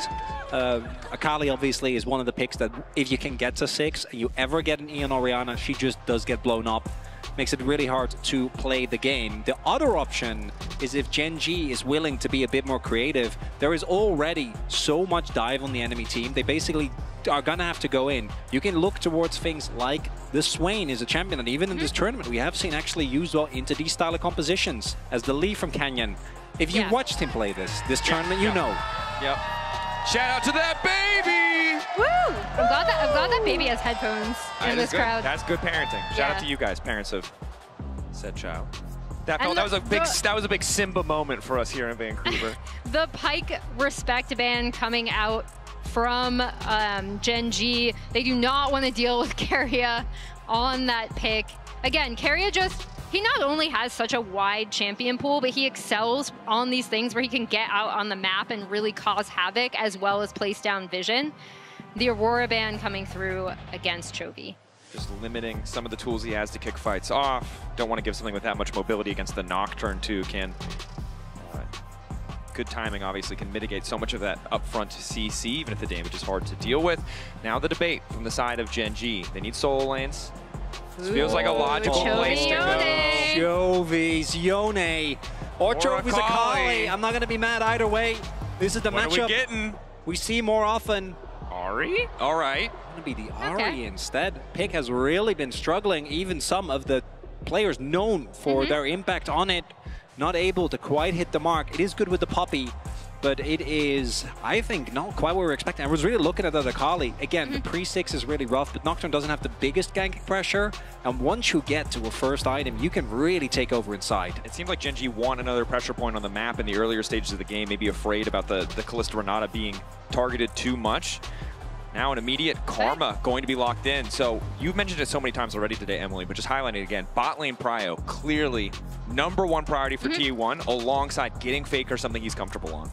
Yeah, T1, I always like them better when they are contesting over that bot lane Prio. Again, to get Keria out on the map early, and Gragas for Doran will be that last pick up for T1. What is it going to be for Kane here? Wondering if he wants to go for a more oppressive matchup. A lot of the tanks already taken out of the equation here. Old Keen would have gone for something maybe like the Gnar. Could be a setup here. Okay. There is still flex potential. Obviously, this Poppy can go towards the top lane. Are we going to get Canyon? Oh! Canyon said! There's the Polar Bear. He's not phased. We are, though. He's unfazed. Of course we would be phased, because it's Zed on an international stage at match point. And the Poppy, fantastic into the Gragas. Gragas, remember, last year was kind of the breakout pick of the tournament. It was Zeus bringing it out. Zeus who shut down Gen G, and now the Poppy back versus the Gragas, but most importantly, it's that jungle matchup. All eyes are going to be on Canyon. And game number 3 was an LCK Classic. It was an acquired taste. I loved it, but you know, if you like action, maybe not. This game is going to be a fist fight, right? We have a jungle matchup that is heavily snowballing. We're going to have Canyon trying to farm up a Storm. We have an incredibly strong pick composition from Gen G with crazy all-in power. But when it comes to the laning phase, I think T1 are going to be feeling greater, particularly towards bot, as well as towards the impact of Faker on the Orianna. Yeah, that bot Prio lane is still sticking out in my mind, as it always kind of does, but like, because it's T1, right? Especially if you are able to get Keria on the map, especially if you are able to dictate the pace of those lane assignments, if you want to end up swapping for Prio over objectives. But then where I really think the game is going to explode is in the early to mid game, right? We get both of these junglers to 6. We get the Orianna Shockwave up. We get just, there's so much explosive potential in both of these team comps in these early to mid skirmishes. And whichever team gets ahead first is going to have a wonderful time. Oh, yeah. Fall behind with either of these compositions, and you, outside of like maybe Keen on that Poppy, not going to have a great time, right? Like, all these champions are short range. They're very reliant on baseline, being able to just stat check the opponents, as we do see. We talk about explosive mid games, explosive early games. No. Level 1. Explosive level 1. Oh, observers. Nocturne base stats are pretty strong. Zed level 1 is not great. You have the passive if you proc it on multiple people, but you can see Canyon already backing away. I think Gen G don't want the straight up 5v5 level 1. Maybe happy to just lurk in the darkness, play for one of these picks. And this Gragas for Doran, a pick that was, to this very day, is a very hot topic of discussion. Did Doran deserve a finals MVP in spring 2023 for his performance on this champion specifically? To this day? That was so long ago. No. I'm serious. Every single time when it's, we're done with an LCK final, goes back to this discussion because he was unexpected in that series. That is where the Doran beat Zeus myth started as T1. Chovy, good damage, immediate flash out from Chovy, but a nice advantage to start. Charm to follow, handshake back, and they go. Massive damage on the carry, and they get the kill. It's first blood for Ruler. Kalista, first blood. Ruler's Kalista getting first blood. That's massive for Genji. And it's, again, Keen, I think, and Genji reading T1. Because why is Poppy still there? It's because they had a sinking suspicion that T1 was going to try something, and they did. And that was a gambit. If they had gotten nothing, Poppy would have burned TP to go back to lane for nothing, but the fact that they got that kill means the gamble has paid off. Ruler hasn't been able to spend that gold yet, but he's happy to just try to start asserting dominance on the bottom side of the map, knowing he has control of the wave, knowing how powerful Kalista can be early on. And you know, whenever these teams face each other, it's always going to be an amazing time, right? But I've loved watching how in tune they are with what their opponents are going to do. A play like that doesn't happen if Genji haven't played this T1 team so many times. So that's jungle clear, absolutely ludicrous. Particularly against a Nocturne. Any camp you can steal is a big deal. Nocturne is so gated by his early power spike, hitting that level 6 when you truly become a champion. And Canyon is not only going to get the blue buff, but with the speed that he has on the clear, I think, especially if Owner just does this, he is going to get Grump as well. And you're getting the advantage here. Big early item spikes, early XP advantages. You talked about it. Any early edge is just a massive advantage for either one of these junglers, and Canyon happy to steal a few camps away. Downside is Chovy's suffering a bit in the mid lane. Expected early on against the Orianna, but doing his best to just hold on while his jungler starts to pull ahead. And the problem for Owner, I might look for the invade, but his bot lane does not have prio. Because of the level 1, they were set pretty far behind, so he's going to go in. Mid lane can't roam, but bot lane definitely could. Canyon ready to defend here. Sustained damage favors Owner. There's no smite. But it'll be tough. Without smite to contest. Owner's uncertain, though. I don't think he has the respect. information. Faker on the way first. Resetting, though, taking time. Chovy's Ruler and TPing Duro. in. They have to let this go. And credit, Genji bot lane going to concede some of the control they had over their lane just to make sure that Canyon can grab another camp, that he can 3-buff Owner in this early game. Yeah, and that is an extension, again, of the level 1, the Kalista and the Renata being able to get prio over this lane, and it's just fantastic for Canyon, right? Because you are looking at him to be a major damage dealer. You're looking at him to be a major playmaker in a lot of these team fights. And I'm willing to give a champion a lot of benefit of the doubt. Okay, Kalista was already on thin ice, but in this game where you literally start with a kill in the first minute, and it's Genji, Ruler specifically on this champion, this is the final test case. And the thing I want to call back to, Azael showed at the start of the day a quote from an interview with Ashley Kang and Horizon talking about how Chovy was comfortable playing against T1, and I think we have seen that across this entire series. No surprise Barons, the level 1 they were prepared for, and it does feel like this lineup is just so well equipped to go toe-to-toe with a T1 that most other teams in the world can't seem to find the performance against. And Chovy is the only member on the roster that has stayed the same since that started happening, right? Since we go back to 2022 summer, when Ruler won his first title, with a completely different roster back then. And we do see that domestically, Chovy has just been incredible in this matchup. But the big thing I'm looking at now, especially with Genji on match point in this game, is they're still, they have not won a series against T1 internationally, right? This would be the first time that would happen. It would be big. Again, easier said than done. A positive start to the game isn't enough to close it out. T1, a team that always seems to find a way back in. Ruler and Duro doing what they can to hold on to bot lane control. And in mid lane, both racing faster as flashes traded. Keen and Doran fishing for any angle that they can find, and now it's Canyon on the bottom side. Guma so low. Guma so low. Zed in, can't quite get the auto off. Crucially, Guma quick to walk his way out, but he wants one more. Ruler can't get it. Bit of a fumble there from the side of Genji. Guma stone cold. Not even going to use a summoner. Holding on to Flash and Cleanse. Big win there for the T1 bot lane. Now that does mean that Genji going to be looking towards taking this Drake very early on. Obviously, this is I want to say one of the first time we've seen a Kalista comp actually get an early dragon. Will be starting off the snowball well for Genji. And I do think, again, I want to highlight, I think both these teams, once you start falling behind, Karma feels really rough, Nocturne can feel really rough. T1 need to make sure, if we want to get to Game 5, that this game doesn't snowball further. Yeah, and that is actually the first time that Genji's been able to claim that first Drake in this series, right? Because of T1's bot lane pressure, because they were putting so much focus on Drake stacking, and in particular, getting that first Drake fairly early on in the game.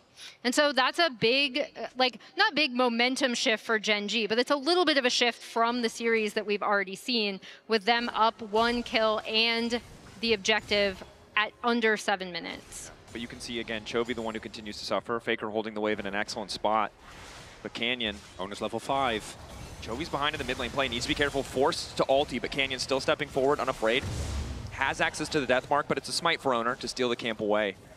And again, as good as Canyon is doing, as active as he has been on the map, as good as bot lane is doing, Chovy the one giving up more and more, and Duro and Canyon trying to make up for it. Nice handshake.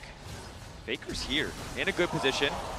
Decent damage going through. Follow-up Shockwave only connecting onto one, and that's going to be big because it's Canyon to the backline trying to finish off Faker. Flash through! Ruler gets the job done. That's the initial ulti out. Bailout is there as well. Owner flashing to safety. He'll manage to survive. Ruler in the backline. Ruler shielded up and finding the kills. Genji get everything they need in that exchange. And it starts off with a lot of whiffs, but in a longer fight, that is where the Kalista Renata wants to play. Get value of the bailout, get value of the spares, and despite Chovy's flash charm not working out, Canyon wreaking havoc in the backline. That's so devastating. The Nocturne Orianna, the first time you get both access to those ultis, it should have been able to bail you out of the deficit you were in, and it has only gotten worse. Yeah, and as we see, like you said, Chovy doesn't actually work out, but the Shockwave only lands onto Chovy, and that gives Canyon complete access to this backline. Even with the Nocturne ult coming out, Owner barely escapes. Now Doran could be in trouble. Body slam back. Bomba to try to walk away. Needs to still be clean on the footwork. Genji not going to overpush. Again, only a 600, 700 gold lead, but not the kind of lead you want to give away to the Ahri, Kalista, Zed composition. Only upside there is that Owner was able to pick up a stack on that Ultimate Hunter, so he's going to reduce his cooldown, but Canyon snowballing early on, definitely a big deal. Really, the only reliable CC you have onto the Zed is Doran, right? You're talking about the body slam, you're talking about the cast.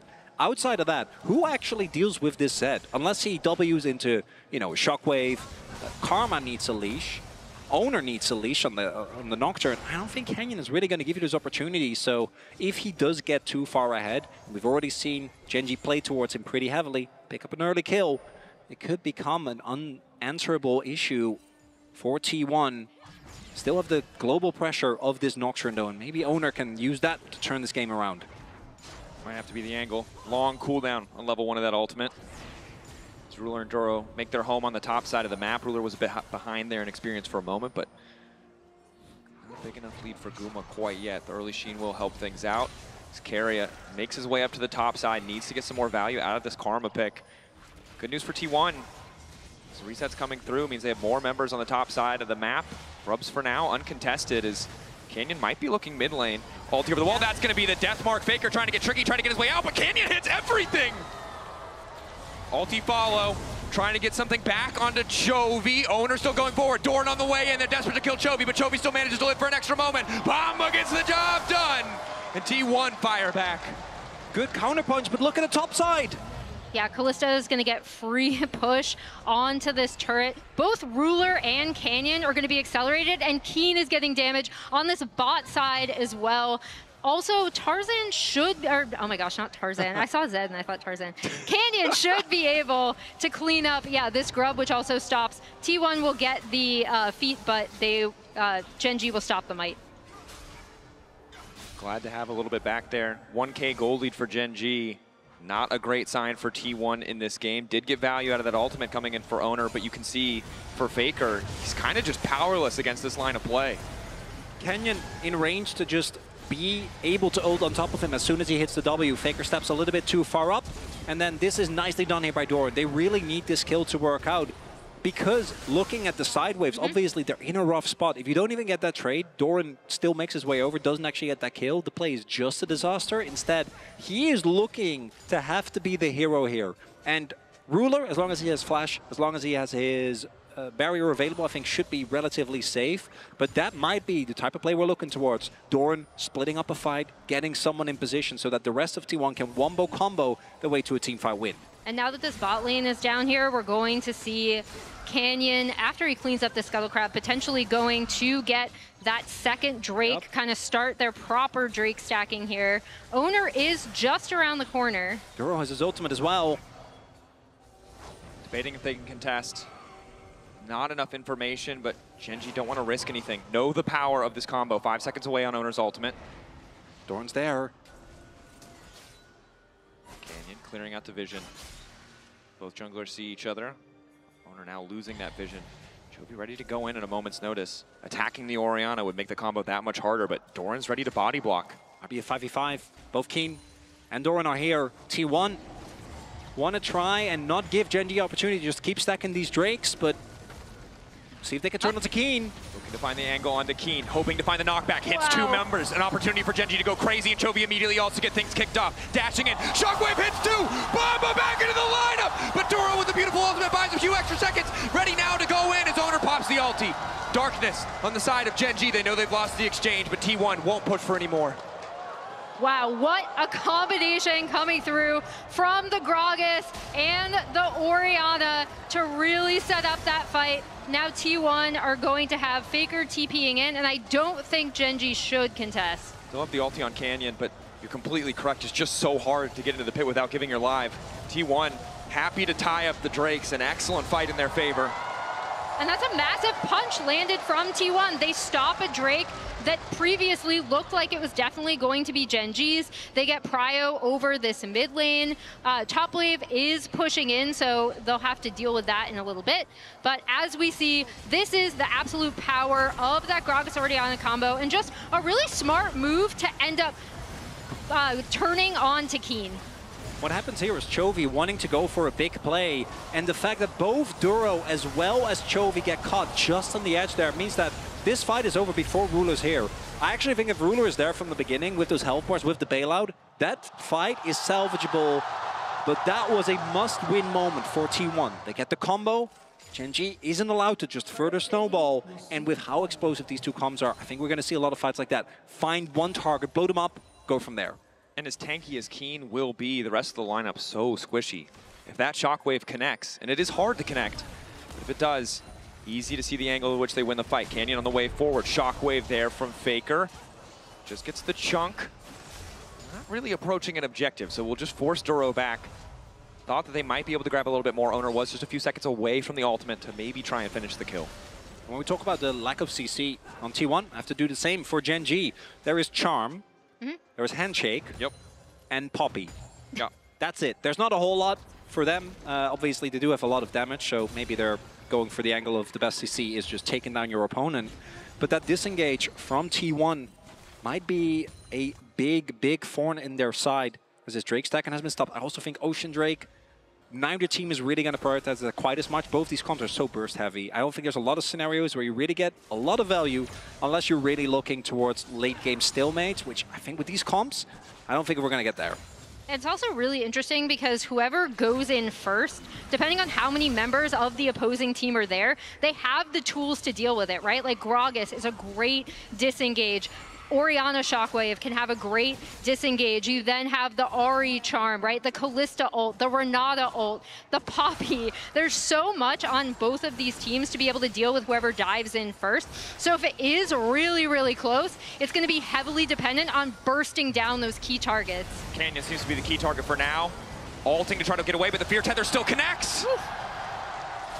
Such a good punish there, because what they see is Canyon using his W to try and harass Keria. Keria's like, I'm Karma, I don't care. And the moment that Owner sees him use that ability, gets the ult off, Fear Tether hits, it's a big win for T1. Yeah, they're going to end up getting Herald. They're also going to be able to reset this map with Gragas already kind of pushing into the Ahri, and Faker going up to cover that topside wave. This game is going to be so close. Absolutely is. And I just shout out to Keria. I think good adaptation coming in here, picking up the Shurelya's, that extra movement speed. We mentioned it, both teams lacking that engage option, the ability to push that button, either follow up and chase, or just walk away. If Gen.G whiff, fumble, make a misstep, is a big boon for the side of Gen G. T1 now. Moving to the bottom side, Doran feeling very confident this game. And again, it's not the full tanky Gragas, it's AP. He is going to hit hard. Chovy has to be careful. Chovy also not finishing his first item. 16 minutes in. He's been playing a lot more for these really aggressive plays on the Ahri. But thus far, hasn't really been able to get too much going. A lot of the disengage from T1 ended up playing a big part there. And with these Drakes, we'll see if either team is happy to just give it up and maybe look for some damage towards the turret. Looking at the spikes, I think a second item spike for Canyon in particular is a big deal as Keen. Trying to get a few more cooldowns out of Keen. Ulti there, just barely able to escape Keen. Look at Owner. Doesn't have a blue trinket. Or maybe he does, but he has Herald, so can't actually get vision. You could see he was waiting to see if he'd be able to jump in. And that might give Gen G a little bit of reprieve as they're going to try to make a play on the Doran. Flash out from Doran. Damn takey there as he takes a drink. Double TPs. One from each side. Trying to match, so Doran able to walk away. Flash the major cooldown. Chovy hits the charm. Bob, and this time it's the real death mark. Canyon following. One more auto blinking out. Bar ticking death mark procs. It's just not enough damage. Might be enough though. Faker just TP'd in, so they might have a numbers advantage looking towards that second dragon. I don't know if T1 want to look for too aggressive. Who am I kidding? It's T1. They're going to look for an aggressive contest. And I mean, crucially for the side of T1, Seraphs had just ticked over for Faker before that fight started, or even during that fight. I didn't quite catch it. So that shield really doing a great job keeping him alive as Gen G now feel like they need to force this objective. Have an advantage briefly as Faker sprints back onto the map, but they're not starting it. So that advantage is going to fade. Herald used. Gen G returning back to mid lane to try and cover here. And I like this from T1, right? Like heralding to get that mid prio. They have the Nocturne Orianna comp up, or they're not going to go mid. Keria, I don't think he meant to get in the Herald, and he knew that if he hit that tower, he would die. So I think that was the... Or he's aura farming. Or we don't simply know. Farming. As the Dragon is going to go to T1, full control of the river, and particularly with an Ocean Rift, trying to regain control when you lost it as the Gen G comp is very, very tough. Lot of really good flank angles for this Gragas. And that's now the second Drake going over to T1. And even though the early game looked to go Gen G's way, T1 slowly getting further and further ahead in this game number 4. Yeah, T1 should be able to, again, reset, set this map up how they want. Like you mentioned, it's so hard to check into all of these extra brushes. And T1, they already have some nice control on this bot side, even though Gen G have those wards in there. And now they're moving up into this top side with Keria and Faker. 1 minute until the Otacon. Only 500 gold between the two teams. It's been damn close the entire game, but it is the early lead for Gen G dissipating as T1 just continue to find favorable exchanges. Doran comfortable on the bottom side, only 8 stacks on the row, but has also picked up the Seekers. He is really set up to make a lot of plays in this game. And with that Drake take as well, T1 have grabbed the objective feat. So now it's basically whoever takes down first turret is going to end up getting the feats of strength. With Canyon spotted towards the bottom half of the map, Chovy just now finishes his Roa, only or just takes over to the second stack, but still not going to be feeling great, especially with that electrocute Ahri. Wonder what the next item is going to be. This is the type of game where he has a decent amount of damage, but with Keen going for a more bruisery build, but still, I think Ahri has already struggled a lot. A lot of these Roa builds just not seemingly having the impact. Keen trying to look for the stun on the wall, doesn't quite find it, and both teams, I think, looking towards the Otacon. Summoners that are available, basically all of them. The flash for Doran, that is a big one that is still down. TP for both top laners, basically on the same timer. Faker is a little ahead of Chovy, but I don't know if that'll matter because both of them are already in that top side lane, making sure that the enemy team can't go for an Otacon play. We talked about how the team that gets ahead, that finds that first really significant advantage, should just be able to run away with this. But the little bit of an advantage that Gen G had, T1 were able to weather. Double Seekers, mid and top solo lanes for T1, well equipped, limiting the amount of options for Canyon to attack. Guma, the most vulnerable member, but has Keria standing beside him. This next fight, it feels like similar to the previous game, even though we've had a lot of blood, it's all building up to this one crucial team fight. Target selection is hard because there are 2 arm guards on T1, so actually getting on top of someone, not an easy task. Definitely not. You can see here, Canyon getting a lot of gold in the Coinbase gold grind. And now we're setting up again. This time, though, it's T1 in the driver's seat. T1 taking control of the vision, not looking to give these creative angles of attack. And so much hinges on Canyon or Chovy being able to find these flanks, maybe even Keen. It just doesn't seem like an option as Faker's just walking up and hitting this tower completely unafraid. Owner might be looking to dive this, potentially, but now won't with Canyon in the area. W used by Canyon. Saw that earlier was an opportunity. Owner walking up. I think at first didn't see Duro, but obviously Duro, even if he handshakes in, it's not going to do a lot. Second item done for Owner, by the way, sitting on Cleaver. Canyon hasn't finished his. Not ready yet. Finished his boots first instead. And neither team wanting to be the first one because there is so much damage available. The lack of resistances can be so insanely big of a deterrent because if you do get shredded, if Zed gets like one big E, you're just gone. Yeah, both of these teams can have so much burst, as we already called out, kind of the Seekers is going to make things a bit more difficult for Gen G, and if they do get any sort of advantage in these fights, that's where I am looking at Ruler's Callista to be able to do more sustained damage over time with her Ren stacks.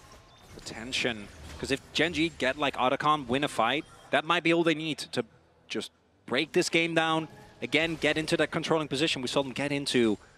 T1 already wanting to bring us to a game number 5. Silver scrapes between these two. I think anyone is going to be complaining about that. Except for Gen G. Love the game. Love the game. You think they'd say that? They've played a lot of Game 5s. This is true. That's true. T1 briefly at a man disadvantage as Gen G try to vie for control here.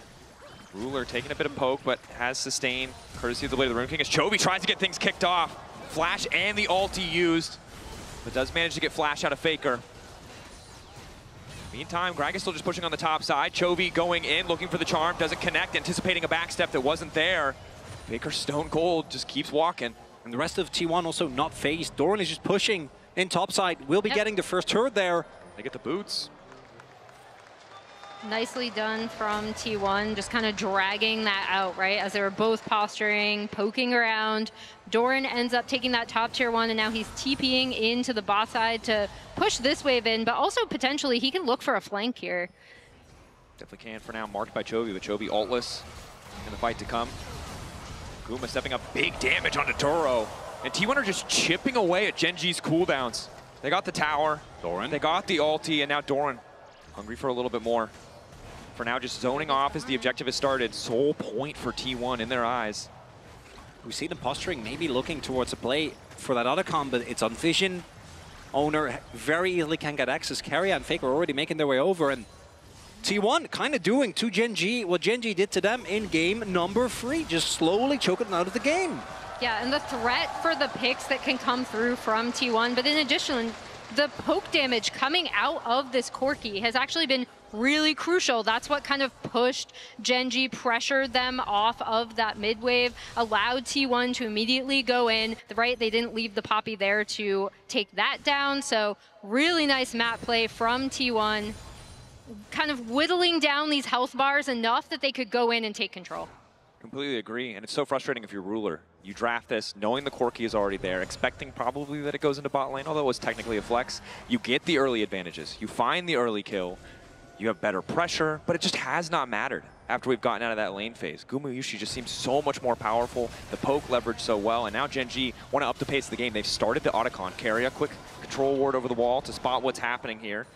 And Gen G just backing off, but perhaps baiting the trap. T1 don't have perfect information. The ward doesn't spot far enough. Now Doran will see what's happening. Chovy waiting over the wall. Flash in from the Gragas, getting things kicked off. For now, Ruler on touch on the backside. Canyon already out of the fight. And keep your eyes on Ruler as he starts to run rampant. Throws Duro back into the mix of the entire exchange. Ruler ready to take over, but the knockback is huge! Ruler goes down, buys a couple extra seconds. They need to finish off Doran so he can live, and then manage to make it work. Gen G holding on. 2 stacks left for Chovy. Retreat going in. Big damage from Guma as the big one finds its target. Keen off on the side. Gets feared up, locked up. Owner finding the kill. The charm onto Faker is big, but it's not enough damage to finish the job. And Gen G read the engage to come through from Doran. They're ready, and the counterpunch is lethal. And the most important thing is that Faker wasn't there for that fight, right? His TP hadn't come up, so he had to end up walking all the way up to Otacon, where T1 were contesting. He was a little bit late there, so they didn't have that kind of shockwave to be able to add on. As you see, Faker is still down here on the map, and it's going to take him a while to get in. A little bit of extra damage, a shockwave there as Doran found that engage. That could have been the game winner. That could have just been it. They get out of con, they're able to make the play work. Instead, they are able to knock away the Nocturne. Orianna isn't in any point in this fight, and the Billet, I want you to look at the timing right there. That stopwatch almost ends up winning the fight for T1, but instead Ruler gets the reset, he stays alive. Keen happily gives his life because now Otacon goes the way of Gen G, but it's not enough of a win, a decisive fight win for Gen G.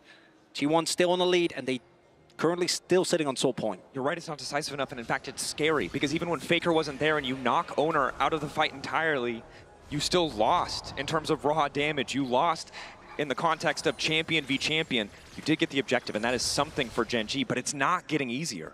Yeah, I think it gets really scary, and as we see, even though Canyon had kind of a good start, right? Owner has pretty much like stayed even or almost ahead. He actually did hit 2 items first. He'll be able to contest really, really well, especially when he's able to shut off the lights and kind of create chaos. So Gen G won't be able to necessarily find the target selection that they want, right? So after a pretty good start for this Zed and Kalista, it's looking really scary for Gen G. I want to highlight as well, Chovy just continually going for these plays. It really reminds me of what Faker did on the Silas, right? The amount of ease and chains he missed didn't end up mattering. He was still able to make big impact, and Chovy has been very vocal. These two players have just been at the heart of so much of the LCK's narrative, right? The back and forth. Chovy wants to have the same level of consistent clutch. As we said at the top of the day, it's the most clutch player of all time versus the current best player in Chovy. Thus far, the charms haven't been hitting, but he has been fishing. And how fitting would it be if T1 are then able to just respond in a way that Chovy still can't find what he's looking for. And Faker is going to be able to clean up this bot tier 1 as well, while they're posturing around mid, right? They're getting poke damage down. Guma and Carry are starting to look really scary, and they've been able to pressure and kind of force Gen G to respond, while Faker just takes a free turret on the bot side. T1 keeping the siege going in mid lane as well. Really just unafraid of what Gen G have. Other than the charm, all of their engage so very telegraphed. And I think it's a good highlight, right? And we've seen Faker expected to be beaten out in mid lane, potentially handedly by Chovy if he was in peak form, but they've just kept putting him on these control mages, and despite the fact that Gen G clearly know what's coming, they really just have not been able to break this mid lane open. Is now good initial start to the fight, but there's no follow-up. Doran can't get past the minion line. Doesn't have flash. Ruler with Terminus, he's strong, but sitting on only half health. A lot of poke damage onto Ruler. Should be able to get them prio. Drake is up, but Gen G are headed towards this top side and onto this Baron. Ready to kick things off. That little ward, that sliver of health might be the difference. Canyon waiting over the wall. Duro needs a good ulti here. Shockwave into the midst of the team is a decent start to the fight. Duro managing to get the ult out. It's chaos in the pit. The shutdown onto Owner is crucial. AK on the Baron, and it's dropping. T1 want to keep this fight going. They don't want to risk the 50-50. They shouldn't have to. 5K, eyes on the prize for Gen G. It's a split call. Chovy starts to dive into the backline. 2K on the objective. Doran in the midst of everything. He can't get it done. In the end, the Baron goes to the side of Gen G. They found their moment, and they took it. That looked so dicey for Gen G. Initially, they're able to get Owner out, damage him enough that they could stay on that Baron. Ooh, the Rebel Baron power play there for Gen G. Can they use it to get back to the Drake in time? Because getting Drake, but giving over, or rather getting Baron, giving over Soul, I don't think is worth the empowered bases, plus the fact that the jungler is dead should mean that they get this. And Gen G, powerful counterpunch this deep into the game. Yeah, you see they're pinging on it. Faker is going to be able to clear up this tier 1 in mid, but they're already TPing in. They really need to get this. Nocturne is back on the board, though, and Owner's ult is almost back up. 3 seconds and counting. Shockwave there as well. Flash ability for Owner if he wants to go over the wall, but 50-50 doesn't seem a likely story with Kalista in the game. Instead, Gen G take down the Drake.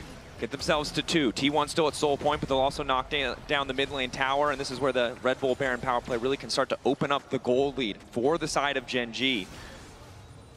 Canyon now fully online as well, has the Serpent's Fang available. As we take another look, I think that T1 pulled the trigger on the combo too early, because yes, they get on top with perfect timing of Ruler, but look at the ult that comes through from Duro that just stalls for so long. They turn onto Owner in a split second, and Ruler is just spearing up behind all of this. Yeah, the Kalista is able to get all those Ren stacks in, and also importantly, the Poppy punted out Faker. So they did get the combo off, but then again, he had to walk back in to continuously do damage in this fight, and that ends up being a massive difference maker. A little bit of frustration. Joy from Helper, unsurprisingly. We need a Helper cam. That was the shortest response of Joy I've ever seen. He was immediately back locked in. But I think a little bit of story time for Gen G, because it was Game 4 last year semifinals. Keen, completely monstrous. It was Canyon on Nidalee, a similar champ that we don't always expect to see, finding a way back, finding these fights, and it was little missteps that ended up costing them that game. Now here, in a much better, much more comfortable position, match point belonging to them. See now if they can close it out, or if T1 can weather the storm. And T1 re-engage is still there. And after respect, Faker sitting on his actual Zhonya's, but Doran has just been stuck on components for a while. And Poppy isn't here, so this is a 4v5 with the 5 base defense from T1. While Ruler is going to end up joining Keen in that mid lane, they're going to try to keep pushing these tier 2 turrets down. Unfortunately for Gen G, even with Nash, their siege isn't great, right? Like, we have, short range. it's very, very short range. If they can get onto a turret, particularly with Kalista, they can get through it quickly. But you can see T1 have a ton of range wave clear. They're using it very, very well. Maybe looking for a pick, but T1, they're not going to fall for that. Important. Gotta do your due diligence. Charm gonna hit. Ulti across the top. Doran rooted up at a good response. Ulti coming in from Owner. Means that there's nothing that Gen G can do to try and finish that kill. We go again. Shockwave still up. Shockwave connecting onto Doro. Decent poke damage. Keen from behind manages to knock the Gragas out of the picture. Owner might be in trouble, but Keen not able to get down the follow-up. We'll just back away. Ooh, don't forget, there is no Baron buff. Trophy goes in again. Charm connects, but again, no follow-up. You can tell how eager Gen G are to just get a little bit more of an advantage so they can start to break open more towers, but they cannot find it. And without the Baron buff, they just can't siege. So it's either diving, which obviously, even with, if you got 2 people, not just Doran, I think they can look for the dive. But they can't. They have to just reset. And that means that T1 just gets another opportunity at a straight 5v5 towards this next dragon. Yeah, really nice base defense from T1, and they're actually still ahead in turrets to Gen G, even after that attempted siege. Now, I do believe that Chovy should be able to push in this top wave and probably get that top tier 1 down soon. It is pretty damaged, but you can see kind of how when these compositions go up against each other in that situation, it's so hard for Gen G to actually take down structures. They need a fight. They need to take someone out. 100%. And I think the struggle for them is the opposite is not necessarily true for T1. The threat of the long-range non-committal engage from the Gragas, the poke from an Orianna and a Corki means that if T1 find themselves in a similar position, it'll be pretty impossible for Gen G to hold on without just going all in at the first opportunity. Even the barrels from Doran, right? Like, you pretty much have poke coming out of every single one of these champions here. Whoa. Hold that up. It's okay. We didn't do a Raz. They couldn't see when we accidentally alt-tabbed out of the draw, Ethan. It's fine. I've been drawing too much anyway. It's all good. Right anyway, now, lot of poke. Item finishes, therefore, really the entire roster. Ruler just now finishing his Jack Show, so he's actually very beefy. Serpent's Fang for Canyon. Look at Chovy now also having his arm guard available. A flanking ward to come through it. Chovy behind him. Chovy ready to go, looking for Faker. He goes golden, instantaneous reaction speed. Keen now gonna look for some form of disengage. The Poppy on the front lines. Excellent ulti coming in from Doro, but it doesn't do too much. Chovy ready to go over the wall one more time, but he's warded out this time. T1 are ready. Ulti for ulti, tried to flash it. Doro wants to make the difference, but it doesn't quite connect. And instantaneously, Canyon goes in, finds the follow-up damage. Chovy taking down Doran. T1 on the retreat. Gen G still standing strong. Only Doran deleted. The threat of these Chovy charms is huge. And you saw even there where Doran kind of tried to get in, tried to separate. Gen G had the perfect response. That Renata ult was also massive from Duro. Look at the timing here on the Owner's ultimate. I think this Dragon is definitely going to be gone, but T1 wouldn't be T1 if they're not going to try and at least contest. There is still a ward in the pit. I'm shocked that Gen G haven't cleared that. No ulti, no flash. Oh, it seems like they're just not worried. Fast enough. Baron also in their sights. Big moment. Tied up soul point to soul point. Oh, and Doran. That play onto Ruler, if there is slightly earlier follow-up and Ruler doesn't get the flash, that wins them the game. That's just the end right there. They're able to get Soul. They're probably able to get Baron off of that as well. But Ruler survives, and Gen G looking at another Baron. 5 seconds on Doran. Has TP available, but no flash. Guma with flash. Faker with flash. They have tools. They can just find the angle. But Gen G not going to overcommit here. Want to get their resets. T1 happy to reclaim a bit of control over the Baron pit, although really taking their time. They know that a single pick at this point could just end the game in the favor of Gen G. This is so tense. I'm like sitting here gripping the table. I think it's okay. It's the mounting pressure. No, it's fun. It's a good kind of tense, right? Because like any of these team fights can just be really, really explosive. It's also a good reminder that we can take a breath. You know, it's just one of the few opportunities. Breathing sometimes overrated, bro. We're gonna stay tense because I imagine the players are feeling the same way. Baron is up now. T1 most likely screaming in comms to try and find some opportunity there. Don't forget that disengage is still great with the Gragas and the zone control of the Orianna. They can just start up that objective, try and bring us to a game 5 in that classic T1 fashion. But it feels like Gen G at this point have just read that play too many times, and I think that's why T1 are hesitant to go for it. There are so many beefy targets on Gen G, right? Even with the build he's gone for, Chovy is actually very hard to kill. Same for Keen. Arguably even Ruler if he gets to stack up that Terminus. Can be a tough target to take down. Doran, Faker, posturing, fishing. Again, the potential with their ultis to turn a fight is massive, but the same can be said of Keen. Not afraid to frontline, knows. Bearing vision. Chovy's gonna show on this top wave. Shirelia's popped. Chovy showing. Barrel sidestep. Keen goes in.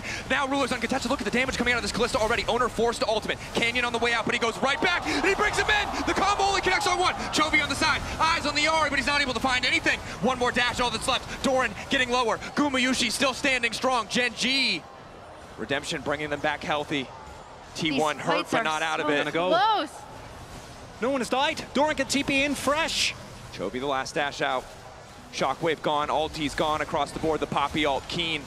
Eyes on him, can he make the difference? 5K, objective getting lower. Ulti there, spell shield there, they can't get into the pit, they cannot find it. Keen continuing to walk up, Canyon secures it with the smite. Ruler knocked back for a moment and down goes Doran. T1 still looking. Baker does not want to give them the chance to back to reset. Combo's almost available again. Wants to keep the fight going. Gen G, Ruler wants to push the wave on the side. Canyon. T1, if they bet wrong here with the wave already pushing, it could cost them the game. Now vision. Canyon threatening.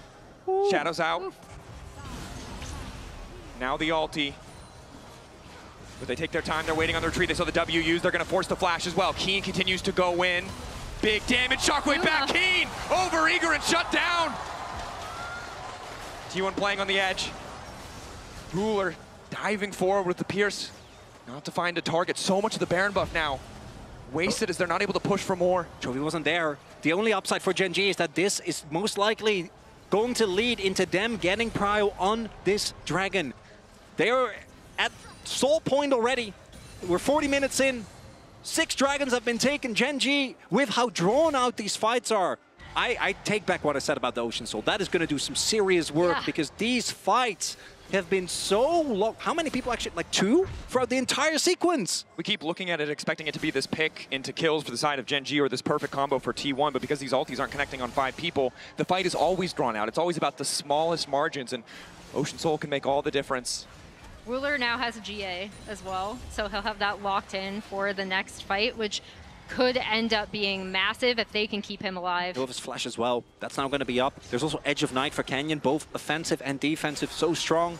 Allow you to go way deeper into the backline, and T1 do not have vision control. They barely have control of their own jungle. As we can see, here is where the vision line ends.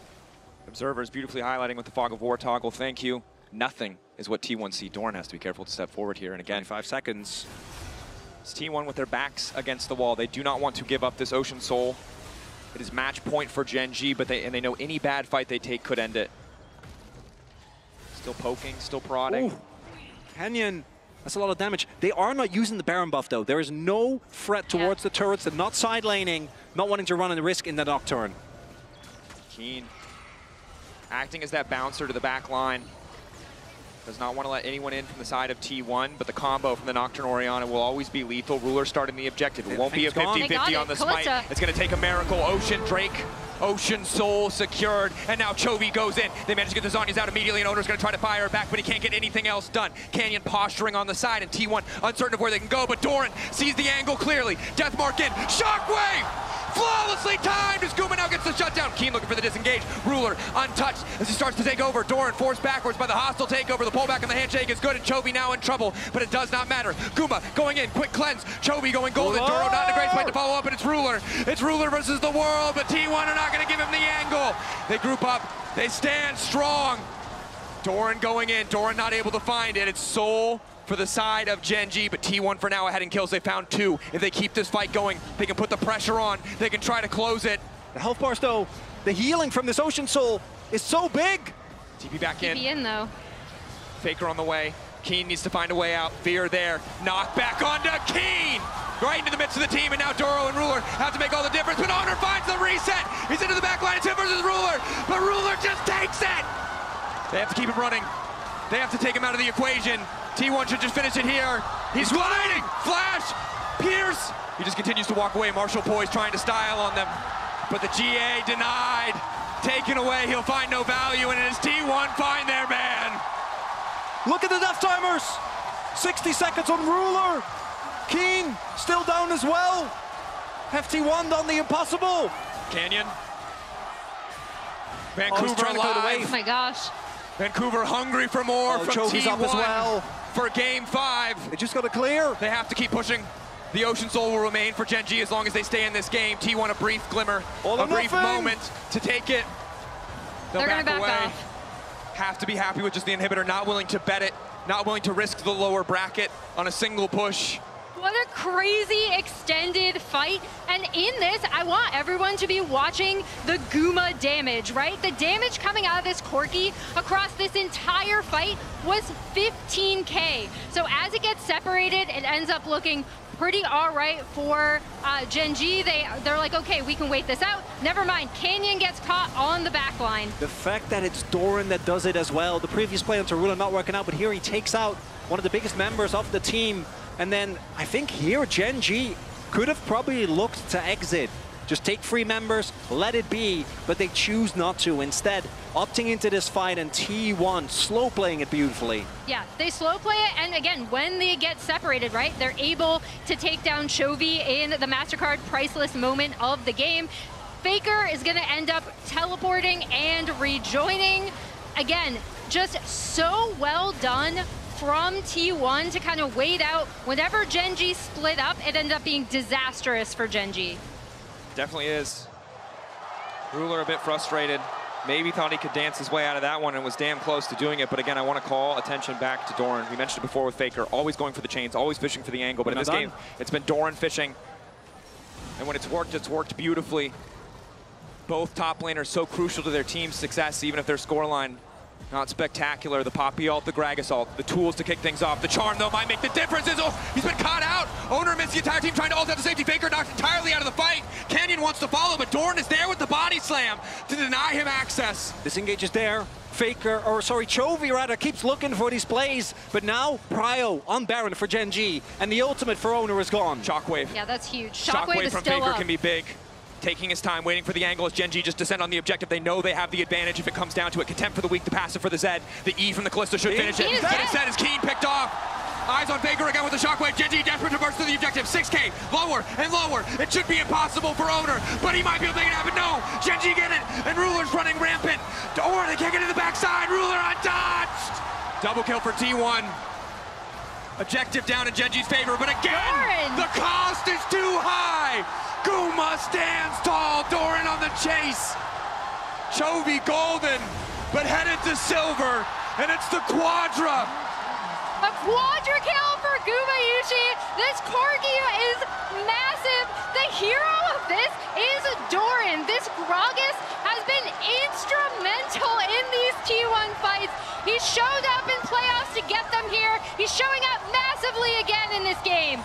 T1 will not be denied a game 5. Once more into the fray we go again. Once more to 5 as Gen G not able to win with the soul. T1 see that and say, who cares? We'll just kill you through it. And what better way to hit the record 7 silver scrapes than with Gen G and T1. Back to you over at the desk. T1, some said they took a risk on Doran, but he paid them back tenfold. T1 are inevitable. We are in a game 5, despite there being not many chances for T1 to turn this game around, but they do it every single time. It is just insane, T1. From the position that they're in, it is nothing else but magic. They're able to find these opportunities, find these windows to claw back a victory out of the jaws of defeat. It's wild. That game should have been completely in Gen G's favor. Let's watch again, because what happens here? Well, I mean, they picked on Keen, that's what happened. I meant before that, actually. Keen has no flash, so they're able to find him, and then they're going to go for the fight. They realize even if we lose the Baron here, play for the fight, it does not matter. Chovy had no ult. He is zoned off by Doran, and then T1 just pile in towards Duro and Ruler. And even though the bailout is there, Doran had found some fantastic engages to punish here, and here again, coming up clutch for the team. The flash body slam happened there, but in prior fights that I'm sure we're going to be going over, Doran keeps finding picks on Zed. Canyon cannot play the game in these late game fights. The pick that happened much earlier on that I'm sure we're going to be seeing was what caused the tumbling. I was going to say, the one that I called for, although it was my bad that I queued up the other one, is in the mid lane. That long extended fight, and I do want to say before we see this, there were so many fights that were there were so many intricacies that I feel like you have to watch them a million times over to see everything that happened. So I'd love to see the big fight that actually solidified that T1 could even come back in this game, because it was this one or they lost. Yeah, I mean, that's why my eyes were on specifically Doran, because he was able to find Zed, who was just right behind the Baron, the Dragon Pit. And just being able to see this happen again for a player that has been questioned internationally means so much. Even seeing the player reaction, seeing him again finding these picks and seeing his face like light up, you have to cheer for the guy. Yeah, I mean, it's absolutely insane here. You know, T1 able to claw back. Even losing the Ocean Soul there was nuts. And Gen G went with a very risky draft. I mean, they came out with Ahri, Kalista, and Renata, who all have been struggling so hard, to say the least, here at MSI. Kalista, 0 wins at MSI. Renata, 0 wins at MSI. And now I believe the updated win-loss for Ahri is also 2-8, I think now. These picks have been struggling, and even Ruler, one of, if not the best Kalista player in the world, starts with First Blood. He still can't make it work. Bro, it sucks, flatly put, because I mean, this is the play that we're looking for. Yeah, this one. And you can just watch it through, because it looked good. It's back and forth. The Gragas slam that happens here is nice, and they chase him down, so it's wonderful. And this was after already getting those initial 2 kills, and T1 knew, we lost Soul, we have to get more. All right. So Faker was able to base, he TP's back in at full health, and everyone else's job on T1 is just keep Gen G around, do not let them base there. Even and these are the records, cannot help it. The Kalista win rate, it's in the dumpster, it's in the garbage, 0-10, and Renata, by the way, by his side, can also not win a game. I mean, if Ruler can't win with First Blood,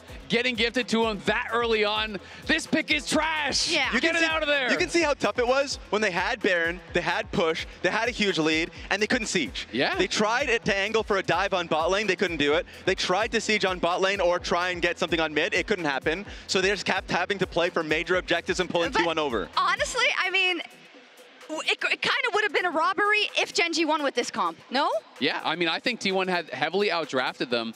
We did have a Baron fight, if we can look back at that. I'm not sure if we do have that clip ready, where things kind of went wrong for T1. Yeah. And to me, this was interesting because I do think T1 showed us kind of two sides of how the composition works here. Even if we don't have that clip, I can kind of just talk about it. But here is the one. So in my mind, what T1 has to do is slow play these fights. You have Karma, you have Corki poke, you have the poke from the Orianna, as well as potential Gragas poke. When you full send it, this is, I think, really the only way Gen G can realistically win a fight. Yes. Because that's where the bailout comes through. You send all your damage on one target. There's the bailout. There's the hostile takeover. There's the turnaround. Because that buys space for Chovy and Canyon to work their magic when everything is already spent on the Kalista. When they slow play the fights, the options are so incredibly limited for Gen G. And I think once T1 got a little bit more comfortable with that, we saw them do that even with Soul being given over. They played it more slowly. They looked for poke. They waited for great engages when people were already low, and that allowed them to do it. And I think we just have to talk about this Chovy quote that we had at the start of the day here. Chovy talking about how he's played against Faker so many times. Because I've faced Faker so many times, I know how to play against him. And when you look at the 2023. Exactly, August 11, 2023, and now we can pull up the record since then between these two players. Almost a 90% win rate in series. The only series that T1 won against them since then was International. Last year, World Semifinals, 3-1 T1 take it. They are now on the precipice of once again being able to knock them down. It's the International magic. Yes, because can I remind people what we thought about T1 before that World Championship last year? They're not going to recover. They won't be as good. They definitely can't beat Gen G. They won the whole thing, Raz. And I feel like these are the kind of things that probably start popping up in your brain if you're on the other side, if you're Chovy, if you're Gen G, right? Even though this is the winner's match, no one goes home. But I feel like in the coach reactions, you see how much this means to these teams. Because they will feel like this is the finals to them, right? They feel like everything, this means everything. And like, if you already talked about the last time they played against each other at Worlds, the excuses you can make at that time was like, you know, Lehens at the time wasn't having a good tournament. Look at the Corki damage, oh my God. Ridiculous. And going back to your point, Azel, just like how they should have been playing these comps and how they rushed it at the Baron. They also rushed it. There was one time in mid lane where they thought they could flash Gragas take a pick on Kalista and completely flashed out, and you went right into Gen G's trap of being able to play fights like these now that Kalista can start hitting. Yeah, I mean, Guma playing it really well, utilizing that range advantage, you know, was constantly landing poke. But, you know, the end of the day, Gen G are going to feel the pressure because you're facing the final boss. You're facing Faker. This guy, you always have to be able to get past him if you want to win something. Yeah, every time Ruler is like walking into a semi-dangerous situation, he's like, why do I hear boss music? what the hell's going on? And I think you gotta check your closet for Faker every morning. Make sure. But I do think those are the kind of things that play, and even if you have a long and storied career, and we can go down the line of a couple. We already touched on Doran. He was instrumental in bringing them to Game 5. We talked about Faker versus Chovy, but on the other side, Ruler has had a stellar series. He just had to pick the Kalista. Yeah, I think Ruler and Canyon have barely stepped a foot wrong this entire series. They have been incredible, but Raz, it's Game 5. You said you wouldn't flip, but can I interest you in this man? Not right now. I gotta stay by my word, and I trust Gen G. I think they were doing quite well with an impossible comp, it felt like. So I'm sticking to my guns. Think? Does T1 have it? I don't know. Okay. Okay.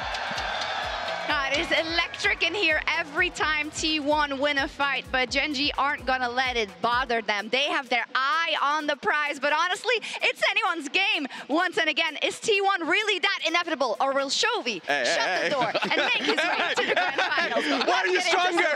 Why are you stronger? What is this? Give me this.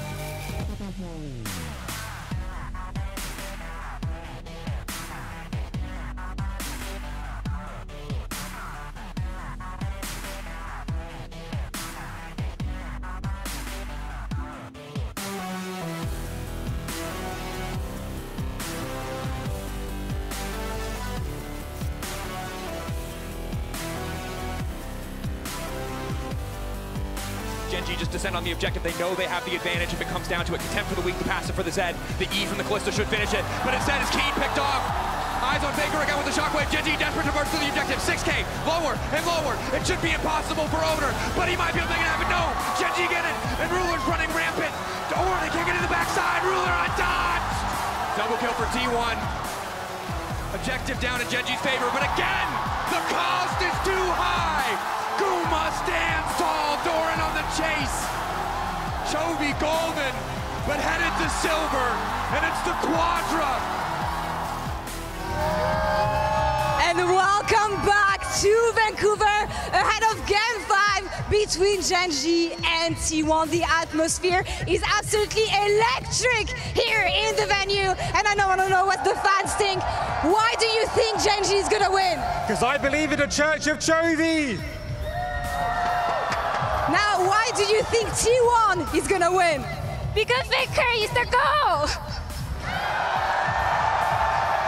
Casters, over to you for this Game 5. Both things can be true, and argument. that's what's scary. And here we are, Game 5. I will say though, as much as I do still think that regardless of what happens in this series, Chovy's the best individual player in the world, I cannot think of anyone I would want to match up against in a Game 5 less than Faker. Yep. Yeah. Really, everything that we've seen thus far, I think there's been so much talk going into the series. What was going to be the matchups that were going to be big? What was going to be the matchups that were underperforming going in? I really don't think any of it has mattered, because what this series has brought us instead is so many fights that were on the very knife of either team just straight up losing the game outright. And what we saw in the game number 4 was electric. And all I ask for, and I'm sure everyone's with me on this one, get me, it doesn't have to be as good as Game 4. Just get me half of that in Game 5. Because we've had, I've been there. We had a lot of Game 5 oopsies. Yeah, I was going to say Game 5 and Fearless. I know a lot of people are seeing it now at MSI, but you and I have seen it watching LCK and LPL. Sometimes things got a little funky in draft, in Game 5, and when one team composition gets ahead, they just kind of end up steamrolling. So I, too, would also not want to see that because, again, these two teams know each other so well. You can tell how familiar they are with each other. It's been punch after counterpunch after counterpunch. It's just been so entertaining, so please give us that as well in Game 5. 100%, but now there's so much pressure on the players and the coaching staff as we get closer to picks and bans powered by Omen and HyperX to dig deep into those champion pools, to not be caught, to not get blindsided by a niche option or counter pick. This is what's terrifying about Fearless, is you need to come in just as fresh for Game 5 as you did for every other one. And you're right, so often it does come down to that little draft gap, a composition that's much more easily executed or stronger on paper. Renekton, still available, going to be one of the picks that I'm going to be looking toward with so many of its counters. Hard or soft, the Ornn, the Gragas already taken off the board, the Yorick taken off as well. And I'm going to go back as well to that mid lane matchup, because Faker, for all of his clutch moments, has been reliant in his recent era on a lot of different champions. And a lot of those champions are now gone. We are going to Game 5. Chovy has been known to have a very eclectic champion, but he's been leaning into it a lot more since Fearless has come around. But then you can say the same about players like Keria, particularly on R5. The big thing for me, 80 mid laners, AP junglers. Jungle pool also heavily pinched. We haven't seen Yone, we haven't seen Tristana, and a lot of the AP jungle options, stuff that Canyon and Owner are willing to pull out in the right circumstances, but Yone obviously not necessarily the first pick that comes to mind when you talk about Faker, so see where the prio is going to be. Yone, but then also I'm looking at an Akali or a Sylas, right? That kind of matchup. These two are super, super comfortable with. We see the Maokai, Vi, and Varus taken off the table by T1. The TF remains out of this series. You got your wish, Dracos. Congratulations. Well, to be fair, the Kalista haters are the real winners in this series. I think. Honestly, okay, that game was not on Kalista though. Let's be real here now. But did she win? No, she did not win. That's it. I don't think it was results-based analysis, Emily. I love it. I love it. Aurora still on the board, banned in previous games, but will make it through here. And this is the nature of Game 5, right? A lot of these champions where you would want a little bit more info, you're very readily willing to just blind pick, to throw down, knowing how small that pool is. Yeah, and it could go top lane, but I'm 99% sure that's going to be mid for Chovy. It's actually his 5th most played across all of 2025, and including Fearless, so that's pretty high up there in the prio. When we are looking at both of these mids, Owner just slamming down the Lee Sin. When we are looking at both of these mids, you see Faker have a more concentrated pool in his signature picks, and then Chovy having the more diverse pool and more spread across 23 picks to Faker's 18. But as you pointed out, that R5 for Keria goes so hard. And here we see the Sylas locked in for Faker. And again, speaking of clutch players, not wanting to play Faker, Sylas, Game 5, it just hits different. And Chovy is a terrifying Aurora, but if they can't shut Faker down, we know what he's capable of. We'll see, because as Emily highlighted, Gen.G have been willing to flex this Aurora towards top. Keen, a player with yet another deep champion pool. It also makes me wonder what is going to be the pick for Canyon. And if we get Owner Lee versus Canyon, Nidalee Game 5! Oh my! And Let's freaking go. Okay, the thing is, I hate to be the bearer of bad news. You talked about how close some of these games could be, how they could be balanced on a knife's edge. There's a Nidalee and a Lee Sin, now potentially Renekton. This game will come down to early skirmishes. Yeah. If one team finds a lead, they will run over the opposition. And there we see the blind pick Renekton for Keen. Although, I do have to point out, Chovy has played it in mid. It was exactly this setup. Yeah. Actually, the Gen.G flex, we'll see if it happens again. Keen mentioning that one in draft. We'll see if T1 also, with how many top laners are already gone, I think you have to pick something here. The Gnar to come through for Doran. Mbessa instead. Mbessa. And this man on Mbessa had one of the craziest 1v2s that we saw in their series at the road to MSI. Popped off in an insane manner as the engaged ports, so many are already gone. Leona gonna get taken off the board as well. And again, the support pool gets smaller. You highlighted Emily Keria, red 5 counter pick. What has he got for us? What is he cooking up? Because this is a super volatile composition, honestly, from both sides. Yeah, and he can play anything. As we see, the Nautilus removed, was kind of expecting that. Wasn't sure which team was going to end up taking it out, but he remains on the ban list. So those two kind of remaining engaged supports taken out. And we're out of engaged supports now. So last game where we saw how little CC options there were, how scrappy the fights could become, we're set up to see the same again because there's not really a lot of point-and-click reliable lockdown left. They're going to ban Blade. Oh, there we go. And then they're going to ban Pyke. I really don't think that with the comp that is here for T1, you want to give Keria the opportunity to play aggressively for the map. But no, it's the Ziggs instead. Being taken out. So the Pyke is still up for Keria.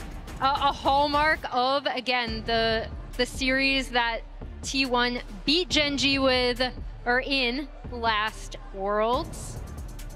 Let's see what Guma, most likely Guma is going to end up picking here, because I do think they're going to save that R5 for Keria. What's the angle for Guma? Still a decent amount of 80 carries left in the pool. A lot of utility options gone. Ashe, something that was really successful last year. Aggressive, though, is the name of the game. Okay. Just when I think we can't go any more all in, they find a way to do it. And a pick that goes back all the way to when Guma debuted way back in the qualification series. Pretty sure in 2020 against Gen.G. Didn't end up winning back then. Has since obviously transformed into a completely different, as we get Ruler Jinx on the flip side. Might be Jinx Lulu, which to me would also set up for that Pyke on Keria and Fiverr. Yep. And those two comps. Oh my gosh. Yeah, if it's a Jinx Enchanter, especially the Lulu. I definitely see the R5. We talked about the importance of bot lane Prio. We know how important it'll be to shut down Guma. As long as he's stacking up Adoration, it will be a bigger threat to Tahm Kench. More safety. Trying to keep Ruler safe. Late game insurance, 100%. Right there. They see how committed T1 are to the early to mid game, and they say if we can weather the storm. Let's see it. He's debating, still considering. Fantastic to the shield from Tahm Kench. And again, I can't talk about this bot lane enough. Okay. In terms of how they like to play, how they like to pressure their opponents. He's going to walk in Pyke. Yes! Pyke it is! We haven't seen a second of gameplay yet, and this is already I'm so excited. A banger. Oh, it's Renekton Italy for Gen G. Chovy on a pick that should be able to generate pressure in lane. And while obviously Ruler and Doro need to get for early game, the range advantage, if they can play around the Pyke, can maybe get them through. And then on the flip side, T1, it is basically full melee. If they can get Guma ahead early, what does Gen G actually do? Because taking down this Draven when there were so much other threats on the map, not going to be easy. And I'm not going to lie, I'm not feeling great about it not being a one-sided game, because either of these two compositions, if the Nidalee gets ahead, if the Renekton gets ahead, versus if Pyke runs the Rift. All in. All in, baby. We've seen it before. Again, Carius Pyke, legendary on that international stage, but against Canyon's Nidalee. I mean, the thing about two teams like this, two teams who have so much history, is that it's always set up for these iconic picks. Now, Vancouver, listen up as we go into game. We're going to take something from our friends at the LCK. Chronicler and Emily are going to lead you through Team Chants. It's very simple. They're going to say a team name. They're going to say 1, 2, 3 in Korea. You shout that team name fighting. Everyone ready? A lot of people here, LCK fans, I think already know the deal. But we really need to hit this. We need to let the players on stage know they're at home here in Vancouver.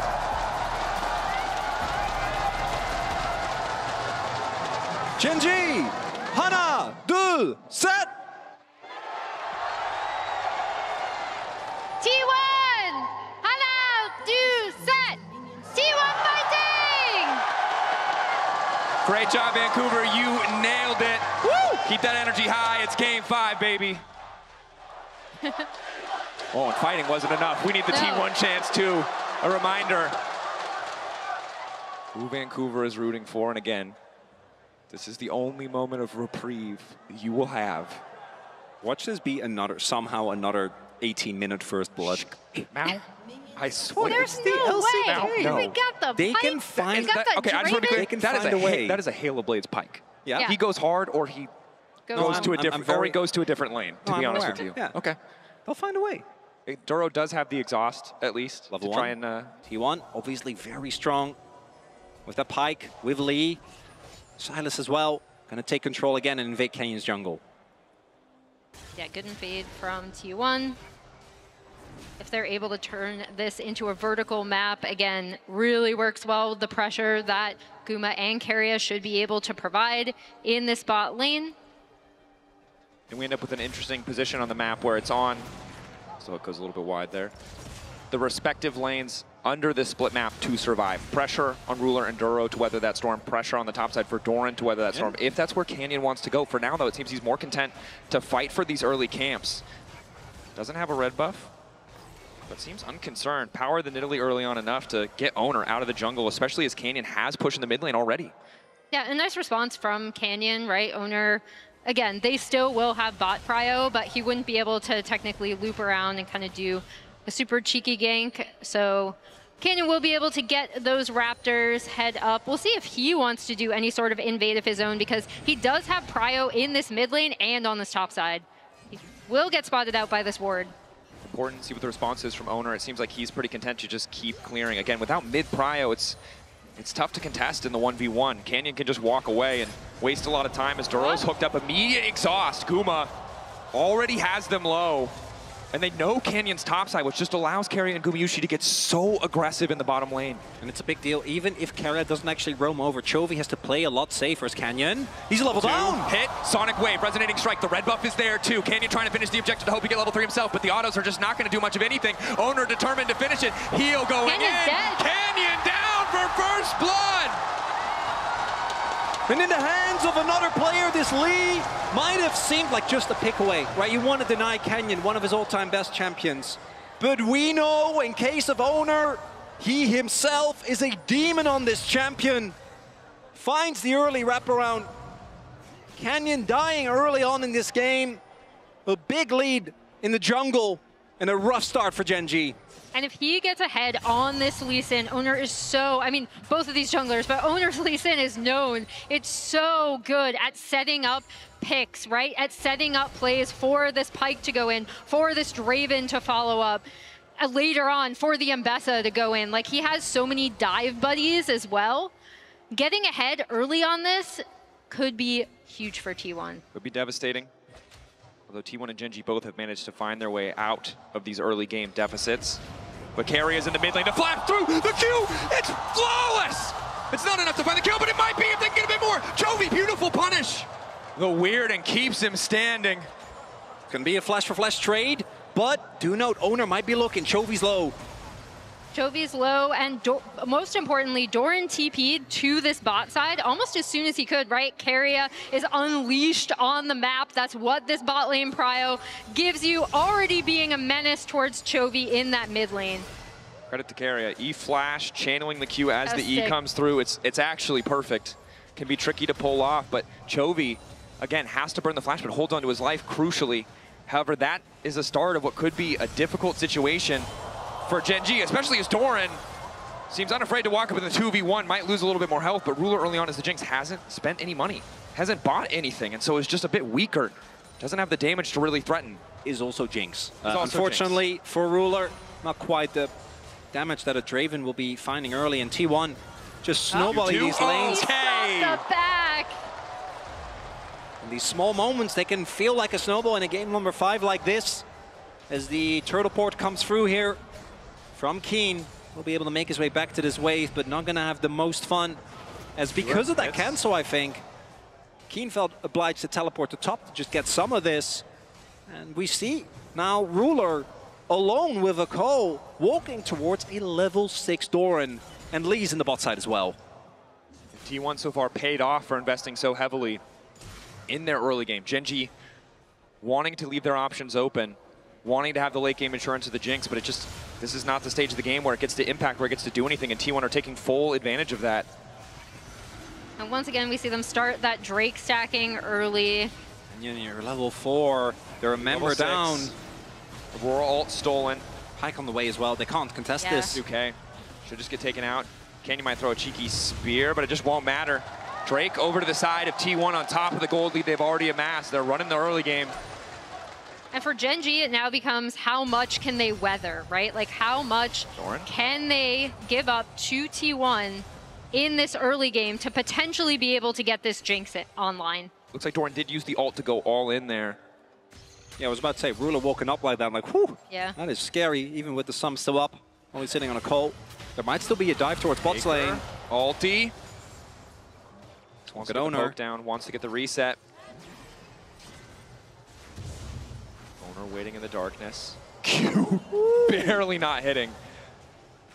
Sonic Wave won't find its mark as Ruler just continues to do what he can on the bottom side, stacking the coal, taking time, and he's going to need a lot of that time, especially as Guma is also stacking the Draven passive. If he cashes this out, it's going to be such a massive gold lead.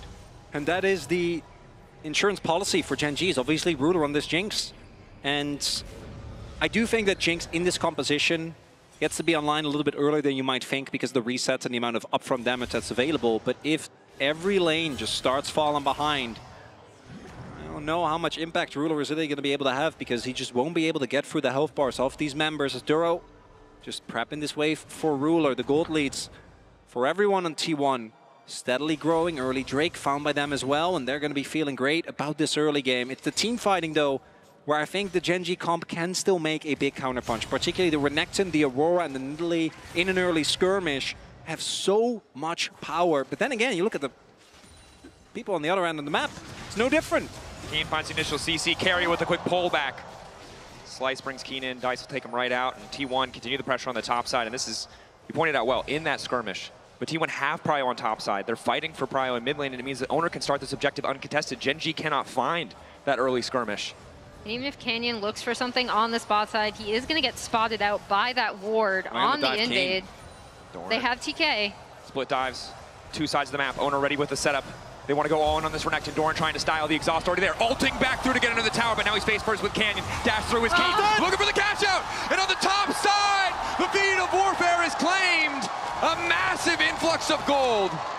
Keria goes down, but it does not matter. T1 wins on both sides of the map, and Owner's going to be able to clean up these grubs. Doran doesn't have enough to use his flash. He's just chilling. He's vibing. Alone against free. Duro goes down. Canyon doesn't get the gold he so desperately needs, and Doran just watches them leave. Flash in hand. And 1.7k gold lead now for T1. The snowball that, with their composition as a prerequisite, is fully coming through. Guma getting so much money on that cash out. 870 looks like it. Of course, at this point in the game, you have to feel for the members of Gen G. You have to stay strong in a game like this. You have to hold on to the mental. And how many times have we seen Chovy in these clutch moments watch the map fall apart around him? Recently, though, Gen G have been brought to a number of Game 5s and able to persevere. We saw it domestically. We saw it even last year at MSI against TES. Yeah. Actually, that matchup going the full distance as well. But as everyone knows, if you watch any League of Legends, T1 are a different beast, particularly with Doran playing the way that he has been. The early snowball for Guma and Keria. It might not be done. Keria waiting. Ooh, Keen. Well played the dodge out. Keria waiting till the last possible second. Already has an early serrated Dirk. Be curious to see what he goes for. Might just be the Umbral Glaive for vision denial. Again, big damage. Keen consistently forced to use that dive. The slice and dice just to backstep, just to stay strong in this lane. And in this attempt to kind of be able to get Ruler online with this Jinx, right? This Renekton has now had no prio, is getting set behind, where Doran turned around his dive into a kill for himself. And it's just kind of vibing in bot, right? Like, and yes, this Jinx could be in a better position than if she had faced off against the Pyke, against the Draven, right? But this also costs Gen G a lot to be able to swap out of that natural prio that they would have had with this Renekton. It's also big that when you look at the setup, Duro tried to go for a W because what else do they have? Like, you need to set up for Nidalee Spear. The CC isn't actually there. Rula tried with the traps, but it wasn't enough. I think the frustrating thing here for Keen is you've held on, you've weathered the storm. Who TP's up to the top side? It's Doran. He's up on XP. He has a fully completed item. So whatever advantage you had earlier on, despite everything you tried to do, just doesn't exist anymore. Yeah, he's about half a level, and now Owner is potentially going to be looking for another dive. Oh, Faker's on his way as well. Trying to hold on. Dominus use. Q into the wall. Good combo. Keen can't push a single button. And the side waves exploding for Gen G. The T1 take whatever they want on the map. I don't even know if Gen G can really contest for this dragon here. Looks like they also don't think so. Mbessa, a matchup that is supposed to eventually do well. You know, at some point you'll be able to outskill. They're getting a turret at 12 minutes in. Well, again, that's what happens when you don't stick it in the Renekton lane. They don't have the prio. Canyon hasn't been able to make any plays on this Nidalee with either the Renekton or the Aurora in this attempt to kind of bridge the gap for this Jinx to even get into the game. It's cost them. He steals it! It doesn't change the gold difference. It's fine. But Gen G needed that. They needed that bit of hope. Keria. Again, fishing for the angle. Q ready to go. Ulti stolen. Won't find the connection onto Chovy. Good steal from Ruler. Crucial. But again, tough for him to walk out without Duro beside him. That ends up being a pretty big steal because it does stop this Drake stacking where T1 could potentially force Gen G to kind of have to fight them at Drake. They can, if they're still in a really rough spot, give up next Drake, try to farm the waves as they push in. Let's see the steal again. Actually crazy. Yeah. That is insane, especially against Lee, right?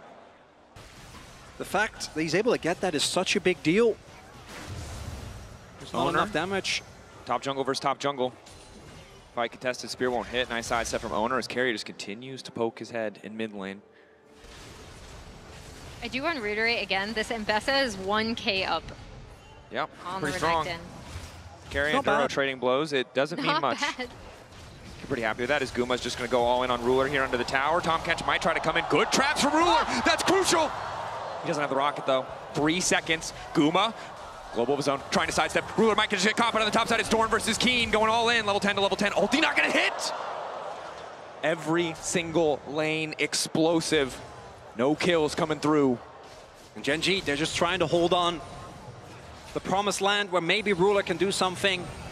Canyon has looked better on Italy in team fights than any player we know, but I think his early pick was what really started the snowball here, right? Because Owner was ahead on tempo from the very beginning. Being ahead on tempo meant that the Pyke alone might not be able to get a kill, but if you add the Lee as well, it is free pickings. But the one thing we always talk about with Pyke is he needs to generate these leads, because the moment we get to 5v5s, which, again, I think T1 should be able to firmly keep this game in their control, but just in case, shutdown onto Doran, Guma overstepping a little bit, Pyke going down, the game is not won, even though T1 is obviously in a very advantageous position. I've also seen too many Jinx comebacks. Yeah. If she's able to survive in a lot of these fights, get excited, get those resets in, she can completely take over the game. It's also Ruler's Jinx, right? This is a player who, when push comes to shove, always seems to find that form in those clutch moments. So, and again, I think credit to T1. We talked so much about how Gen.G had that experience playing against T1, weren't caught off guard by the rapid Barons, but it's very clear that T1 were ready for the Nidalee. Good early pathing, tracking, shutting Canyon down has made this early game pretty smooth sailing. As Gen.G look for angles of attack, try to find a way to come back. First items completed across the board. Potentially a decent time for Gen.G to try and fight. There are just so many threats. You need to take care of Doran, who's obviously sitting on a huge lead in case he TP's in. There's Gumayushi that you can't afford to ignore. And Canyon. That's something. Snipes that one away, but now it's Herald started. Owner seems to go uncontested. Can contest this, yeah. Chovy is not moving from this bot lane. Gen.G's kind of fanning out. I don't think they can contest with everyone there. Not really an opportunity. Ruler did cash out his cult. The Jinx trying to stay relevant, but this mid lane turret sure to fall. And this is what Pyke loves, right? And yes, the gold lead has, I think, been mitigated a little bit. And maybe if the Drakes end up mattering, it could be that one steal from Ruler that gets him back in. But Pyke, as well as Lee, as well as Silas, as well as Doran on this Mbessa, if you ever walk into a brush, you just die. There's not that much you can do about it. Yeah, as soon as they open up the map, most likely with this Herald, especially with Drake spawning soon, to get that nice, easy mid lane prio is set up, right?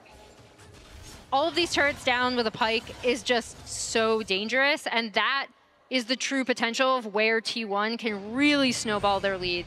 And you can see Keria just appearing out of fog, ready to fight for a bit of control around this vision. Of course, no one else is on the map, as we can see from our POV, so won't overpush there. And Doran just continues to be powerful in the context of these side lanes. Tough for Chovy to match him, but Canyon coming in with a quick heal. Q over the wall. Doran, Owner ready to follow up. Keria now going to follow as well. Duro forced to use that ultimate. And it's 6 seconds before the Drake.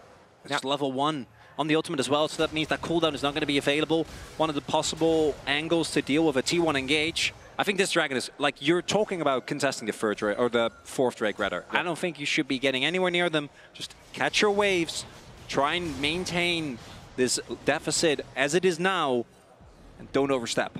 Yeah, because look at how T1 have set this map too, right? Top's pushing in, bot was pushing in, they have complete vision here. Ruler trying to steal it again, doesn't get it this time. But that initial steal means that they don't have to contest, despite the fact that T1 have set the map so heavily in their favor. Yeah, again, Ruler, I mean, able to find that angle. Canyon, good back step. Ooh, dodges both. Look, and the Sonic Wave as Duro's starting to walk up. Owner might have to just retreat here. Red buff in his sights, T1. Oh, this is risky. Look at Doran. He's on his way. Gen.G should spot him on mid-wave as well, and I think they're going to abandon his red buff. I don't think they can contest. Chovy. Looking for the angle to Keria. Ulti. Steps out the other side of the wall and will be fine. Faker seemingly ready for a dive. T1 putting down so much pressure. Gen.G want this red buff. They don't want to just concede it. Carrier looking for the angle on the hook. Keen on his way. Going for a little bit more there this time. Able to secure it. Guma grabbing it as well. And Gen.G are really struggling to hold on to these little advantages. But again, you highlighted it well. Ruler stealing the Drake, buys them extra time, buys them another few minutes, but I don't think it'll stop T1 from breaking this tower. Yeah, and it's just so tough. In, Ruler caught out. They know Tahm Kench doesn't have the Devour, so they go all in on the play. Just tier 1 down though. T1 don't need to overstay. And now the Herald out to safety. Doran 2-0. Taking a quick lap around the Rift to celebrate. I'm not gonna lie, I was kind of expecting Doran to go in there. That will be very Doran. Flash out immediately. Just not in the lane that you expect. Keen. Oh, it's just short. Oh, Keen had to be sweating there. All right, Doran has also had his driver's license revoked. That was really good driving. What are you talking about? He didn't calculate his distance. Yeah. Hey, all right. Like you've never run out of gas before, okay? I It have happens. not ran out of gas, because when the gas tells me that I need to fill up, I do. You have too much money, bro. I don't know what to tell you. You've never been desperate enough for the last 20 miles. I pushed my car a lot. There you go, you know. It was good to me, but I pushed my car a lot. We can't fault Doran. Faker, though, continuing. And again, for Gen.G, this was supposed to be the story of the Renekton Italy against this Draven bot side. Who could find the bigger advantages? But the answer was very clearly Guma, Keria, this Draven, the setup's owner, shutting down Canyon early. And now it's just all eyes on Ruler to survive and scale.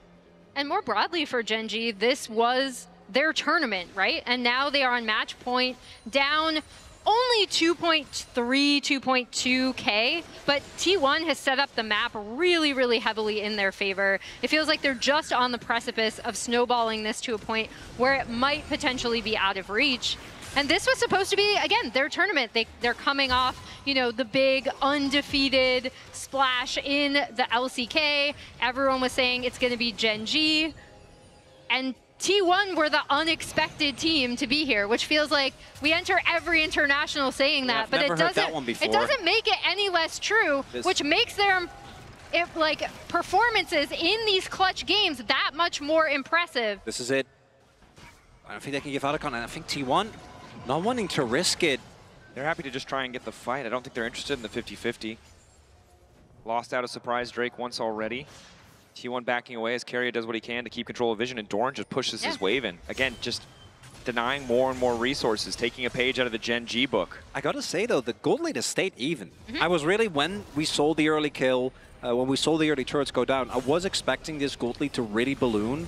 Obviously, the game state is still very bad for Gen.G. All your eyes are in the Ruler basket, and T1 have a lot of ways, very good ways to get on top of, even with the Kench, to get on top of this Jinx. But we are slowly, if it's 10 more minutes, getting to the point, and do note that the soul point is going to be given to T1 in about a minute, but then they have 5 more minutes. At that point, a 2K gold lead, not going to be the end of the world. And it's a relatively short-range composition. We've seen how hard it can be to play games out in these sort of situations. Jinx long range, Canyon can start to throw poke with the spears. As long as Gen.G hold on, they've got a pretty good angle to play out these fights.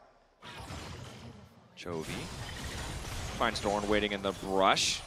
Quick Q2 backstep on the Sundering Strike, and Chovy will just walk away, but Keria. Here comes Keria. His old teammate in the area. Not going to find him though. Hoping to catch him on the next wave, but Chovy diligent on the recall. And this is big again, can't afford to give away any kills. Doran trying to keep the pressure here, but may just result in Gen.G conceding a bot lane tier 1. And as we look at the vision, we do see a ton of aggressive vision being set up here by T1. But literally, again, because of that steal from Ruler, Gen.G can now opt out of this. I don't know if they will. Based on the posturing, I'm going to say that they might be looking to actually contest. But especially with a Ocean Rift, so much vision is denied here. And I wouldn't be surprised if Gen.G just said, okay, we'll try and get a turret, maybe in mid. Let the objective go as Faker, still pushing inside, but does have TP. Sonic Wave connects, Gen.G staying grouped. Hoping to find maybe a quick pick before the fight starts off. We'll really give them a more tangible advantage, something to play around. It's Owner and Canyon just exchanging skill shots. TP behind, TP coming in. Doran on the flank, Gen.G know it. Ruler, eyes on the prize here. Keen, powerful as well. Gen.G, good retreat, calm, collected. Trying to keep Prio, using range advantage in mid. Owner Pull back onto Keen is good. But you can see how hard it is for T1 without an angle of attack to kick these fights off. All eyes on Doran. The Ambessa wants to keep things going. Quick flash out. Ruler still standing. Duro tries to get a sidestep, but it does not matter. Keen keeping things going. And exhaust onto the Ambessa. And it's Chovy! Chovy in the midst of the fight. Keeping it going as Keen wants to go forward. Guma off on the side, completely isolated. Eyes on the Dre, even though he might just be able to catch up. But it's the reset for Ruler. Ruler, 1.5 items. It does not matter. He's still managing to make it work. The zap there. Guma. 2v1, 3v1, 4v1, they continue to descend. Gen G have found an angle of attack. T1 could not find the fight. Gen G happy to take it to deny yet another Drake. What brilliant posturing from Gen G, kind of making sure that members of T1 were a bit separate. And the most important things are Chovy going in and out, constantly dealing damage, and then Ruler firing off the back line. He is going to be back into this game, and now this composition is so much more likely of coming online. But this too is Doran. They get so much damage down onto Duro. I think this initial play is great. You've bullied them off. I don't think they can contest. But that ult right there is what starts off the fight. The exhaust comes through, the damage is there. And once Jinx starts going, as she's excited, you can say T1, oh, we can't go for this fight. We don't have a front line. But when does this happen? When does the 1.5 item Jinx, who should be firing a pea shooter doing no damage, show up in a fight like this? And again, it's credit to Gen G for finding that needle in a haystack, that one angle to get a fight. No stomp. Yeah. Look at that. Look at that goal. It's closer. Okay. The stomp. 493 international kills for Ruler. Also passes Deft for 9th. Congrats. But yeah, the other kind of unsung hero in that a bit was also Keen, right? Yep. We talked about how this Renekton is essentially the front line for this team, alongside the Kench for safety. Gen G has tempo. Owner spotted. Doran's so far Keen. away. Are they willing to bet on the 50-50? Wait for the Sonic Wave to expire. Must be the call. Traps are there too. They've caught out Owner. Owner locked up the kickback, trying to retreat now as Canyon's already taken the objective. Rocket hits him! Another reset for Ruler! The double kill for Gen G's 80 carry. Oh my god, they can go for Nash! Gen G in the blink of an eye in a single fight in the mid lane, and now on the top side at Otacon have wrested control from T1, but T1 refused to go quietly, knocking down the tier 2. They want to try and break the base, desperate to get more. Baron falling for Gen G. Inhib Tower falling for T1, but now it's T1 on the back foot. They need to survive this buff as Chovy just takes more gold on the top side. Oh my gosh, what a back and forth game. Ruler's Jinx back in it. Gen G now with a 2K gold lead. That entire swing starts right here at Otacon. It's Ruler that sets it up. Owner gets caught in the trap, and even with the kick, the damage comes down. The rest of the team on Gen G does so much damage. There is nothing that Owner gets to do, and because of that buff play, turning the tempo topside for Gen G, allowed him to go for Otacon, and as we highlighted, this comp for T1, if you are on the back foot, if you're trying to desperately gain access, if your Pyke is not in position already, this comp doesn't look good. And look at this now, between our two 80 carries, right? As The Teamfight contrast UI is going to troll me a little bit there. Oh my. 3 items. But Ruler is now ahead. Wildly far ahead, despite the cash out for Guma. 480 stacks still, he can turn things back, but we know this is where Ruler really takes over the range. And it was fights that brought T1 back to a game 5 from the deficit despite the soul in the previous game. It's going to have to be fights, it's going to have to be a crazy pick from Owner, but now the rest of Gen G is online as well, right? 3 items on Chovy, Canyon sitting on 2, they can't just go for Ruler. So many times in the clutch, T1 have made the impossible possible. They'll have to do it again because Gen G are more powerful. Gen G weathered the storm of T1's composition, and they're not looking to give them anything back now that they've taken hold. And how clutch was that Drake steal from Ruler, unironically setting them in a position where they could sit back, where they could just catch waves, despite losing their outer ring of turrets. That actually ended up being a massive point in this game for Gen G. Gen G, from the start of this game, you wouldn't guess it, but they held on now, 4K advantage, 2-2 on the Drakes. And they are terrifying around those objectives. An additional BF sword as well for Ruler. He hits like a truck. And there's not a really tanky member to eat damage from Ruler. Every single member of this T1 lineup is vulnerable, but Chovy himself is vulnerable as well. Initial lockdown is good. Hook to pull him back, but he hits into the wall. Follow-up now coming in. Chovy buying an extra second. The weirding as he tries to retreat. He will just have to give his life. Quick shutdown. Oh, and that gold lead looking a hell of a lot closer after that cash-in. That cash in, but then you see Gen.G immediately responding. They still have Baron Rocket. buff Cancel minions. Resets. Oh! Faker. Oh! Ah! Oh, he tried to be the hero, and in the end. Yeah, so he lives, so it's fine. He has TP, can make his way back, but that back cancel, I think, gives enough time to Gen.G to just stall. They were able to get the bot side inhib, and even with that pick on the Chovy, that alone is not going to be enough. The main character is Ruler, but if Doran can find Ruler with a kick or an ultimate, that could be what brings T1 to the victory, despite how hard fought their lead was in the early game. Right now it's Gen.G. It's a TP flank. There he is. TP. Fake Faker's coming in. I think they spotted him. Gen.G now on the retreat. Duro staying right on the way next to Ruler. Oh, they marked him. Oh, in mid lane, so many memories in this mid lane. So many series decided by these two players. Ruler and Faker, toe-to-toe again. T1, desperation starting to show as Gen.G keep it composed. No, they can't afford to give him an angle. Ruler. The cannon saves him. Ulti in, managing to connect immediate exhaust. Duro's already used the ulti, and now Faker probably going to try to look to follow up. Doran on the retreat, though, and Chovy firing back. Keen, the flash forward. Ruler now allowed to free fire, but they haven't found the reset yet. Guma so low, but he's still standing. Crucially, healing now coming in. Massive damage from the Draven, but Gen.G are on the chase. One reset for Ruler. May just end it here. Duro, the Q flash forward. Canyon chasing as well. Doran splitting from the rest of his team for a hope at another shot, at another fight, because it's falling apart for T1. Super minions are in the base. They're going up from that bot lane. T1 have to back to respond. That's going to be, I was going to say a sole point, but it looks like Gen.G instead want to push for mid. One inhib is nice, two inhibs is actually debilitating. Makes it so much harder to get outside of your base. Gen.G continuing to push up. T1, the last desperate stand. Are they going to actually push the end? Doran is 25 seconds. Gen.G looking to close it. So much hope domestically, looking to make good as Carrier tries to find the fight, but it's Guma isolated on the side, looking to take down Ruler. One more auto, but it doesn't quite have the damage. Ruler living in the clutch. Gen.G hold the line. Gen.G knock down T1 and advance to the finals. And the main character of Gen.G, let there be no doubt, is that man on your screen right there.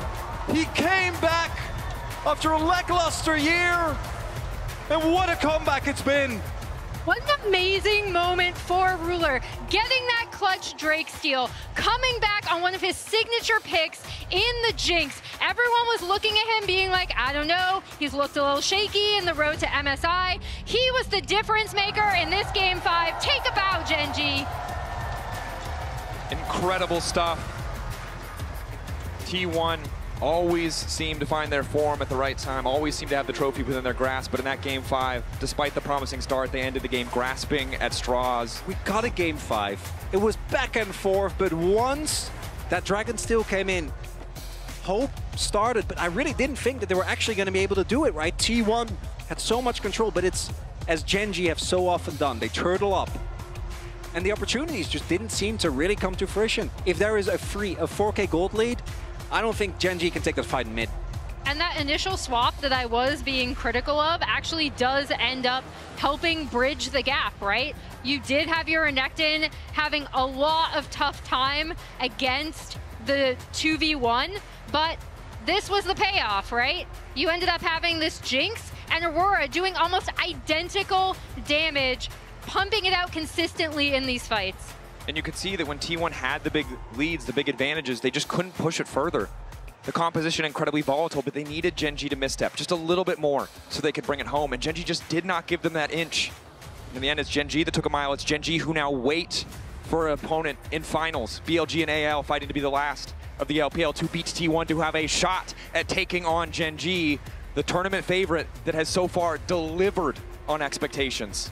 Yeah, that makes this T1 matchup so huge, right? Because now if I'm BLG or AL, T1 was already looking monstrous after that BLG series. They look even more scary, in my opinion, after this series. And it's testament again to the resilience of Gen G, despite that early game.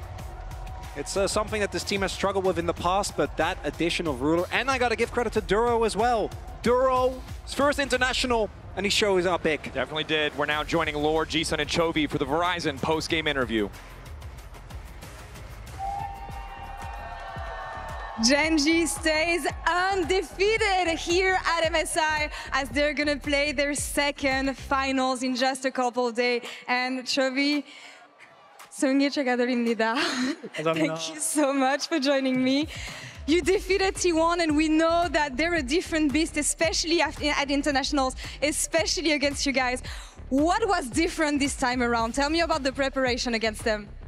승리 축하드립니다. 사실은 국제전의 T1은 언제나 다른 포스를 풍기기 때문에 좀 준비 과정이 철저해야 된다고 보는 사람들이 많았는데요. 또 국제전의 T1이 젠지 상대로 강한 모습을 오랫동안 보여주기도 했습니다. 이번 무대는 어떤 점이 달라서 이렇게 승리 만들어내실 수 있었나요? 일단 저희 젠지라는 팀이 국제전에 T1한테 막혀서는 안 되는 팀이라고 생각을 하고 결국에 저희가 원하는 목표를 이루기 위해서는 국제전에 T1을 꺾을 만큼 잘해야 한다고 생각을 해서 선수들이랑 감독 코치진이랑 열심히 준비해서 이렇게 좋은 결과 낸 것 같습니다.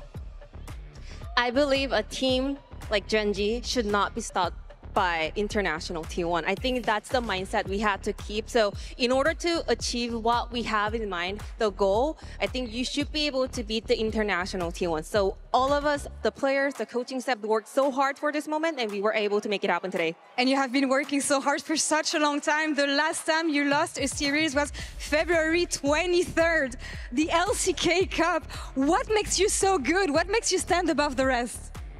젠지가 마지막으로 시리즈 패배한 게 2월 23일입니다. LCK 컵이 마지막이었는데요. 어떻게 이렇게 강할 수 있는 건가요?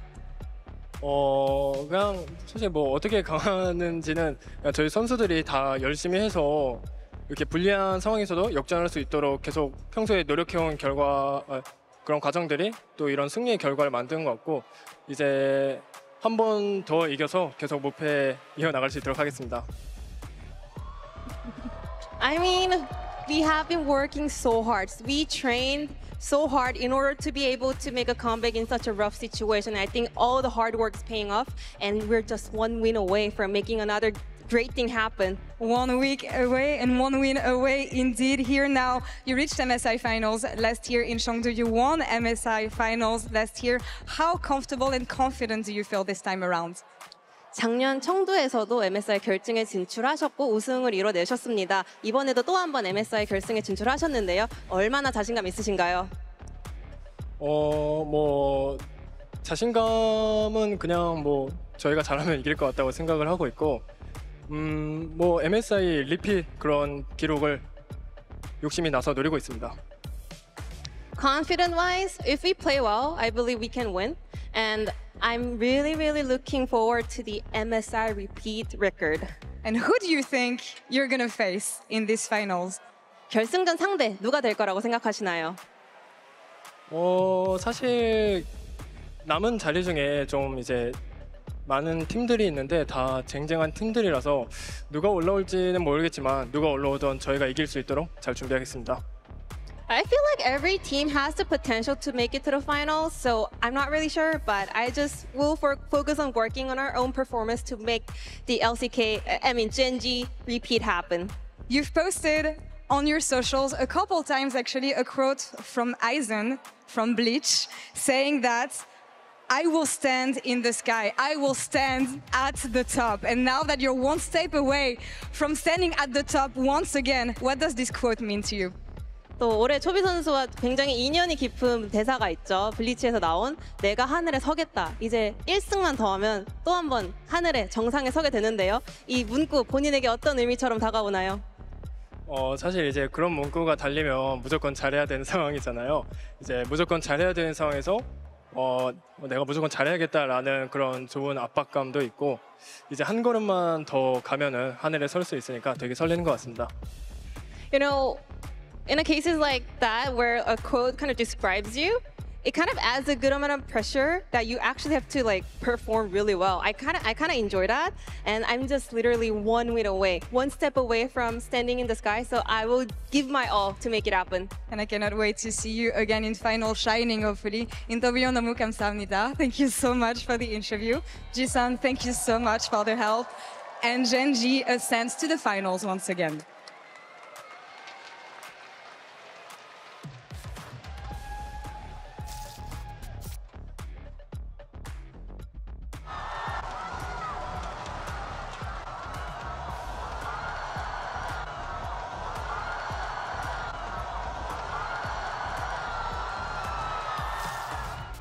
I love that. We see the reactions from everyone on Gen.G, and Ruler, who celebrates the most. I feel like he really also thought that he had this in the palm of his hand, even in the game that was lost just before this, because he had a monster series, and you had a monster prediction, my man.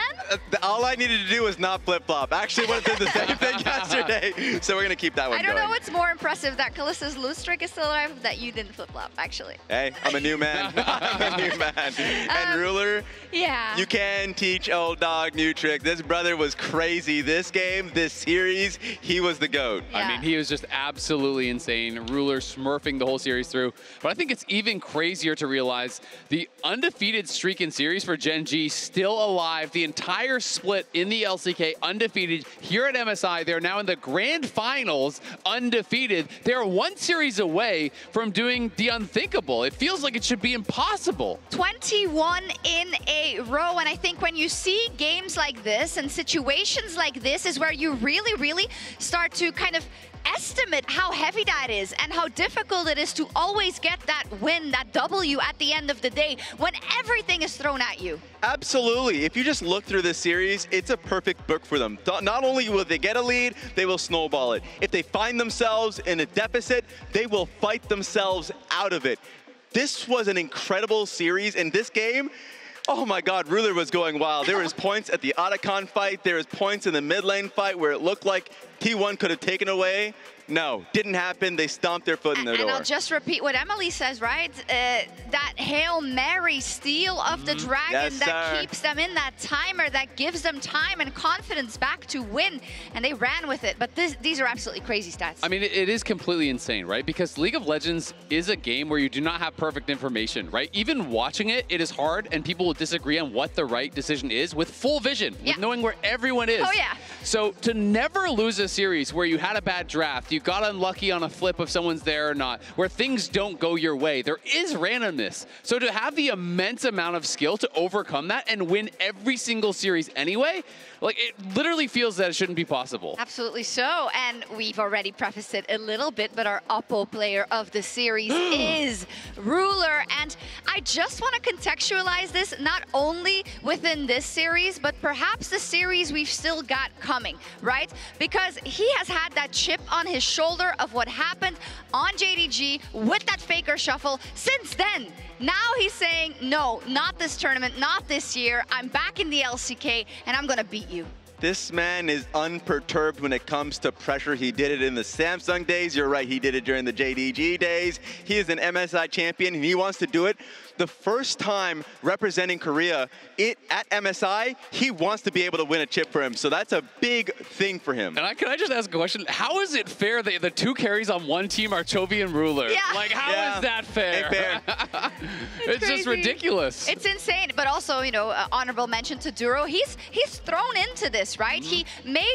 It may be true that he doesn't really have that stress, that same backpack of, oh no, they've beaten us at Worlds last year, but he still has to perform here against Keria, who also had great moments in the series. I mean, even just thinking from the context of like last Worlds where they lost to T1, and Lehens, who was the, if I remember correctly, the MSI MVP, the finals MVP, and Lehens goes to Worlds and he has like basically the bad series and all that. Duro comes in to replace him. That's a big shoe to fill and expectations, especially under the Gen.G banner. And he had really good games. That Alistar game this series was incredible. So there is no more that question or that thought behind the back of your head that someone is going to throw or someone's going to have like a choking performance, like specifically looking for either the support position in the past or the top lane position in the past. Chovy is going to have a great team behind him going into the finals. Yes, but this is where I think I want to make just a small caveat.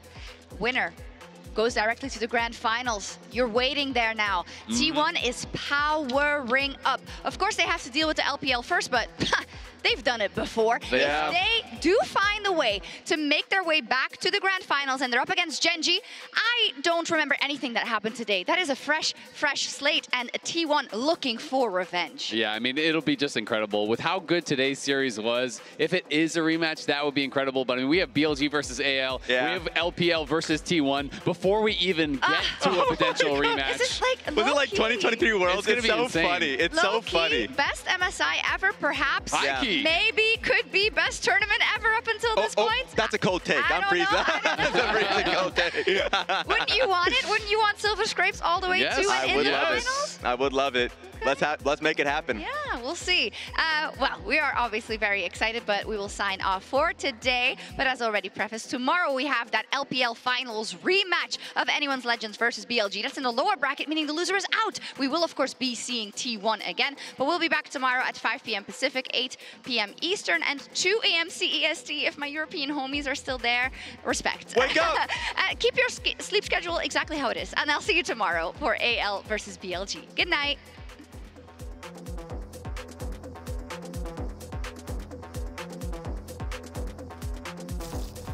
Chovy on the flank. Ruler trying to find the angle. Bit of CC down on a faker. The flash forward. He goes golden. Can they try to turn this one back? A multi-man push into the waiting arms of Guma. Guma free firing, but Chovy flashes forward. Finds the CC. Quick QSS. Ulti out. The fight is so damn close. Ruler, one more bullet into the ulti. And it might just be curtains for T1 because Gen.G. What a fight. The quadra for Ruler. Canyon, they don't see him. Faker wall the zone off. Equalizer to start things off, keeping them in the fight. Canyon going over, but who's going to get it in the end?